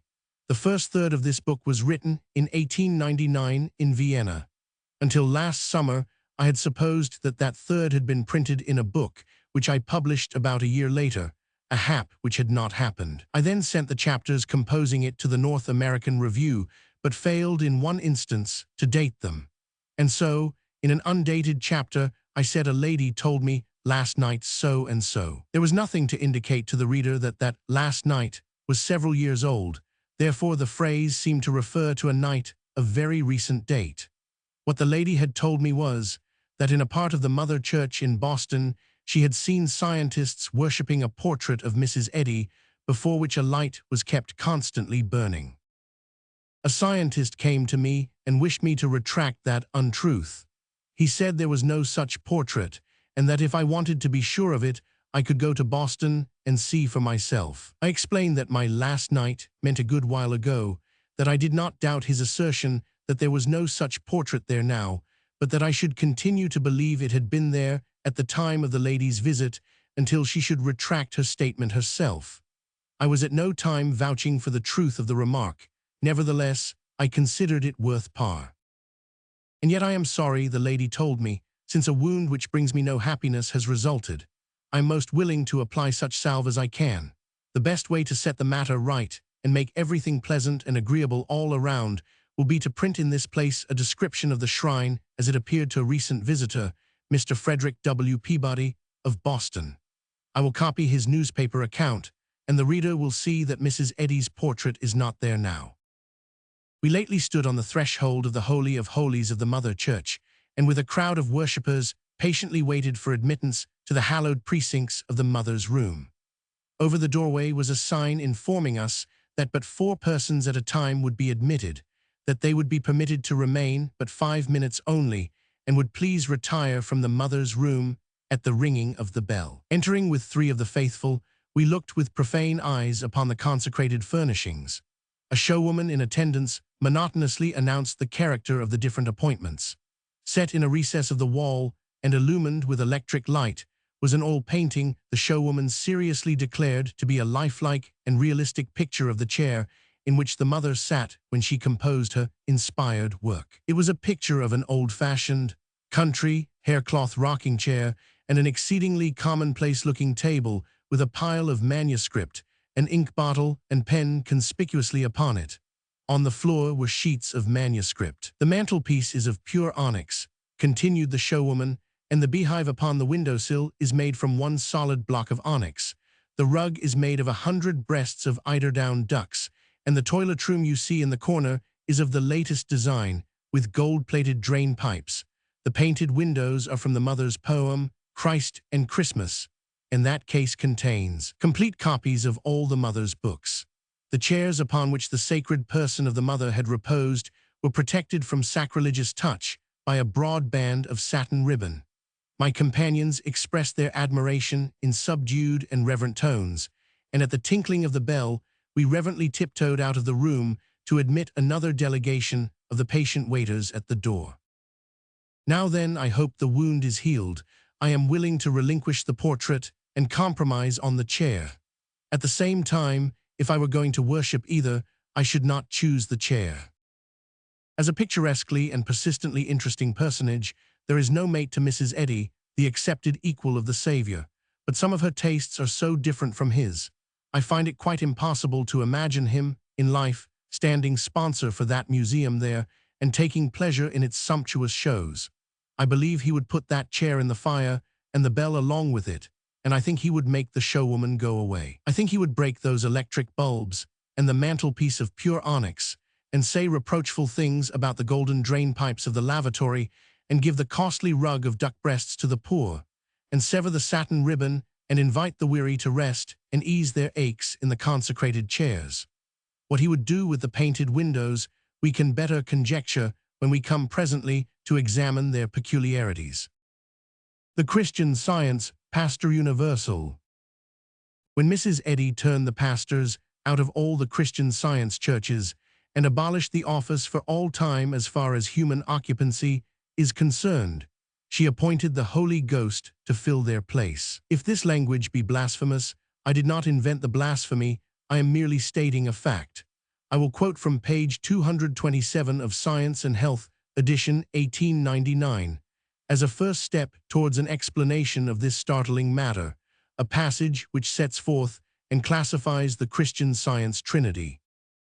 Life, truth, and love constitute the triune God, or triply divine principle. They represent a trinity in unity, three in one, the same in essence, though multiform in office. God the Father, Christ the type of sonship, divine science, or the Holy Comforter. The Holy Ghost, or Spirit, reveals this triune principle, and the Holy Ghost is expressed in divine science, which is the Comforter leading into all truth and revealing the divine principle of the universe, universal and perpetual harmony. I will cite another passage, speaking of Jesus. His students then received the Holy Ghost. By this is meant that by all they had witnessed and suffered they were roused to an enlarged understanding of divine science, even to the spiritual interpretation of his teachings, etc.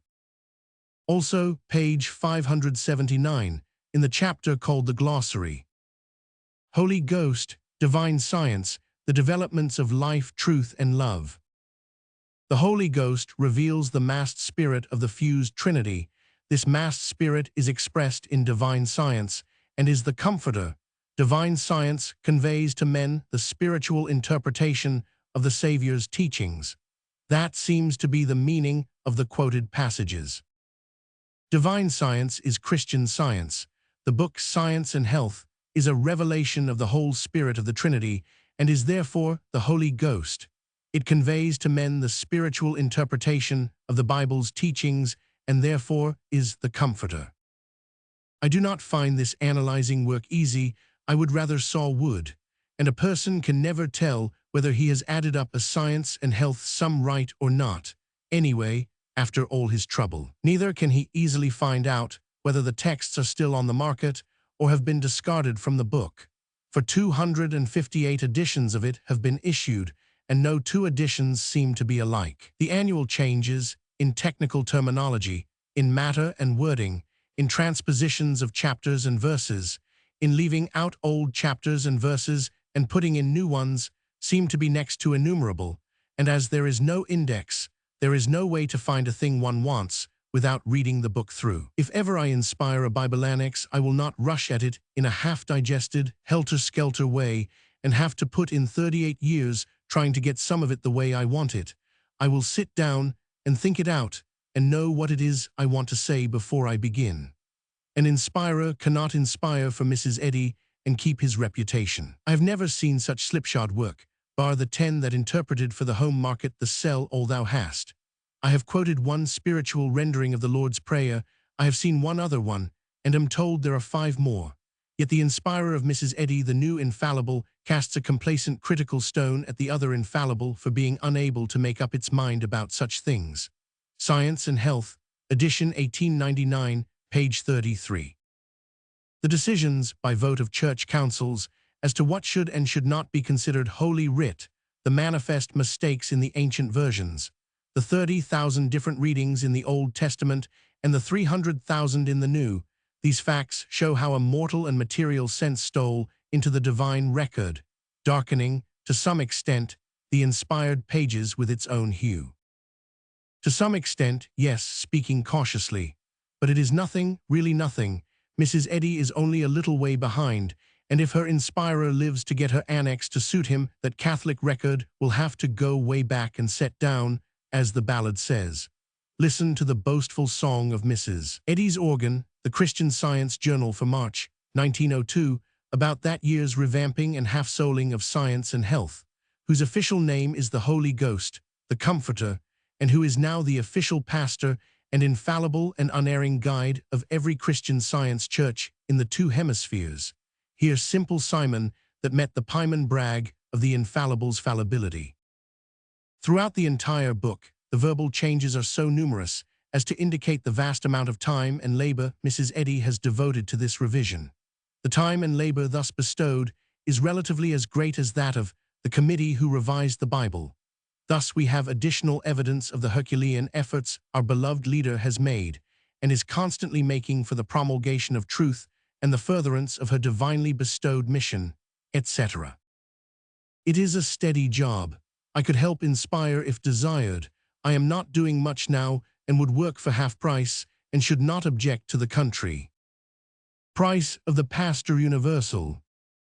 The price of the Pastor Universal, Science and Health, called in science literature the Comforter, and by that other sacred name, is $3 in cloth, as heretofore, 6 when it is finely bound and shaped to imitate the Testament and is broken into verses. Margin of profit above cost of manufacture from 500 to 700%. As already noted in the profane subscription trade, it costs the publisher heavily to canvass a $3 book. He must pay the general agent 60%. Commission, that is to say, $1.80. Mrs. Eddy escapes this blistering tax because she owns the Christian Science canvasser and can compel him to work for nothing. Read the following command, not request, fulminated by Mrs. Eddy over her signature in the Christian Science Journal for March, 1897, and quoted by Mr. Peabody in his book. The book referred to is Science and Health. It shall be the duty of all Christian scientists to circulate and to sell as many of these books as they can. That is flung at all the elect, everywhere that the sun shines, but no penalty is shaken over their heads to scare them. The same command was issued to the members, numbering today 25,000 of the Mother Church, also, but with it went a threat of the infliction, in case of disobedience, of the most dreaded punishment that has a place in the Church's list of penalties for transgressions of Mrs. Eddy's edicts, excommunication. If a member of the First Church of Christ, scientist, shall fail to obey this injunction, it will render him liable to lose his membership in this church. Mary Baker Eddy. It is the spirit of the Spanish Inquisition. None but accepted and well-established gods can venture an affront like that and do it with confidence, but the human race will take anything from that class. Mrs. Eddy knows the human race, knows it better than any mere human being has known it in 1,000 centuries. My confidence in her human beingship is getting shaken. My confidence in her godship is stiffening. 700%. A scientist out west has visited a bookseller with intent to find fault with me and has brought away the information that the price at which Mrs. Eddy sells Science and Health is not an unusually high one for the size and make of the book. That is true, but in the book trade, that profit-devourer unknown to Mrs. Eddy's book, a $3 book that is made for 35 or 40 cents in large editions, is put at $3 because the publisher has to pay author, middleman, and advertising, and if the price were much below $3, the profit accruing would not pay him fairly for his time and labor. At the same time, if he could get $10 for the book, he would take it, and his morals would not fall under criticism.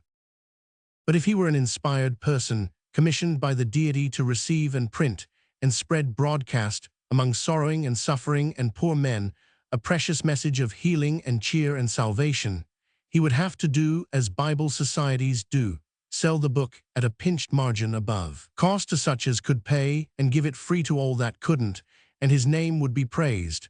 But if he sold it at 700% profit and put the money in his pocket, his name would be mocked and derided, just as Mrs. Eddy's is, and most justifiably, as it seems to me.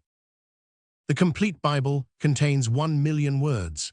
The New Testament by itself contains 240,000 words. My 84 edition of Science and Health contains 120,000 words, just half as many as the New Testament. Science and Health has since been so inflated by later inspirations that the 1902 edition contains 180,000 words, not counting the 30,000 at the back, devoted by Mrs. Eddy to advertising the book's healing abilities, and the inspiring continues right along. If you have a book whose market is so sure and so great that you can give a printer an everlasting order for 30 or 40 or 50,000 copies a year, he will furnish them at a cheap rate, because whenever there is a slack time in his press room and bindery, he can fill the idle intervals on your book and be making something instead of losing. That is the kind of contract that can be let on Science and Health every year. I am obliged to doubt that the $3 Science and Health costs Mrs. Eddy above 15 cents, or that the $6 copy costs her above 80 cents. I feel quite sure that the average profit to her on these books, above cost of manufacture, is all of 700%. Every proper Christian scientist has to buy and own and canvass for Science and Health 180,000 words, and he must also own a Bible 1 million words. He can buy the one for from $3 to $6 and the other for 15 cents. Or, if $3 is all the money he has, he can get his Bible for nothing. When the Supreme Being disseminates a saving message through uninspired agents, the New Testament, for instance, it can be done for 5 cents a copy, but when he sends one containing only 2/3 as many words through the shop of a divine personage, it costs 60 times as much. I think that in matters of such importance, it is bad economy to employ a wildcat agency. Here are some figures which are perfectly authentic and which seem to justify my opinion. These societies, inspired only by a sense of religious duty, are issuing the Bible at a price so small that they have made it the cheapest book printed. For example, the American Bible Society offers an edition of the whole Bible as low as 15 cents and the New Testament at 5 cents, and the British Society at 6 pence and 1 penny, respectively. These low prices, made possible by their policy of selling the books at cost or below cost, etc. New York Sun, February 25, 1903. Chapter 9. We may now make a final footing up of Mrs. Eddy and see what she is in the fullness of her powers. She is the Massachusetts Metaphysical College Pastor Emeritus, President, Board of Directors, Board of Education, Board of Lectureships, future Board of Trustees, Proprietor of the Publishing House and Periodicals, Treasurer, Clerk, Proprietor of the Teachers, Proprietor of the Lecturers, Proprietor of the Missionaries, Proprietor of the Readers, dictator of the services, sole voice of the pulpit, proprietor of the Sanhedrin, sole proprietor of the creed, copyrighted, indisputable autocrat of the branch churches with their life and death in her hands, sole thinker for the first church and the others, sole and infallible expounder of doctrine in life and in death, sole permissible discoverer, denouncer, judge, and executioner of ostensible hypnotists, 50-handed god of excommunication, with a thunderbolt in every hand, appointer and installer of the pastor of all the churches, the perpetual pastor universal, science and health, the comforter. Chapter 10. There she stands painted by herself. No witness but herself has been allowed to testify. She stands there painted by her acts and decorated by her words. When she talks, she has only a decorative value as a witness, either for or against herself, for she deals mainly in unsupported assertion, and in the rare cases where she puts forward a verifiable fact, she gets out of it a meaning which it refuses to furnish to anybody else. Also, when she talks, she is unstable, she wanders, she is incurably inconsistent. What she says today, she contradicts tomorrow. But her acts are consistent. They are always faithful to her, they never misinterpret her. They are a mirror which always reflects her exactly, precisely, minutely, unerringly, and always the same to date, with only those progressive little natural changes in stature, dress, complexion, mood, and carriage that mark exteriorly the march of the years and record the accumulations of experience, while interiorly, through all this steady drift of evolution, the one essential detail, the commanding detail, the master detail of the makeup remains as it was in the beginning, suffers no change and can suffer none. The basis of the character, the temperament, the disposition, that indestructible iron framework upon which the character is built, and whose shape it must take and keep throughout life. We call it a person's nature. The man who is born stingy can be taught to give liberally with his hands, but not with his heart. The man born kind and compassionate can have that disposition crushed down out of sight by embittering experience. But if it were an organ, the post-mortem would find it still in his corpse. The man born ambitious of power and glory may live long without finding it out, but when the opportunity comes he will know, will strike for the largest thing within the limit of his chances, at the time constable, perhaps, and will be glad and proud when he gets it, and will write home about it. But he will not stop with that start. His appetite will come again, and by again, and yet again. And when he has climbed to police commissioner, it will at last begin to dawn upon him that what his Napoleon soul wants and was born for is something away higher up. He does not quite know what, but circumstance and opportunity will indicate the direction, and he will cut a road through and find out. I think Mrs. Eddy was born with a far-seeing business eye, but did not know it, and with a great organizing and executive talent, and did not know it, and with a large appetite for power and distinction, and did not know it. I think the reason that her make did not show up until middle life was that she had General Grant's luck. Circumstance and opportunity did not come her way when she was younger.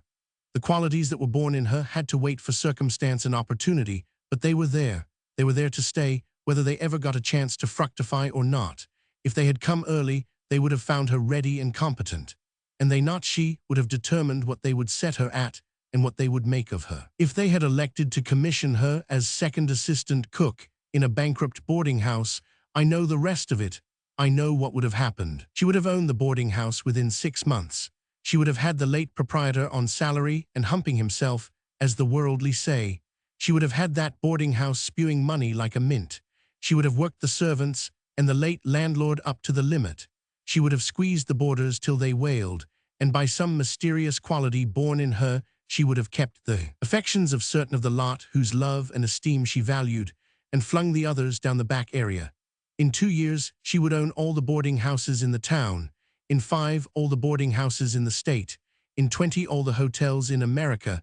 In 40, all the hotels on the planet, and would sit at home with her finger on a button and govern the whole combination as easily as a bench manager governs a dog show. It would be a grand thing to see, and I feel a kind of disappointment, but never mind, a religion is better and larger, and there is more to it. And I have not been steeping myself in Christian Science all these weeks without finding out that the one sensible thing to do with a disappointment is to put it out of your mind and think of something cheerfuler. We outsiders cannot conceive of Mrs. Eddy's Christian Science religion as being a sudden and miraculous birth, but only as a growth from a seed planted by circumstances and developed stage by command and compulsion of the same force. What the stages were we cannot know, but are privileged to guess. She may have gotten the mental healing idea from Quimby. It had been experimented with for ages and was no one's special property. For the present, for convenience sake, let us proceed upon the hypothesis that that was all she got of him and that she put up the rest of the assets herself. This will strain us, but let us try it. In each and all its forms, and under all its many names, mental healing had had limits always, and they were rather narrow ones. Mrs. Eddy, let us imagine, removed the fence, abolished the frontiers. Not by expanding mental healing, but by absorbing its small bulk into the vaster bulk of Christian Science, divine science, the Holy Ghost, the Comforter, which was a quite different and sublimer force, and one which had long lain dormant and unemployed. The Christian Scientist believes that the Spirit of God, life and love, pervades the universe like an atmosphere, that whoso will study science and health can get from it the secret of how to inhale that transforming air, that to breathe it is to be made new, that from the new man all sorrow, all care, all miseries of the mind vanish away, for that only peace, contentment, and measureless joy can live in that divine fluid, that it purifies the body from disease, which is a vicious creation of the gross human mind, and cannot continue to exist in the presence of the immortal mind, the renewing Spirit of God. The scientist finds this reasonable, natural, and not harder to believe than that the disease germ, a creature of darkness, perishes when exposed to the light of the great sun, a new revelation of profane science which no one doubts. He reminds us that the actinic ray, shining upon lupus, cures it, a horrible disease which was incurable 15 years ago and had been incurable for 10 million years before, that this wonder, unbelievable by the physicians at first, is believed by them now, and so he is tranquilly confident that the time is coming when the world will be educated up to a point where it will comprehend and grant that the light of the Spirit of God, shining unobstructed upon the soul, is an actinic ray which can purge both mind and body from disease and set them free and make them whole. It is apparent, then, that in Christian Science it is not one man's mind acting upon another man's mind that heals, that it is solely the Spirit of God that heals, that the healer's mind performs no office but to convey that force to the patient, that it is merely the wire which carries the electric fluid, so to speak, and delivers the message. Therefore, if these things be true, mental healing and science healing are separate and distinct processes, and no kinship exists between them. To heal the body of its ills and pains is a mighty benefaction, but in our day, our physicians and surgeons work 1,000 miracles, prodigies which would have ranked as miracles 50 years ago, and they have so greatly extended their domination over disease that we feel so well protected that we are able to look with a good deal of composure and absence of hysterics upon the claims of new competitors in that field. But there is a mightier benefaction than the healing of the body, and that is the healing of the spirit, which is Christian Science's other claim. So far as I know, so far as I can find out, it makes it good. Personally, I have not known a scientist who did not seem serene, contented, unharassed. I have not found an outsider whose observation of scientists furnished him a view that differed from my own. Buoyant spirits, comfort of mind, freedom from care, these happinesses we all have at intervals, but in the spaces between, dear me, the black hours, they have put a curse upon the life of every human being I have ever known, young or old. I concede not a single exception, unless it might be those scientists just referred to. They may have been playing a part with me. I hope they were not, and I believe they were not. Time will test the science's claim. If time shall make it good, if time shall prove that the science can heal the persecuted spirit of man and banish its troubles and keep it serene and sunny and content, why, then Mrs. Eddy will have a monument that will reach above the clouds. For if she did not hit upon that imperial idea and evolve it and deliver it, its discoverer can never be identified with certainty, now I think. It is the giant feature, it is the sun that rides in the zenith of Christian Science. The auxiliary features are of minor consequence. Let us still leave the large, if, aside, for the present, and proceed as if it had no existence. It is not supposable that Mrs. Eddy realized, at first, the size of her plunder. No, find, that is the word. She did not realize the size of her find at first. It had to grow upon her, by degrees, in accordance with the inalterable custom of circumstance, which works by stages, and by stages only, and never furnishes any mind with all the materials for a large idea at one time. In the beginning, Mrs. Eddy was probably interested merely in the mental healing detail, and perhaps mainly interested in it pecuniary, for she was poor. She would succeed in anything she undertook. She would attract pupils, and her commerce would grow. She would inspire in patient and pupil confidence in her earnestness. Her history is evidence that she would not fail of that. There probably came a time, in due course, when her students began to think there was something deeper in her teachings than they had been suspecting, a mystery beyond mental healing and higher. It is conceivable that by consequence their manner towards her changed little by little, and from respectful became reverent.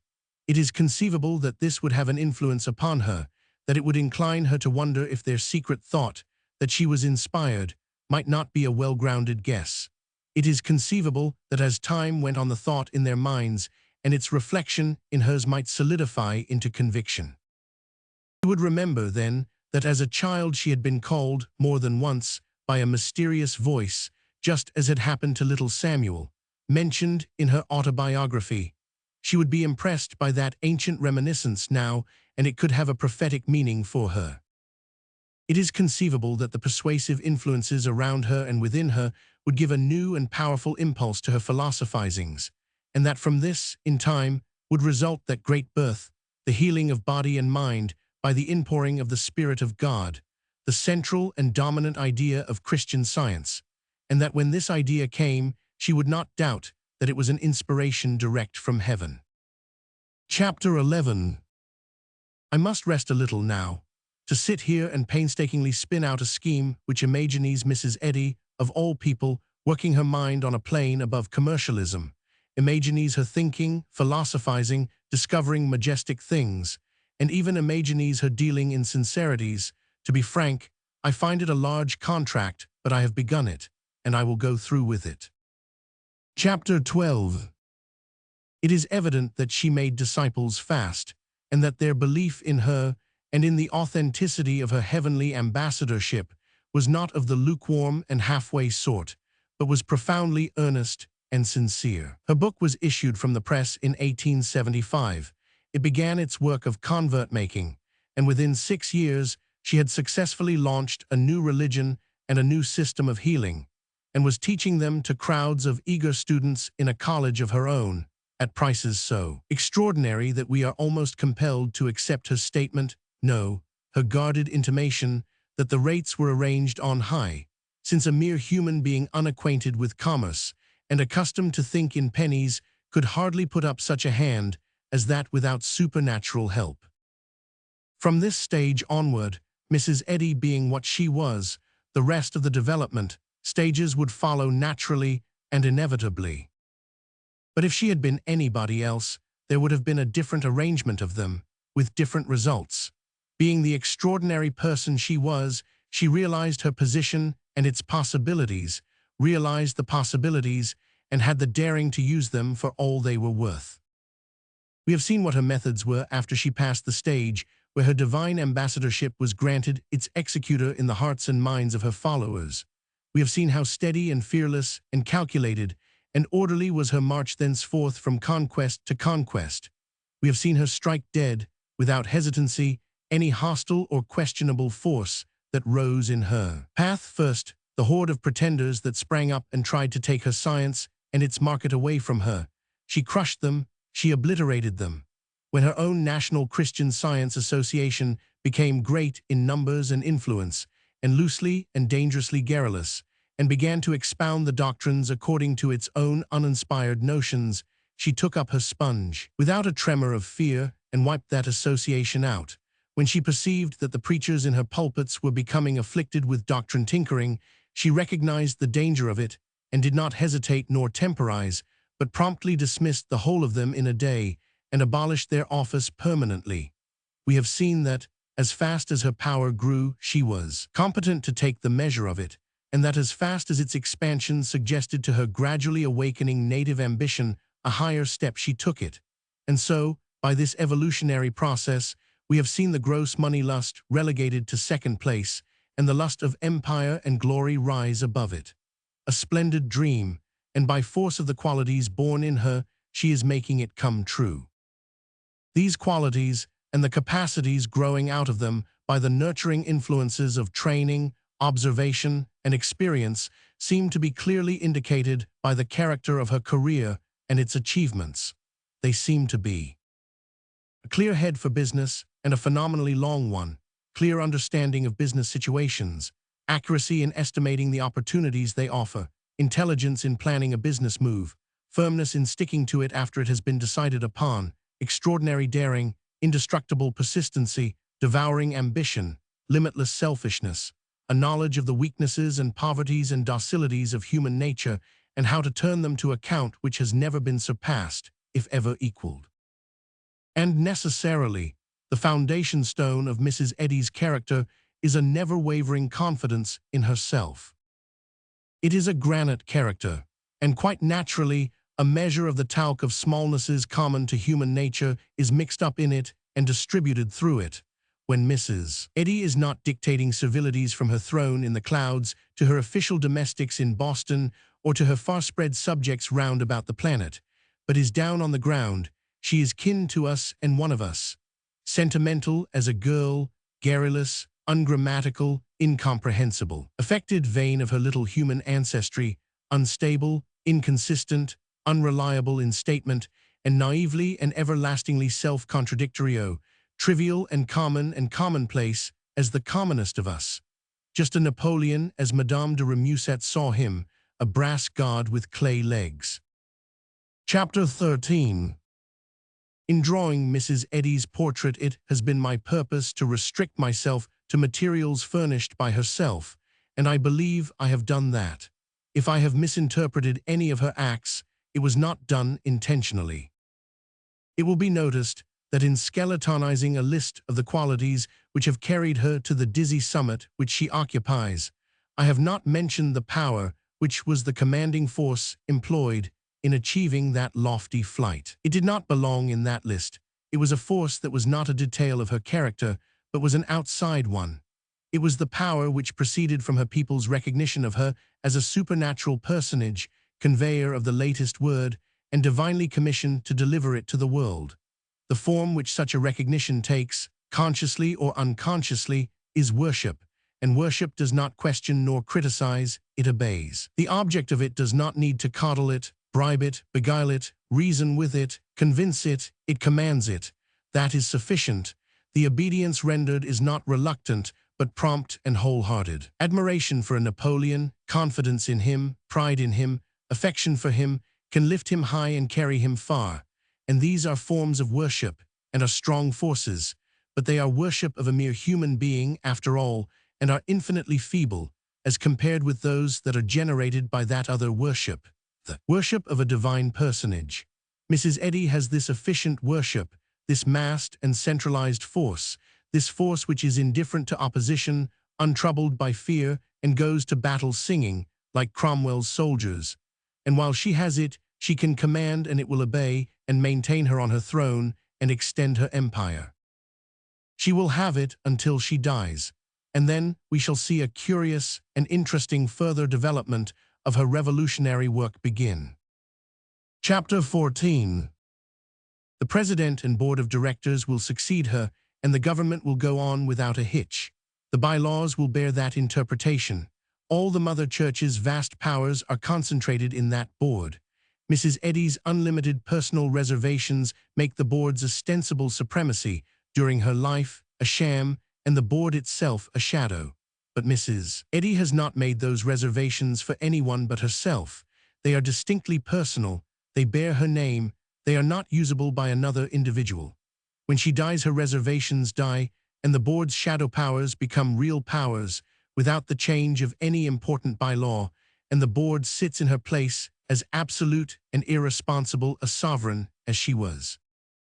It consists of but 5 persons, a much more manageable cardinalate than the Roman popes. I think it will elect its pope from its own body and that it will fill its own vacancies. An elective papacy is a safe and wise system and a long liver. Chapter 15. We may take that up now. It is not a single if, but a several-jointed one, not an oyster, but a vertebrate. I think number 5 can be answered with a yes and dismissed from the controversy. And I think that the great idea, great as it was, would have enjoyed but a brief activity and would then have gone to sleep again for some more centuries, but for the perpetuating impulse it got from that organized and tremendous force. As for no's, 1, 2, and the hostels contend that Mrs. Eddy got the great idea from Quimby and carried it off in manuscript, but their testimony, while of consequence, lacks the most important detail. So far as my information goes, the Quimby manuscript has not been produced. I think we cannot discuss number 1 and number 2 profitably. Let them go. For me, number 3 has a mild interest, and number 4 a violent one.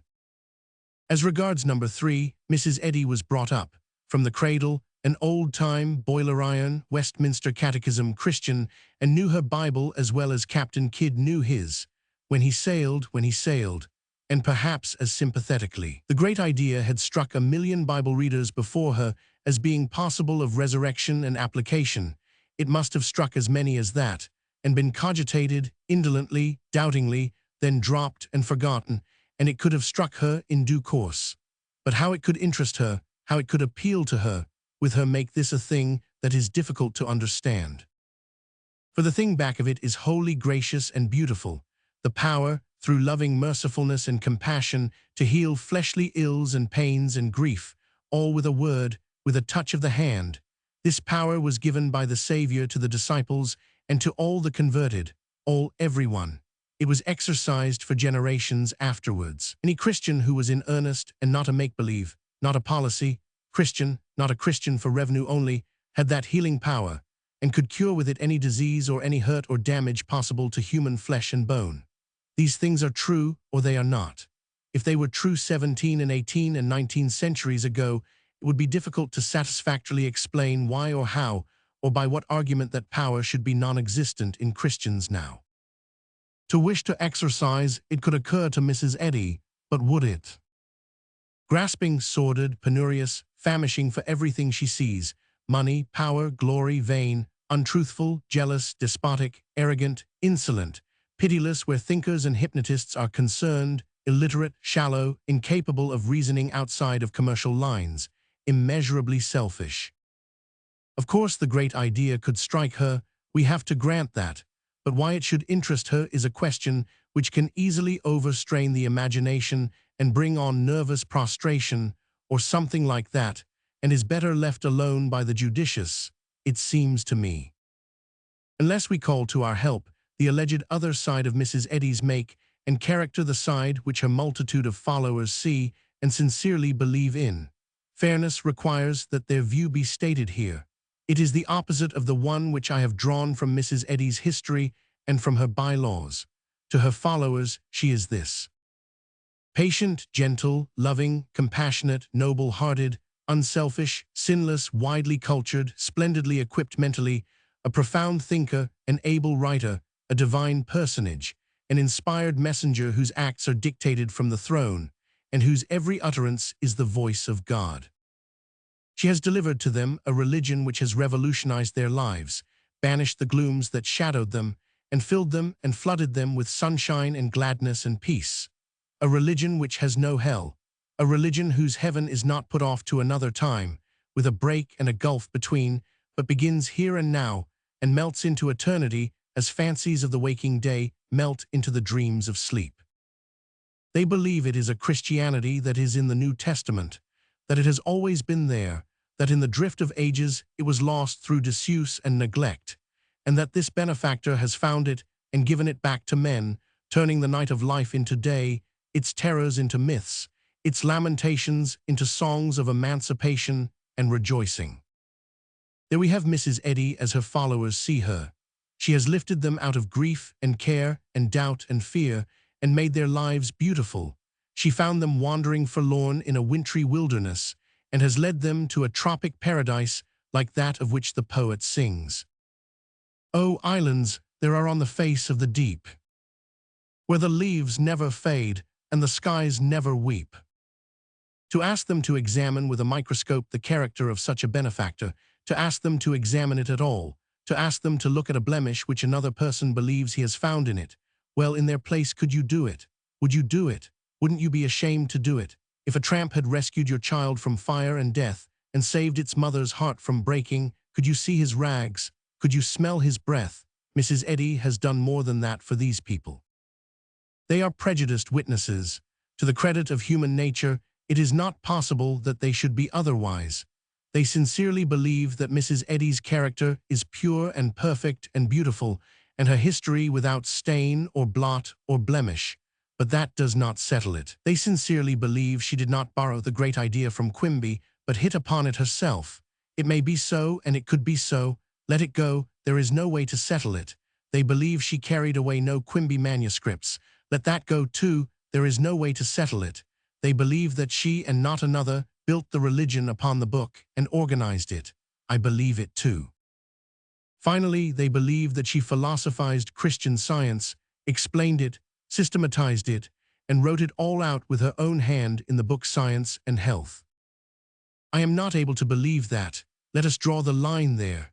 The known and undisputed products of her pen are a formidable witness against her. They do seem to me to prove, quite clearly and conclusively, that writing upon even simple subjects is a difficult labor for her, that she has never been able to write anything above third-rate English, that she is weak in the matter of grammar, that she has but a rude and dull sense of the values of words, that she so lacks in the matter of literary precision that she can seldom put a thought into words that express it lucidly to the reader and leave no doubts in his mind as to whether he has rightly understood or not, that she cannot even draft a preface that a person can fully comprehend, nor one which can by any art be translated into a fully understandable form, that she can seldom inject into a preface even single sentences whose meaning is uncompromisingly clear.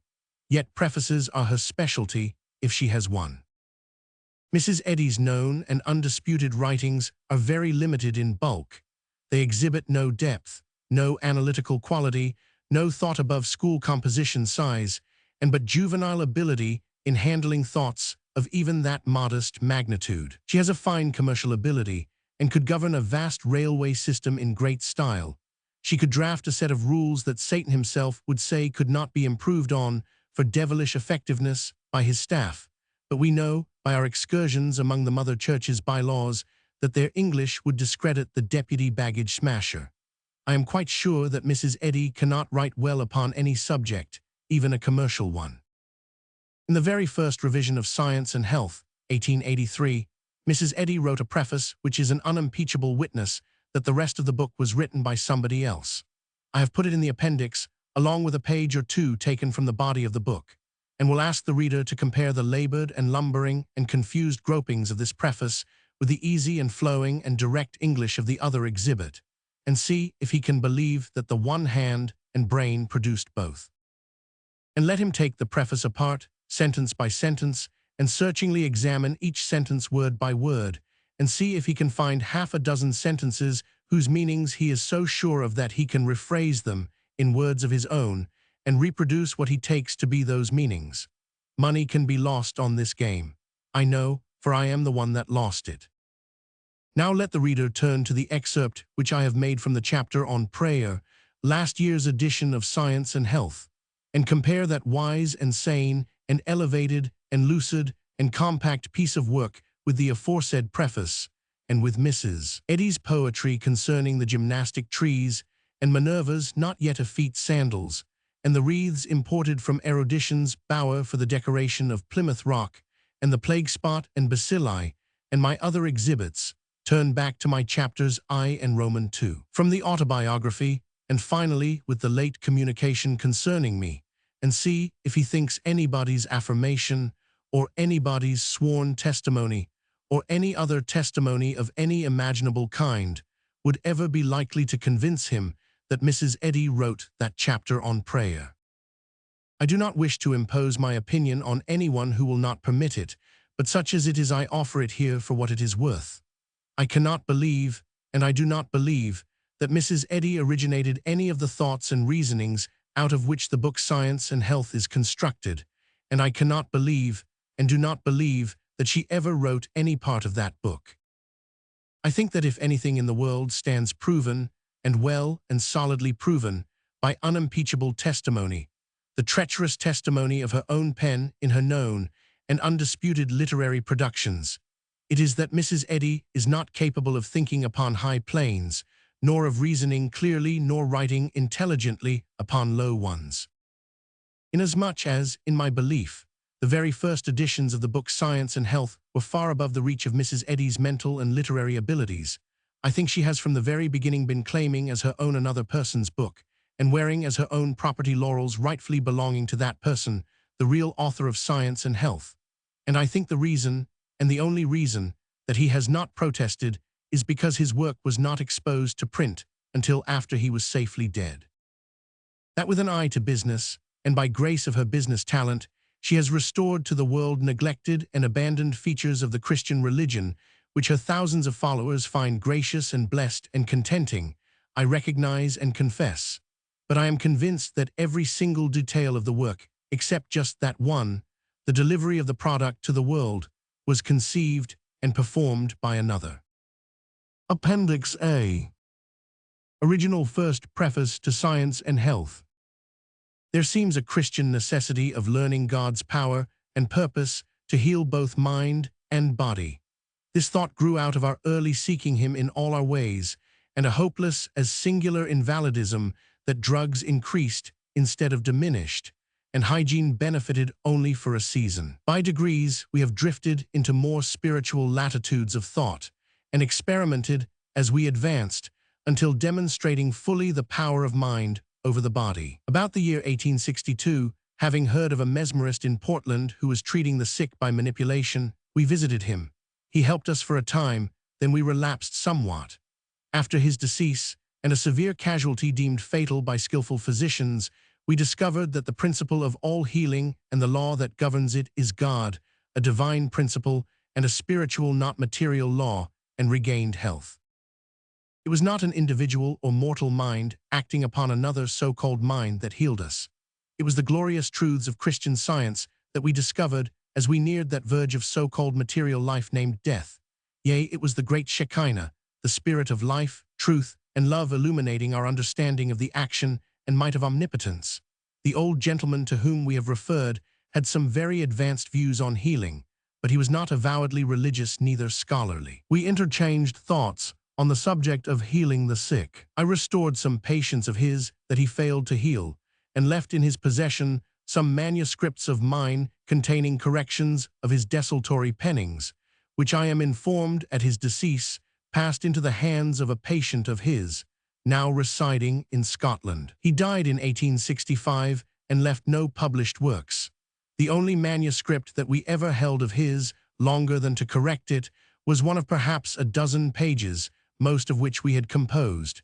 He manipulated the sick, hence his ostensible method of healing was physical instead of mental. We helped him in the esteem of the public by our writings, but never knew of his stating orally or in writing that he treated his patients mentally, never heard him give any directions to that effect, and have it from one of his patients, who now asserts that he was the founder of mental healing, that he never revealed to anyone his method. We refer to these facts simply to refute the calumnies and false claims of our enemies, that we are preferring dishonest claims to the discovery and founding at this period of metaphysical healing or Christian Science. The science and laws of a purely mental healing and their method of application through spiritual power alone, else a mental argument against disease, are our own discovery at this date. True, the principle is divine and eternal, but the application of it to heal the sick had been lost sight of, and required to be again spiritually discerned, and its science discovered, that man might retain it through the understanding. Since our discovery in 1866 of the divine science of Christian healing, we have labored with tongue and pen to found this system. In this endeavor, every obstacle has been thrown in our path that the envy and revenge of a few disaffected students could devise. The superstition and ignorance of even this period have not failed to contribute their might towards misjudging us, while its Christian advancement and scientific research have helped sustain our feeble efforts. Since our first edition of Science and Health, published in 1875, two of the aforesaid students have plagiarized and pirated our works. In the issues of EJA, almost exclusively ours, were 13 paragraphs, without credit, taken verbatim from our books. Not one of our printed works was ever copied or abstracted from the published or from the unpublished writings of anyone. Throughout our publications of metaphysical healing or Christian Science, when writing or dictating them, we have given ourselves to contemplation wholly apart from the observation of the material senses. To look upon a copy would have distracted our thoughts from the subject before us. We were seldom able to copy our own compositions and have employed an amanuensis for the last 6 years. Every work that we have had published has been extemporaneously written, and out of 50 lectures and sermons that we have delivered the last year, 44 have been extemporaneous. We have distributed many of our unpublished manuscripts, loaned to one of our youngest students, R.K.Y., between 300 and 400 pages, of which we were sole author, giving him liberty to copy but not to publish them. Leaning on the sustaining infinite with loving trust, the trials of today grow brief, and tomorrow is big with blessings. The wakeful shepherd, tending his flocks, beholds from the mountain's top the first faint morning beam ere cometh the risen day. So from soul's loftier summits shines the pale star to prophet shepherd, and it traverses night, over to where the young child lies in cradled obscurity that shall waken a world. Over the night of error dawn the morning beams and guiding star of truth, and the wise men are led by it to science, which repeats the eternal harmony that it reproduced in proof of immortality. The time for thinkers has come, and the time for revolutions, ecclesiastical and civil, must come. Truth, independent of doctrines or time-honored systems, stands at the threshold of history. Contentment with the past, or the cold conventionality of custom, may no longer shut the door on science. Though empires fall, he whose right it is shall reign. Ignorance of God should no longer be the stepping stone to faith. Understanding him, whom to know aright is life eternal, is the only guarantee of obedience. This volume may not open a new thought and make it at once familiar. It has the sturdy task of a pioneer to hack away at the tall oaks and cut the rough granite, leaving future ages to declare what it has done. We made our first discovery of the adaptation of metaphysics to the treatment of disease in the winter of 1866. Since then, we have tested the principle on ourselves and others, and never found it to fail to prove the statements herein made of it. We must learn the science of life to reach the perfection of man. To understand God as the principle of all being and to live in accordance with this principle is the science of life. But to reproduce this harmony of being, the error of personal sense must yield to science, even as the science of music corrects tones caught from the ear and gives the sweet concord of sound. There are many theories of physic and theology, and many calls in each of their directions for the right way, but we propose to settle the question of what is truth on the ground of proof, and let that method of healing the sick and establishing Christianity be adopted that is found to give the most health and to make the best Christians. Science will then have a fair field, in which case we are assured of its triumph over all opinions and beliefs. Sickness and sin have ever had their doctors, but the question is, have they become less because of them? The longevity of our antediluvians would say no, and the criminal records of today utter their voices little in favor of such a conclusion. Not that we would deny to Caesar the things that are his, but that we ask for the things that belong to truth, and safely affirm, from the demonstrations we have been able to make, that the science of man understood would have eradicated sin, sickness, and death in a less period than 6,000 years. We find great difficulties in starting this work right. Some shockingly false claims are already made to a metaphysical practice. Mesmerism, its very antipodes, is one of them. Hitherto we have never, in a single instance of our discovery, found the slightest resemblance between mesmerism and metaphysics. No especial idiosyncrasy is requisite to acquire a knowledge of metaphysical healing. Spiritual sense is more important to its discernment than the intellect, and those who would learn this science without a high moral standard of thought and action will fail to understand it until they go up higher. Owing to our explanations constantly vibrating between the same points, an irksome repetition of words must occur.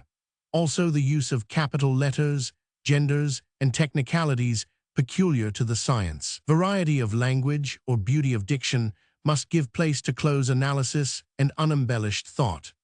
Hoping all things, enduring all things, to do good to our enemies, to bless them that curse us, and to bear to the sorrowing and the sick consolation and healing, we commit these pages to posterity. Mary Baker, G. Eddy. Appendix B. The Gospel narratives bear brief testimony even to the life of our great Master. His spiritual noumenon and phenomenon silenced portraiture. Writers, less wise than the apostles, essayed in the apocryphal New Testament a legendary and traditional history of the early life of Jesus. But St. Paul summarized the character of Jesus as the model of Christianity in these words: "Consider him who endured such contradictions of sinners against himself, who for the joy that was set before him endured the cross, despising the shame, and is set down at the right hand of the throne of God." It may be that the mortal life battle still wages and must continue till its involved errors are vanquished by victory-bringing science. But this triumph will come. God is over all. He alone is our origin, aim, and being. The real man is not of the dust, nor is he ever created through the flesh. For his father and mother are the one spirit, and his brethren are all the children of one parent, the eternal good. Any kind of literary composition was excessively difficult for Mrs. Eddy. She found it grinding hard work to dig out anything to say. She realized at the above stage in her life that with all her trouble she had not been able to scratch together even material enough for a child's autobiography, and also that what she had secured was in the main not valuable, not important, considering the age and the fame of the person she was writing about. And so it occurred to her to attempt, in that paragraph, to excuse the meagerness and poor quality of the feast she was spreading, by letting on that she could do ever so much better if she wanted to, but was under constraint of divine etiquette. To feed with more than a few indifferent crumbs a plebeian appetite for personal details about personages in her class was not the correct thing, and she blandly points out that there is precedent for this reserve. When Mrs. Eddy tries to be artful in literature, it is generally after the manner of the ostrich, and with the ostrich's luck. Please try to find the connection between the two paragraphs. Mt. Appendix 100. The following is the spiritual signification of the Lord's Prayer. Principal, eternal, and harmonious, nameless and adorable intelligence, thou art ever present and supreme. And when this supremacy of spirit shall appear, the dream of matter will disappear. Give us the understanding of truth and love, and loving we shall learn God, and truth will destroy all error, and lead us unto the life that is soul, and deliver us from the errors of sense, sin, sickness, and death. For God is life, truth, and love forever. Science and Health, edition of 1881. It seems to me that this one is distinctly superior to the one that was inspired for last year's edition. It is strange, but to my mind plain, that inspiring is an art which does not improve with practice. Mt. Appendix 500. For verily I say unto you, that whosoever shall say unto this mountain, Be thou removed, and be thou cast into the sea, and shall not doubt in his heart, but shall believe that those things which he saith shall come to pass, he shall have whatsoever he saith. Therefore I say unto you, what things soever ye desire when ye pray, believe that ye receive them, and ye shall have them. Your Father knoweth what things ye have need of before ye ask him. Christ Jesus. The prayer that reclaims the sinner and heals the sick is an absolute faith that all things are possible to God, a spiritual understanding of him, an unselfed love. Regardless of what another may say or think on this subject, I speak from experience. This prayer, combined with self-sacrifice and toil, is the means whereby God has enabled me to do what I have done for the religion and health of mankind. Thoughts unspoken are not unknown to the divine mind. Desire is prayer, and no less can occur from trusting God with our desires, that they may be molded and exalted before they take form in audible word and in deeds. What are the motives for prayer? Do we pray to make ourselves better, or to benefit those that hear us, to enlighten the infinite, or to be heard of men? Are we benefited by praying? Yes, the desire which goes forth hungering after righteousness is blessed of our Father, and it does not return unto us void. God is not moved by the breath of praise to do more than he has already done, nor can the infinite do less than bestow all good, since he is unchanging wisdom and love. We can do more for ourselves by humble fervent petitions, but the all-loving does not grant them simply on the ground of lip service, for he already knows all. Prayer cannot change the science of being, but it does bring us into harmony with it. Goodness reaches the demonstration of truth. A request that another may work for us never does our work. The habit of pleading with the divine mind, as one pleads with a human being, perpetuates the belief in God as humanly circumscribed, an error which impedes spiritual growth. God is love. Can we ask him to be more? God is intelligence.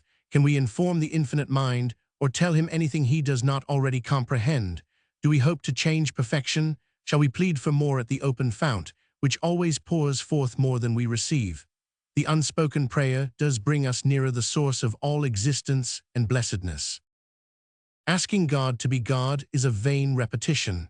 God is the same yesterday and today and forever, and he who is immutably right will do right without being reminded of his province.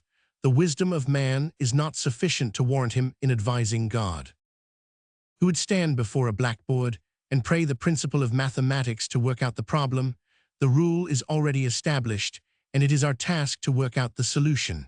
Shall we ask the divine principle of all goodness to do his own work?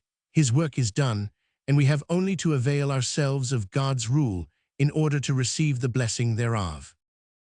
The divine being must be reflected by man, else man is not the image and likeness of the patient, tender and true, the one altogether lovely.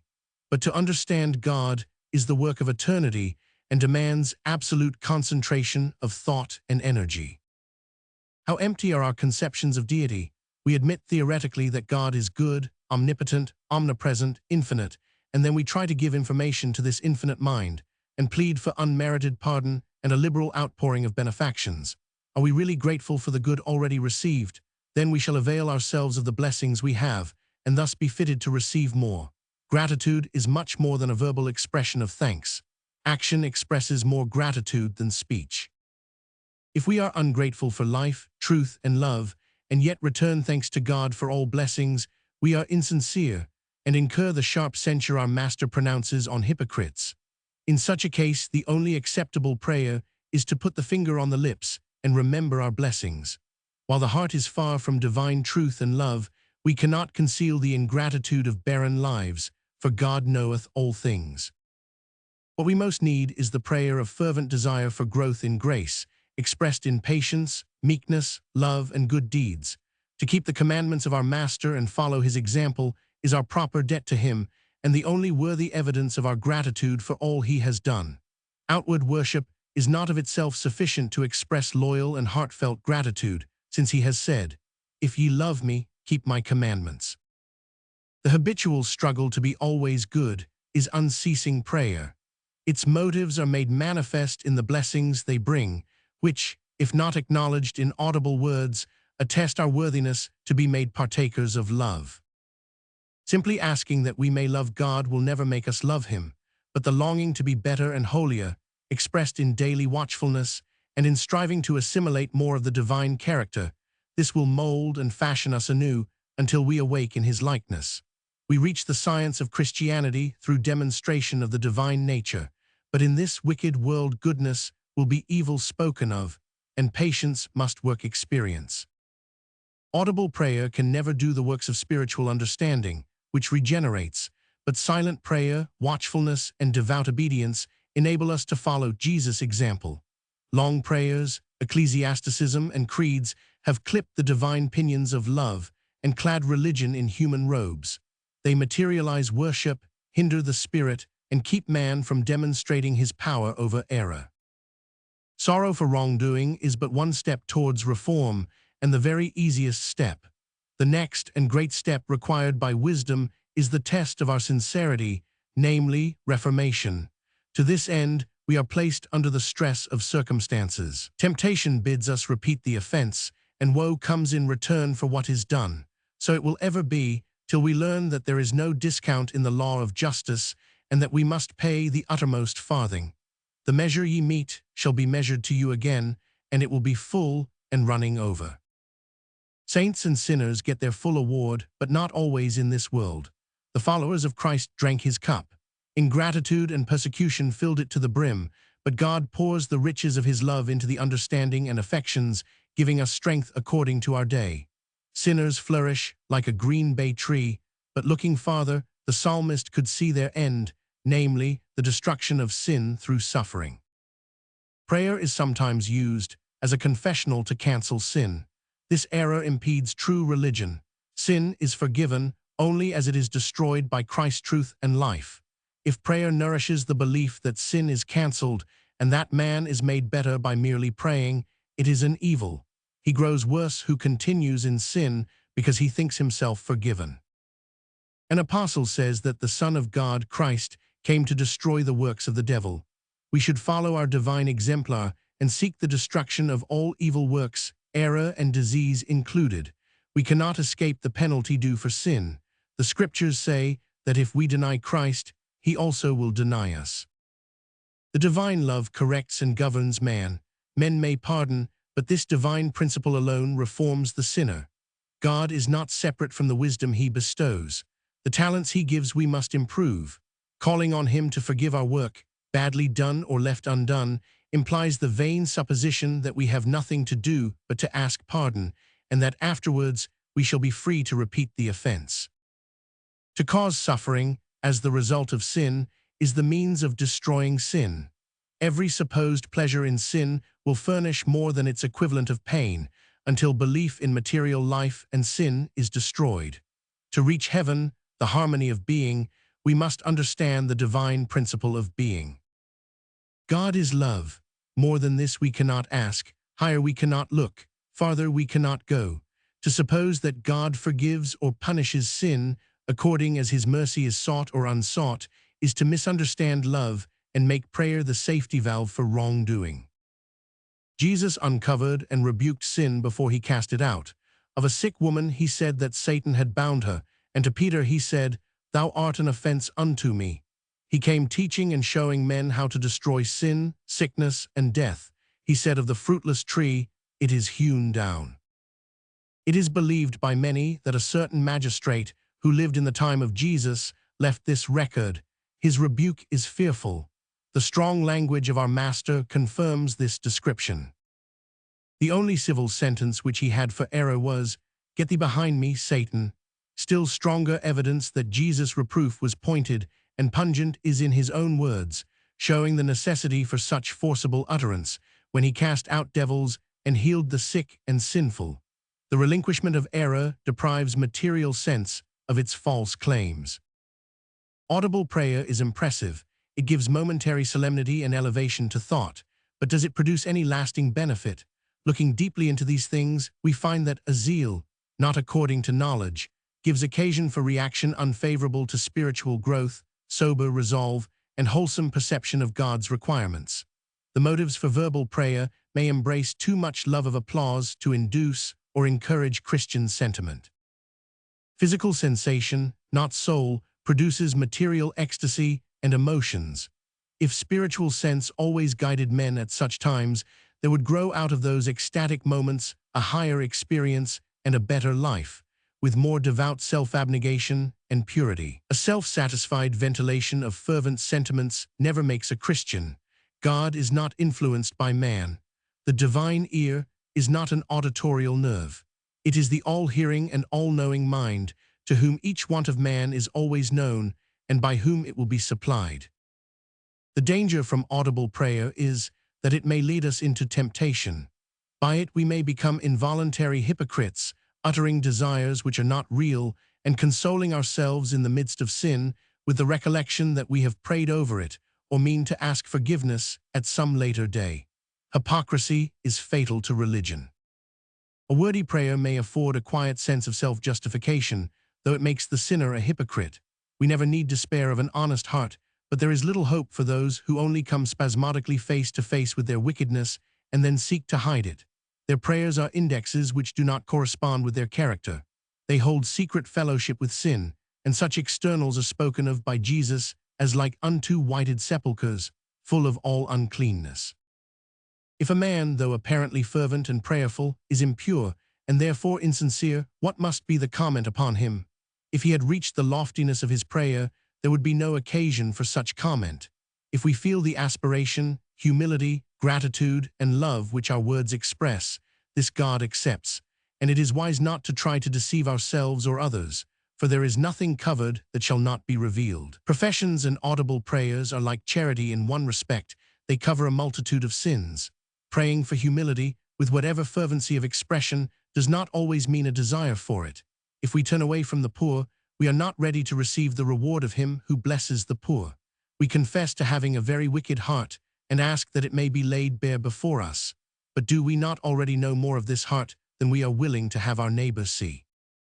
We ought to examine ourselves and learn what is the affection and purpose of the heart, for this alone can show us what we honestly are.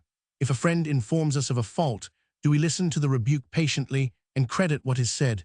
Do we not rather give thanks that we are not as other men? During many years, the author has been most grateful for merited rebuke. The sting lies in unmerited censure, in the falsehood which does no one any good. The test of all prayer lies in the answer to these questions.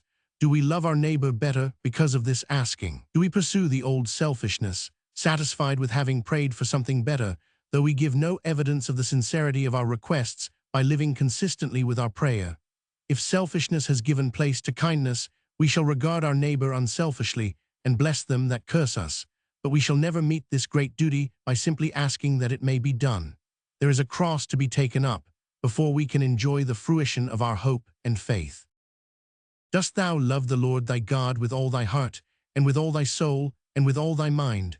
This command includes much, even the surrender of all merely material sensation, affection, and worship. This is the El Dorado of Christianity. It involves the science of life and recognizes only the divine control of spirit, wherein soul is our master and material sense and human will have no place. Are you willing to leave all for Christ, for truth, and so be counted among sinners? No. Do you really desire to attain this point? No. Then why make long prayers about it, and ask to be Christians, since you care not to tread in the footsteps of our dear Master? If unwilling to follow his example, wherefore pray with the lips that you may be partakers of his nature? Consistent prayer is the desire to do right. Prayer means that we desire to, and will, walk in the light so far as we receive it, even though with bleeding footsteps, and waiting patiently on the Lord, will leave our real desires to be rewarded by him. The world must grow to the spiritual understanding of prayer. If good enough to profit by Jesus' cup of earthly sorrows, God will sustain us under these sorrows. Until we are thus divinely qualified and willing to drink his cup, millions of vain repetitions will never pour into prayer the unction of spirit, in demonstration of power, and with signs following. Christian science reveals a necessity for overcoming the world, the flesh and evil, and thus destroying all error. Seeking is not sufficient. It is striving which enables us to enter. Spiritual attainments open the door to a higher understanding of the divine life. One of the forms of worship in Tibet is to carry a praying machine through the streets and stop at the doors to earn a penny by grinding out a prayer, whereas civilization pays for clerical prayers in lofty edifices. Is the difference very great after all? Experience teaches us that we do not always receive the blessings we ask for in prayer. There is some misapprehension of the source and means of all goodness and blessedness, or we should certainly receive what we ask for. The scriptures say, "Ye ask, and receive not, because ye ask amiss, that ye may consume it upon your lusts." What we desire and ask for it is not always best for us to receive. In this case, infinite love will not grant the request. Do you ask wisdom to be merciful and not punish sin? Then ye ask amiss. Without punishment, sin would multiply. Jesus' prayer, "Forgive us our debts," specified also the terms of forgiveness. When forgiving the adulterous woman, he said, "Go and sin no more." A magistrate sometimes remits the penalty, but this may be no moral benefit to the criminal, and at best, it only saves him from one form of punishment. The moral law, which has the right to acquit or condemn, always demands restitution before mortals can go up higher. Broken law brings penalty in order to compel this progress. Mere legal pardon, and there is no other, for divine principle never pardons our sins or mistakes till they are corrected, leaves the offender free to repeat the offense, if indeed he has not already suffered sufficiently from vice to make him turn from it with loathing. Truth bestows no pardon upon error, but wipes it out in the most effectual manner. Jesus suffered for our sins, not to annul the divine sentence against an individual's sin, but to show that sin must bring inevitable suffering. Petitions only bring to mortals the results of their own faith. We know that a desire for holiness is requisite in order to gain it, but if we desire holiness above all else, we shall sacrifice everything for it. We must be willing to do this, that we may walk securely in the only practical road to holiness.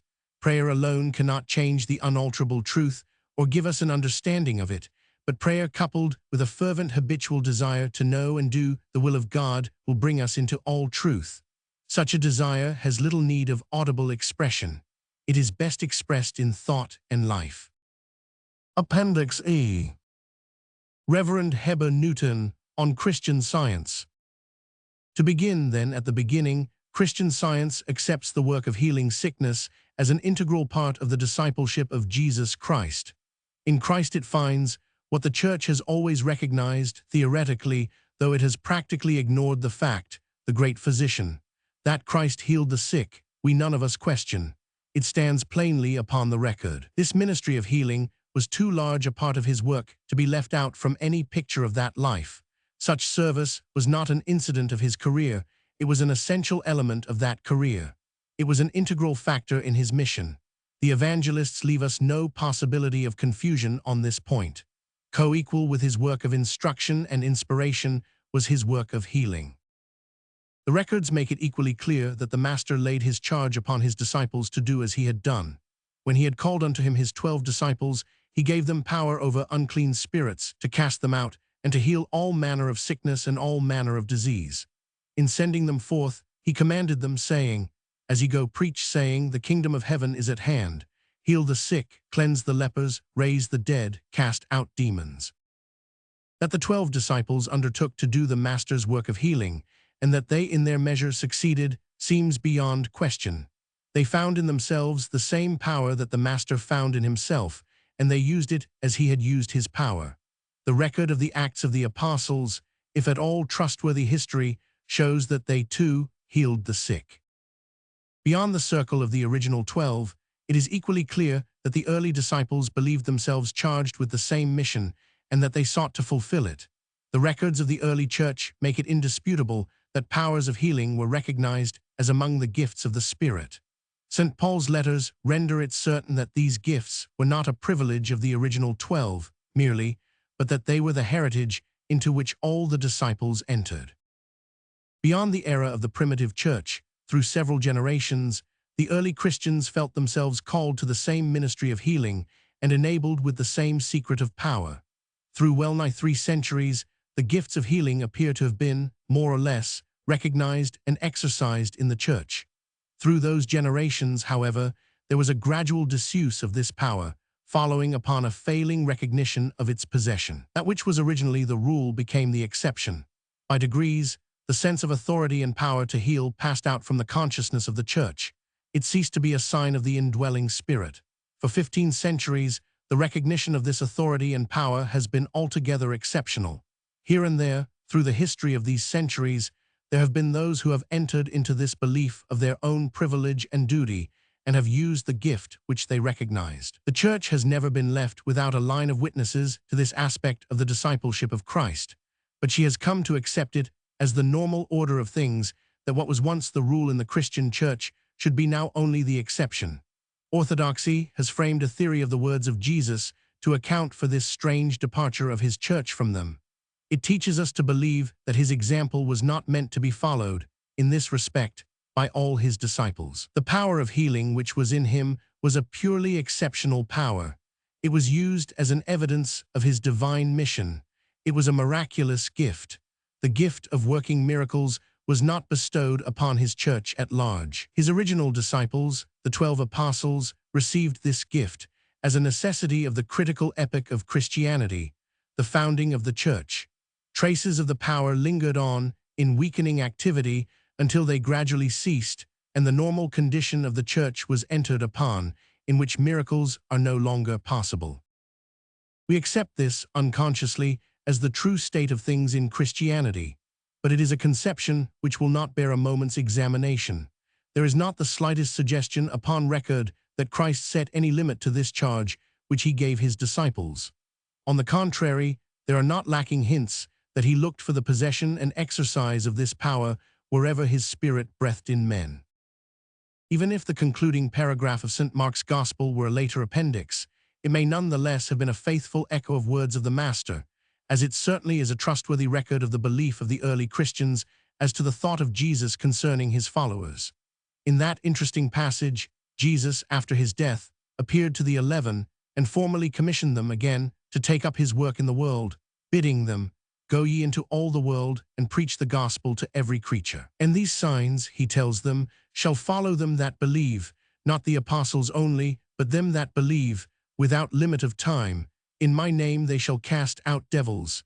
They shall lay hands on the sick, and they shall recover." The concluding discourse to the disciples, recorded in the Gospel according to St. John, affirms the same expectation on the part of Jesus, emphasizing it in his solemn way.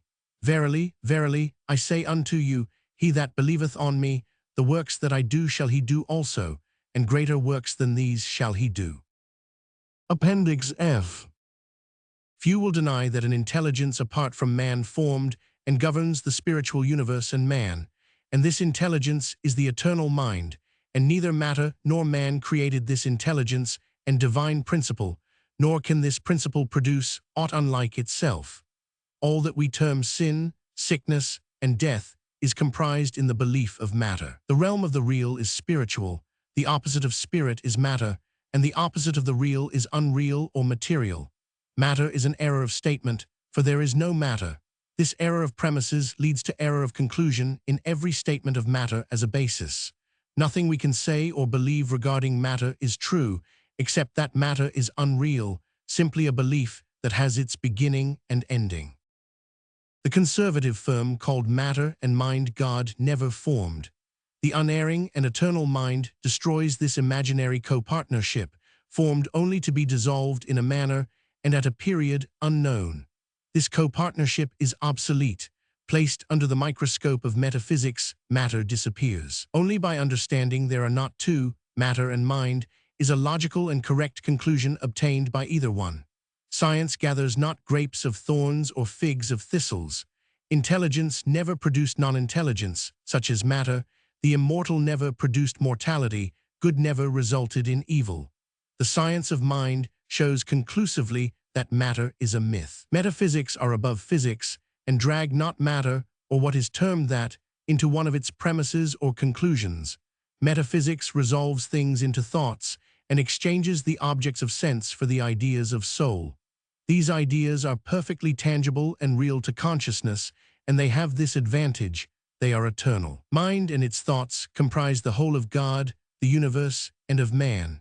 Reason and revelation coincide with this statement and support its proof every hour, for nothing is harmonious or eternal that is not spiritual. The realization of this will bring out objects from a higher source of thought, hence more beautiful and immortal. The fact of spiritualization produces results in striking contrast to the farce of materialization. The one produces the results of chastity and purity, the other the downward tendencies and earthward gravitation of sensualism and impurity. The exalting and healing effects of metaphysics show their fountain. Nothing in pathology has exceeded the application of metaphysics. Through mind alone, we have prevented disease and preserved health. In cases of chronic and acute diseases, in their severest forms, we have changed the secretions, renewed structure, and restored health, have elongated shortened limbs, relaxed rigid muscles, made cicatrized joints supple, restored carious bones to healthy conditions, renewed that which is termed the lost substance of the lungs, and restored healthy organizations where disease was organic instead of functional. Mrs. Eddy in error. I feel almost sure that Mrs. Eddy's inspiration works are getting out of repair. I think so because they made some errors in a statement which she uttered through the press on the 17th of January. Not large ones, perhaps. Still, it is a friend's duty to straighten such things out and get them right when he can. Therefore, I will put my other duties aside for a moment and undertake this helpful service. She said as follows. In view of the circulation of certain criticisms from the pen of Mark Twain, I submit the following statement. It is a fact, well understood, that I begged the students who first gave me the endearing appellative, mother, not to name me thus. But without my consent, that word spread like wildfire. I still must think the name is not applicable to me. I stand in relation to this century as a Christian discoverer, founder, and leader. I regard self-deification as blasphemous. I may be more loved, but I am less lauded, pampered, provided for, and cheered than others before me, and wherefore? Because Christian Science is not yet popular, and I refuse adulation. My visit to the Mother Church after it was built and dedicated pleased me, and the situation was satisfactory. The dear members wanted to greet me with escort and the ringing of bells, but I declined and went alone in my carriage to the church, entered it, and knelt in thanks upon the steps of its altar. There the foresplendor of the beginnings of truth fell mysteriously upon my spirit. I believe in one Christ, teach one Christ, know of but one Christ. I believe in but one incarnation, one Mother Mary, and know I am not that one, and never claim to be. It suffices me to learn the science of the Scriptures relative to this subject. Christian Scientists have no quarrel with Protestants, Catholics, or any other sect. They need to be understood as following the divine principle God, love, and not imagined to be unscientific worshippers of a human being. In the aforesaid article, of which I have seen only extracts, Mark Twain's wit was not wasted in certain directions. Christian Science eschews divine rights in human beings. If the individual governed human consciousness, my statement of Christian Science would be disproved, but to understand the spiritual idea is essential to demonstrate science and its pure monotheism, one God, one Christ, no idolatry, no human propaganda. Jesus taught and proved that what feeds a few feeds all. His lifework subordinated the material to the spiritual, and he left this legacy of truth to mankind. His metaphysics is not the sport of philosophy, religion, or science. Rather, it is the pith and finale of them all. I have not the inspiration or aspiration to be a first or second Virgin Mother, her duplicate, antecedent, or subsequent. What I am remains to be proved by the good I do. We need much humility, wisdom, and love to perform the functions of foreshadowing and foretasting heaven within us. This glory is molten in the furnace of affliction. She still thinks the name of our mother not applicable to her, and she is also able to remember that it distressed her when it was conferred upon her, and that she begged to have it suppressed. Her memory is at fault here. If she will take her bylaws and refer to Section 1 of Article Roman 22, written with her own hand, she will find that she has reserved that title to herself and is so pleased with it, and so, may we say jealous, about it, that she threatens with excommunication any sister scientist who shall call herself by it. This is that Section 1. The title of Mother. In the year 1895, loyal Christian Scientists had given to the author of their textbook, the founder of Christian Science, the individual endearing term of Mother. Therefore, if a student of Christian Science shall apply this title, either to herself or to others, except as the term for kinship according to the flesh, it shall be regarded by the Church as an indication of disrespect for their pastor emeritus and unfitness to be a member of the Mother Church. Mrs. Eddy is herself the Mother Church. Its powers and authorities are in her possession solely, and she can abolish that title whenever it may please her to do so. She has only to command her people, wherever they may be in the earth, to use it no more, and it will never be uttered again. She is aware of this. It may be that she refuses adulation when she is not awake, but when she is awake, she encourages it and propagates it in that museum called Our Mother's Room in her church in Boston. She could abolish that institution with a word, if she wanted to. She is aware of that. I will say a further word about the museum presently. Further down the column, her memory is unfaithful again. I believe in but one Mother Mary, and no, I am not that one, and never claimed to be. At a session of the National Christian Science Association, held in the city of New York on the 27th of May, 1890, the secretary was instructed to send to our mother greetings and words of affection from her assembled children. Her telegraphic response was read to the association at next day's meeting. All hail, he hath filled the hungry with good things, and the sick hath he not sent empty away. Mother Mary. Which Mother Mary is this one? Are there two? If so, she is both of them.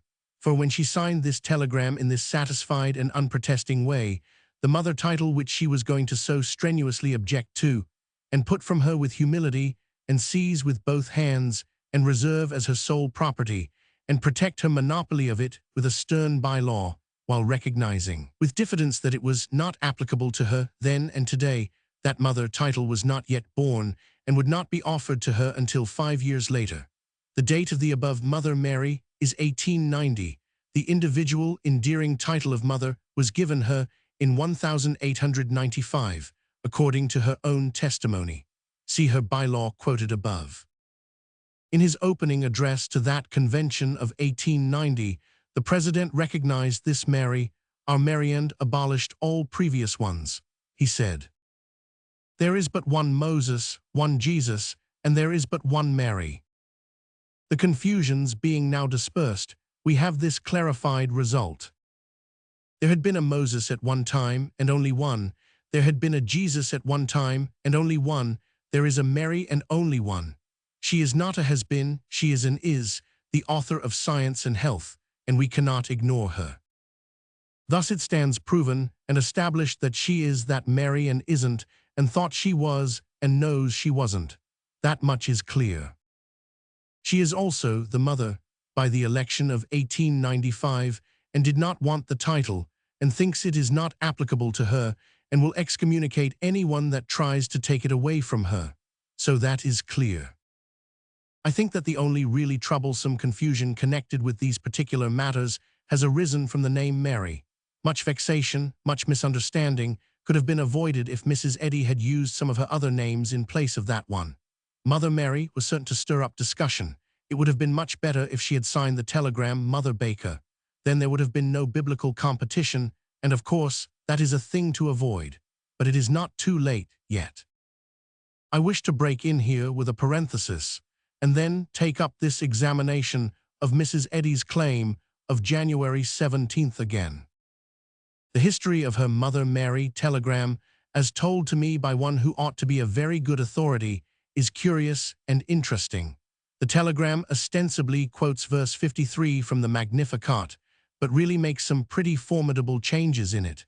This is St. Luke's version. He hath filled the hungry with good things, and the rich he hath sent empty away. This is Mother Mary's telegraphed version. He hath filled the hungry with good things, and the sick hath he not sent empty away. To judge by the official report, the bursting of this bombshell in that massed convention of trained Christians created no astonishment, since it caused no remark, and the business of the convention went tranquilly on thereafter, as if nothing had happened. Did those people detect those changes? We cannot know. I think they must have noticed them, the wording of St. Luke's verse being as familiar to all Christians as is the wording of the Beatitudes. And I think that the reason the new version provoked no surprise and no comment was that the assemblage took it for a key, a spiritualized explanation of verse 53, newly sent down from heaven through Mrs. Eddy. For all scientists study their Bibles diligently, and they know their Magnificat. I believe that their confidence in the authenticity of Mrs. Eddy's inspirations is so limitless and so firmly established that no change, however violent, which she might make in a Bible text, could disturb their composure or provoke from them a protest. Her improved rendition of verse 53 went into the convention's report and appeared in a New York paper the next day. The at that time scientist whom I mentioned a minute ago and who had not been present at the convention saw it and marveled and was indignant with the printer or the telegrapher for making so careless and so dreadful an error, and greatly distressed, too, for of course the newspaper people would fall foul of it and be sarcastic and make fun of it and have a blithe time over it and be properly thankful for the chance. It shows how innocent he was. It shows that he did not know the limitations of newspaper men in the matter of biblical knowledge.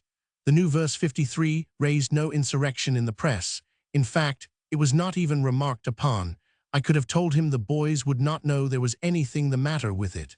I have been a newspaper man myself, and in those days I had my limitations like the others. The scientist hastened to Concord and told Mrs. Eddy what a disastrous mistake had been made, but he found to his bewilderment that she was tranquil about it and was not proposing to correct it. He was not able to get her to promise to make a correction. He asked her secretary if he had heard aright when the telegram was dictated to him. The secretary said he had, and took the filed copy of it and verified its authenticity by comparing it with the stenographic notes. Mrs. Eddy did make the correction 2 months later in her official organ.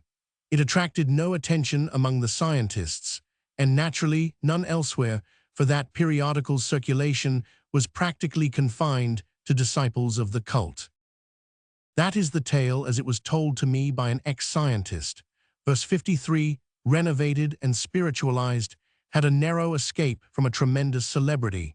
The newspaper men would have made it as famous as the assassination of Caesar, but for their limitations.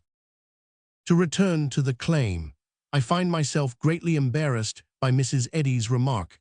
I regard self-deification as blasphemous. If she is right about that, I have written a half-ream of manuscript this past week, which I must not print, either in the book which I am writing or elsewhere, for it goes into that very matter with extensive elaboration, citing in detail words and acts of Mrs. Eddy's which seem to me to prove that she is a faithful and untiring worshipper of herself, and has carried self-deification to a length which has not been before ventured in ages.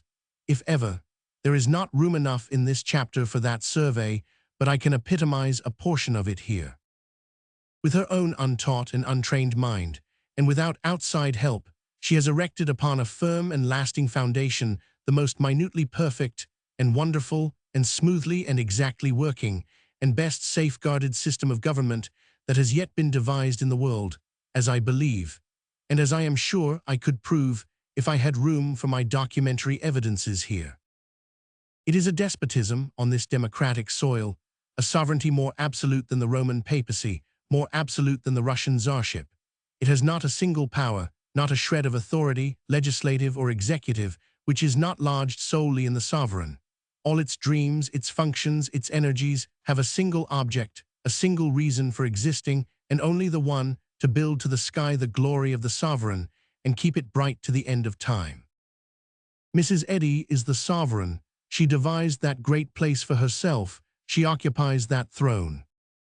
In 1895, she wrote a little primer, a little body of autocratic laws, called the Manual of the First Church of Christ, Scientist, and put those laws in force, in permanence. Her government is all there, all in that deceptively innocent-looking little book, that cunning little devilish book, that slumbering little brown volcano with hell in its bowels. In that book she has planned out her system and classified and defined its purposes and powers. Main parts of the machine. A supreme church, at Boston, branch churches, all over the world, one pastor for the whole of them, to wit, her book, Science and Health, term of the book's office, forever. In every CS pulpit, 2 readers, a man and a woman, no talkers, no preachers, in any church readers only, readers of the Bible and her books, no others, no commentators allowed to write or print. A church service. She has framed it for all the CS churches, selected its readings, its prayers, and the hymns to be used, and has appointed the order of procedure. No changes permitted. A creed, she wrote it. All CS churches must subscribe to it, no other permitted. A treasury, at Boston, she carries the key. A CS book publishing house, for books approved by her, no others permitted. Journals and magazines, these are organs of hers and are controlled by her. A college for teaching CS. Chapter 501, Distribution of the Machine's Powers and Dignities. Supreme Church, Pastor Emeritus Mrs. Eddy, Board of Directors, Board of Education, Board of Finance, College Faculty, various committees, Treasurer, Clerk, First Members of the Supreme Church, Members of the Supreme Church. It looks fair, it looks real, but it is all a fiction. Even the little Pastor Emeritus is a fiction. Instead of being merely an honorary and ornamental official, Mrs. Eddy is the only official in the entire body that has the slightest power. In her manual, she has provided a prodigality of ways and forms whereby she can rid herself of any functionary in the government whenever she wants to. The officials are all shadows, save herself. She is the only reality. She allows no one to hold office more than a year. No one gets a chance to become overpopular or overuseful and dangerous. Excommunication is the favorite penalty. It is threatened at every turn. It is evidently the pet dread and terror of the church's membership. The member who thinks, without getting his thought from Mrs. Eddy before uttering it, is banished permanently. One or two kinds of sinners can plead their way back into the fold, but this one, never. To think, in the Supreme Church, is the new unpardonable sin. To nearly every severe and fierce rule, Mrs. Eddy adds this rivet: this bylaw shall not be changed without the consent of the Pastor Emeritus. Mrs. Eddy is the entire Supreme Church, in her own person, in the matter of powers and authorities. Although she has provided so many ways of getting rid of unsatisfactory members and officials, she was still afraid she might have left a life-preserver lying around somewhere. Therefore, she devised a rule to cover that defect. By applying it, she can excommunicate, and this is perpetual again, every functionary connected with the Supreme Church and every one of the 25,000 members of that church at an hour's notice, and do it all by herself without anybody's help. By authority of this astonishing bylaw, she has only to say a person connected with that church is secretly practicing hypnotism or mesmerism, whereupon immediate excommunication without a hearing is his portion. She does not have to order a trial and produce evidence. Her accusation is all that is necessary. Where is the Pope and where the Tsar, as the ballad says? Ask of the winds that far away with fragments strewed the sea. The branch church's pulpit is occupied by 2 readers. Without them, the branch church is as dead as if its throat had been cut. To have control, then, of the readers is to have control of the branch churches. Mrs. Eddy has that control, a control wholly without limit, a control shared with no one. Thus she has as absolute control over all branch churches as she has over the Supreme Church. This power exceeds the Pope's. In simple truth, she is the only absolute sovereign in all Christendom. The authority of the other sovereigns has limits, hers has none, none whatever, and her yoke does not fret, does not offend. Many of the subjects of the other monarchs feel their yoke and are restive under it. Their loyalty is insincere. It is not so with this one's human property. Their loyalty is genuine, earnest, sincere, enthusiastic. The sentiment which they feel for her is one which goes out in sheer perfection to no other occupant of a throne. For it is love, pure from doubt, envy, exaction, fault-seeking, a love whose sun has no spot. That form of love, strong, great, uplifting, limitless, whose vast proportions are compassable by no word but one, the prodigious word, worship. And it is not as a human being that her subjects worship her, but as a supernatural one, a divine one who has comradeship with God and speaks by his voice. Mrs. Eddy has herself created all these personal grandeurs and autocracies, with others which I have not, in this article, mentioned. They place her upon an alpine solitude and supremacy of power and spectacular show not hitherto attained by any other self-seeking enslaver disguised in the Christian name, and they persuade me that, although she may regard self-deification as blasphemous, she is as fond of it as I am of pie. She knows about our Mother's Room in the Supreme Church in Boston, above referred to, for she has been in it. In a recently published North American Review article, I quoted a lady as saying Mrs. Eddy's portrait could be seen there in a shrine lit by always burning lights, and that C.S. disciples came and worshipped it. That remark hurt the feelings of more than one scientist. They said it was not true and asked me to correct it. I comply with pleasure. Whether the portrait was there 4 years ago or not, it is not there now, for I have inquired. The only object in the shrine now, and lit by electrics and worshipped, is an old portrait of the horsehair chair Mrs. Eddy used to sit in when she was writing Science and Health. It seems to me that adulation has struck bottom here. Mrs. Eddy knows about that. She has been there, she has seen it, she has seen the worshippers. She could abolish that sarcasm with a word. She withholds the word. Once more I seem to recognize in her exactly the same appetite for self-deification that I have for pie.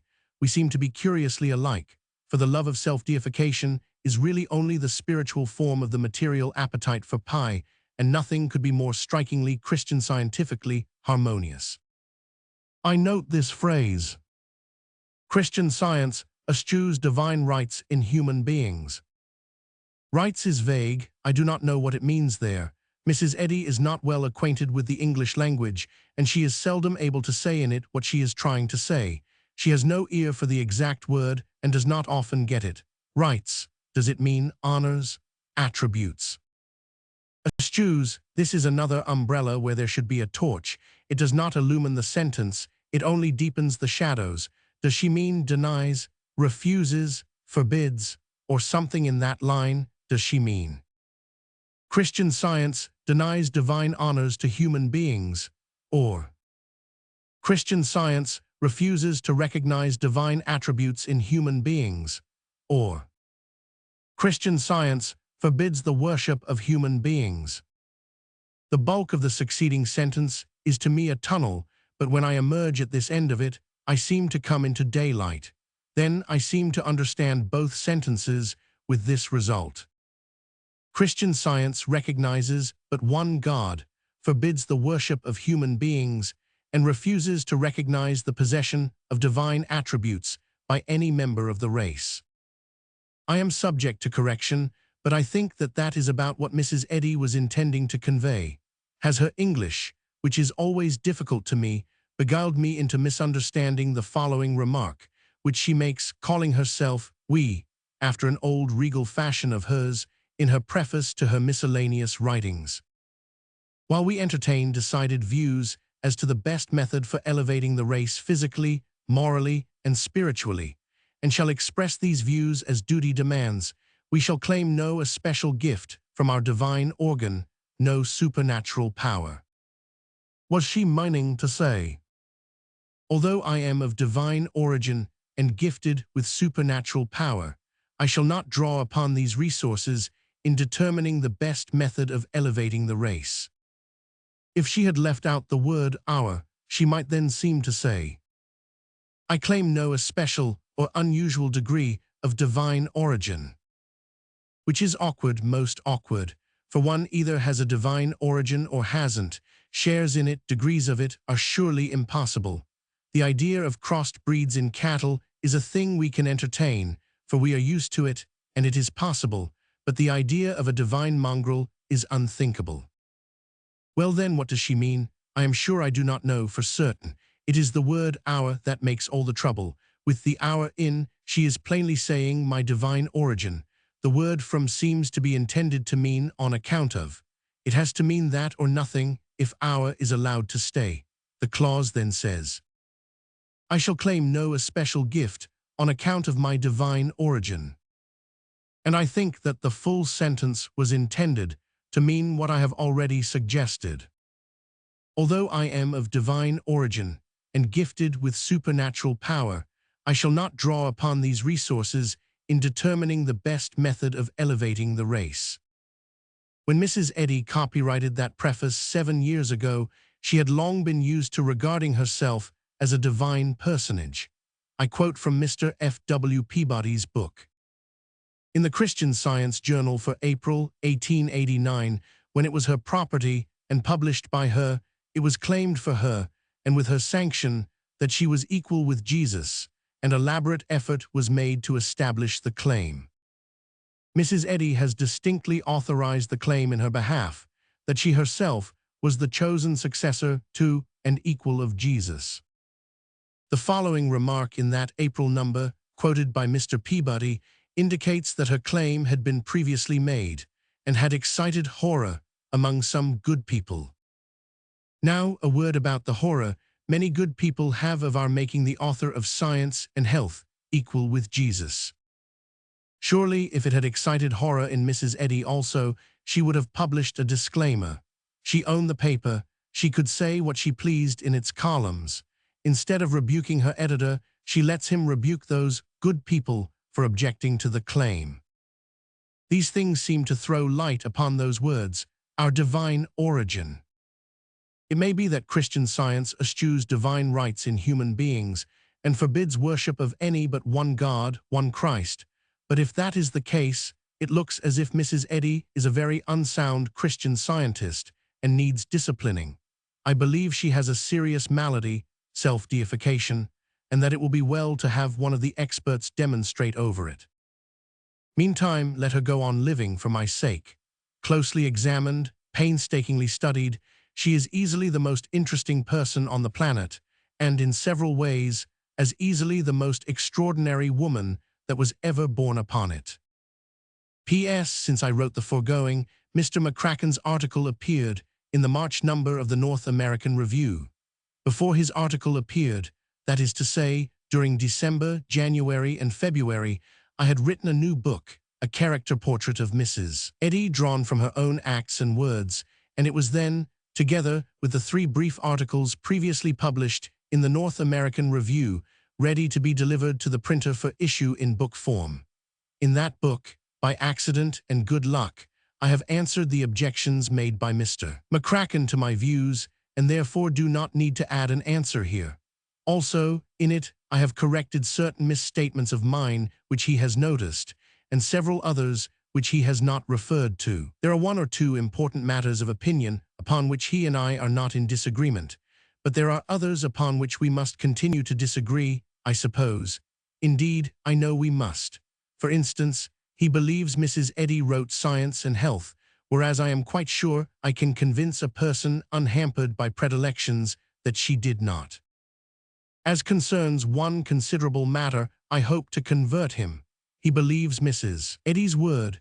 In his article he cites her as a witness and takes her testimony at par.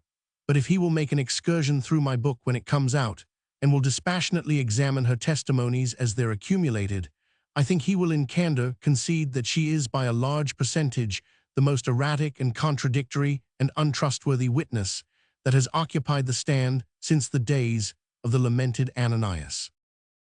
Conclusion. Broadly speaking, the hostiles reject and repudiate all the pretensions of Christian Science Christianity. They affirm that it has added nothing new to Christianity, that it can do nothing that Christianity could not do and was not doing before Christian Science was born. In that case, is there no field for the new Christianity, no opportunity for usefulness, precious usefulness, great and distinguished usefulness? I think there is. I am far from being confident that it can fill it, but I will indicate that unoccupied field, without charge, and if it can conquer it, it will deserve the praise and gratitude of the Christian world, and will get it, I am sure. The present Christianity makes an excellent private Christian, but its endeavors to make an excellent public one go for nothing, substantially. This is an honest nation in private life. The American Christian is a straight and clean and honest man, and in his private commerce with his fellows can be trusted to stand faithfully by the principles of honor and honesty imposed upon him by his religion. But the moment he comes forward to exercise a public trust, he can be confidently counted upon to betray that trust in 9 cases out of 10, if party loyalty shall require it. If there are 2 tickets in the field in his city, one composed of honest men and the other of notorious blatherskites and criminals, he will not hesitate to lay his private Christian honor aside and vote for the blatherskites if his party honor shall exact it. His Christianity is of no use to him and has no influence upon him when he is acting in a public capacity. He has sound and sturdy private morals, but he has no public ones. In the last great municipal election in New York, almost a complete 1/2 of the votes, representing 3,500,000 Christians, were cast for a ticket that had hardly a man on it whose earned and proper place was outside of a jail. But that vote was present at church next Sunday the same as ever, and as unconscious of its perfidy as if nothing had happened. Our Congresses consist of Christians. In their private life, they are true to every obligation of honor, yet in every session they violate them all and do it without shame, because honor to party is above honor to themselves.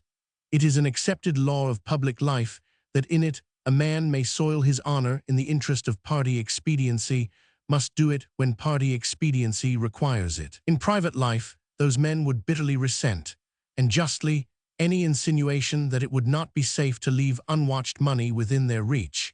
Yet you could not wound their feelings by reminding them that every time they vote $10 to the pension appropriation, 9 of it is stolen money, and they the marauders. They have filched the money to take care of the party.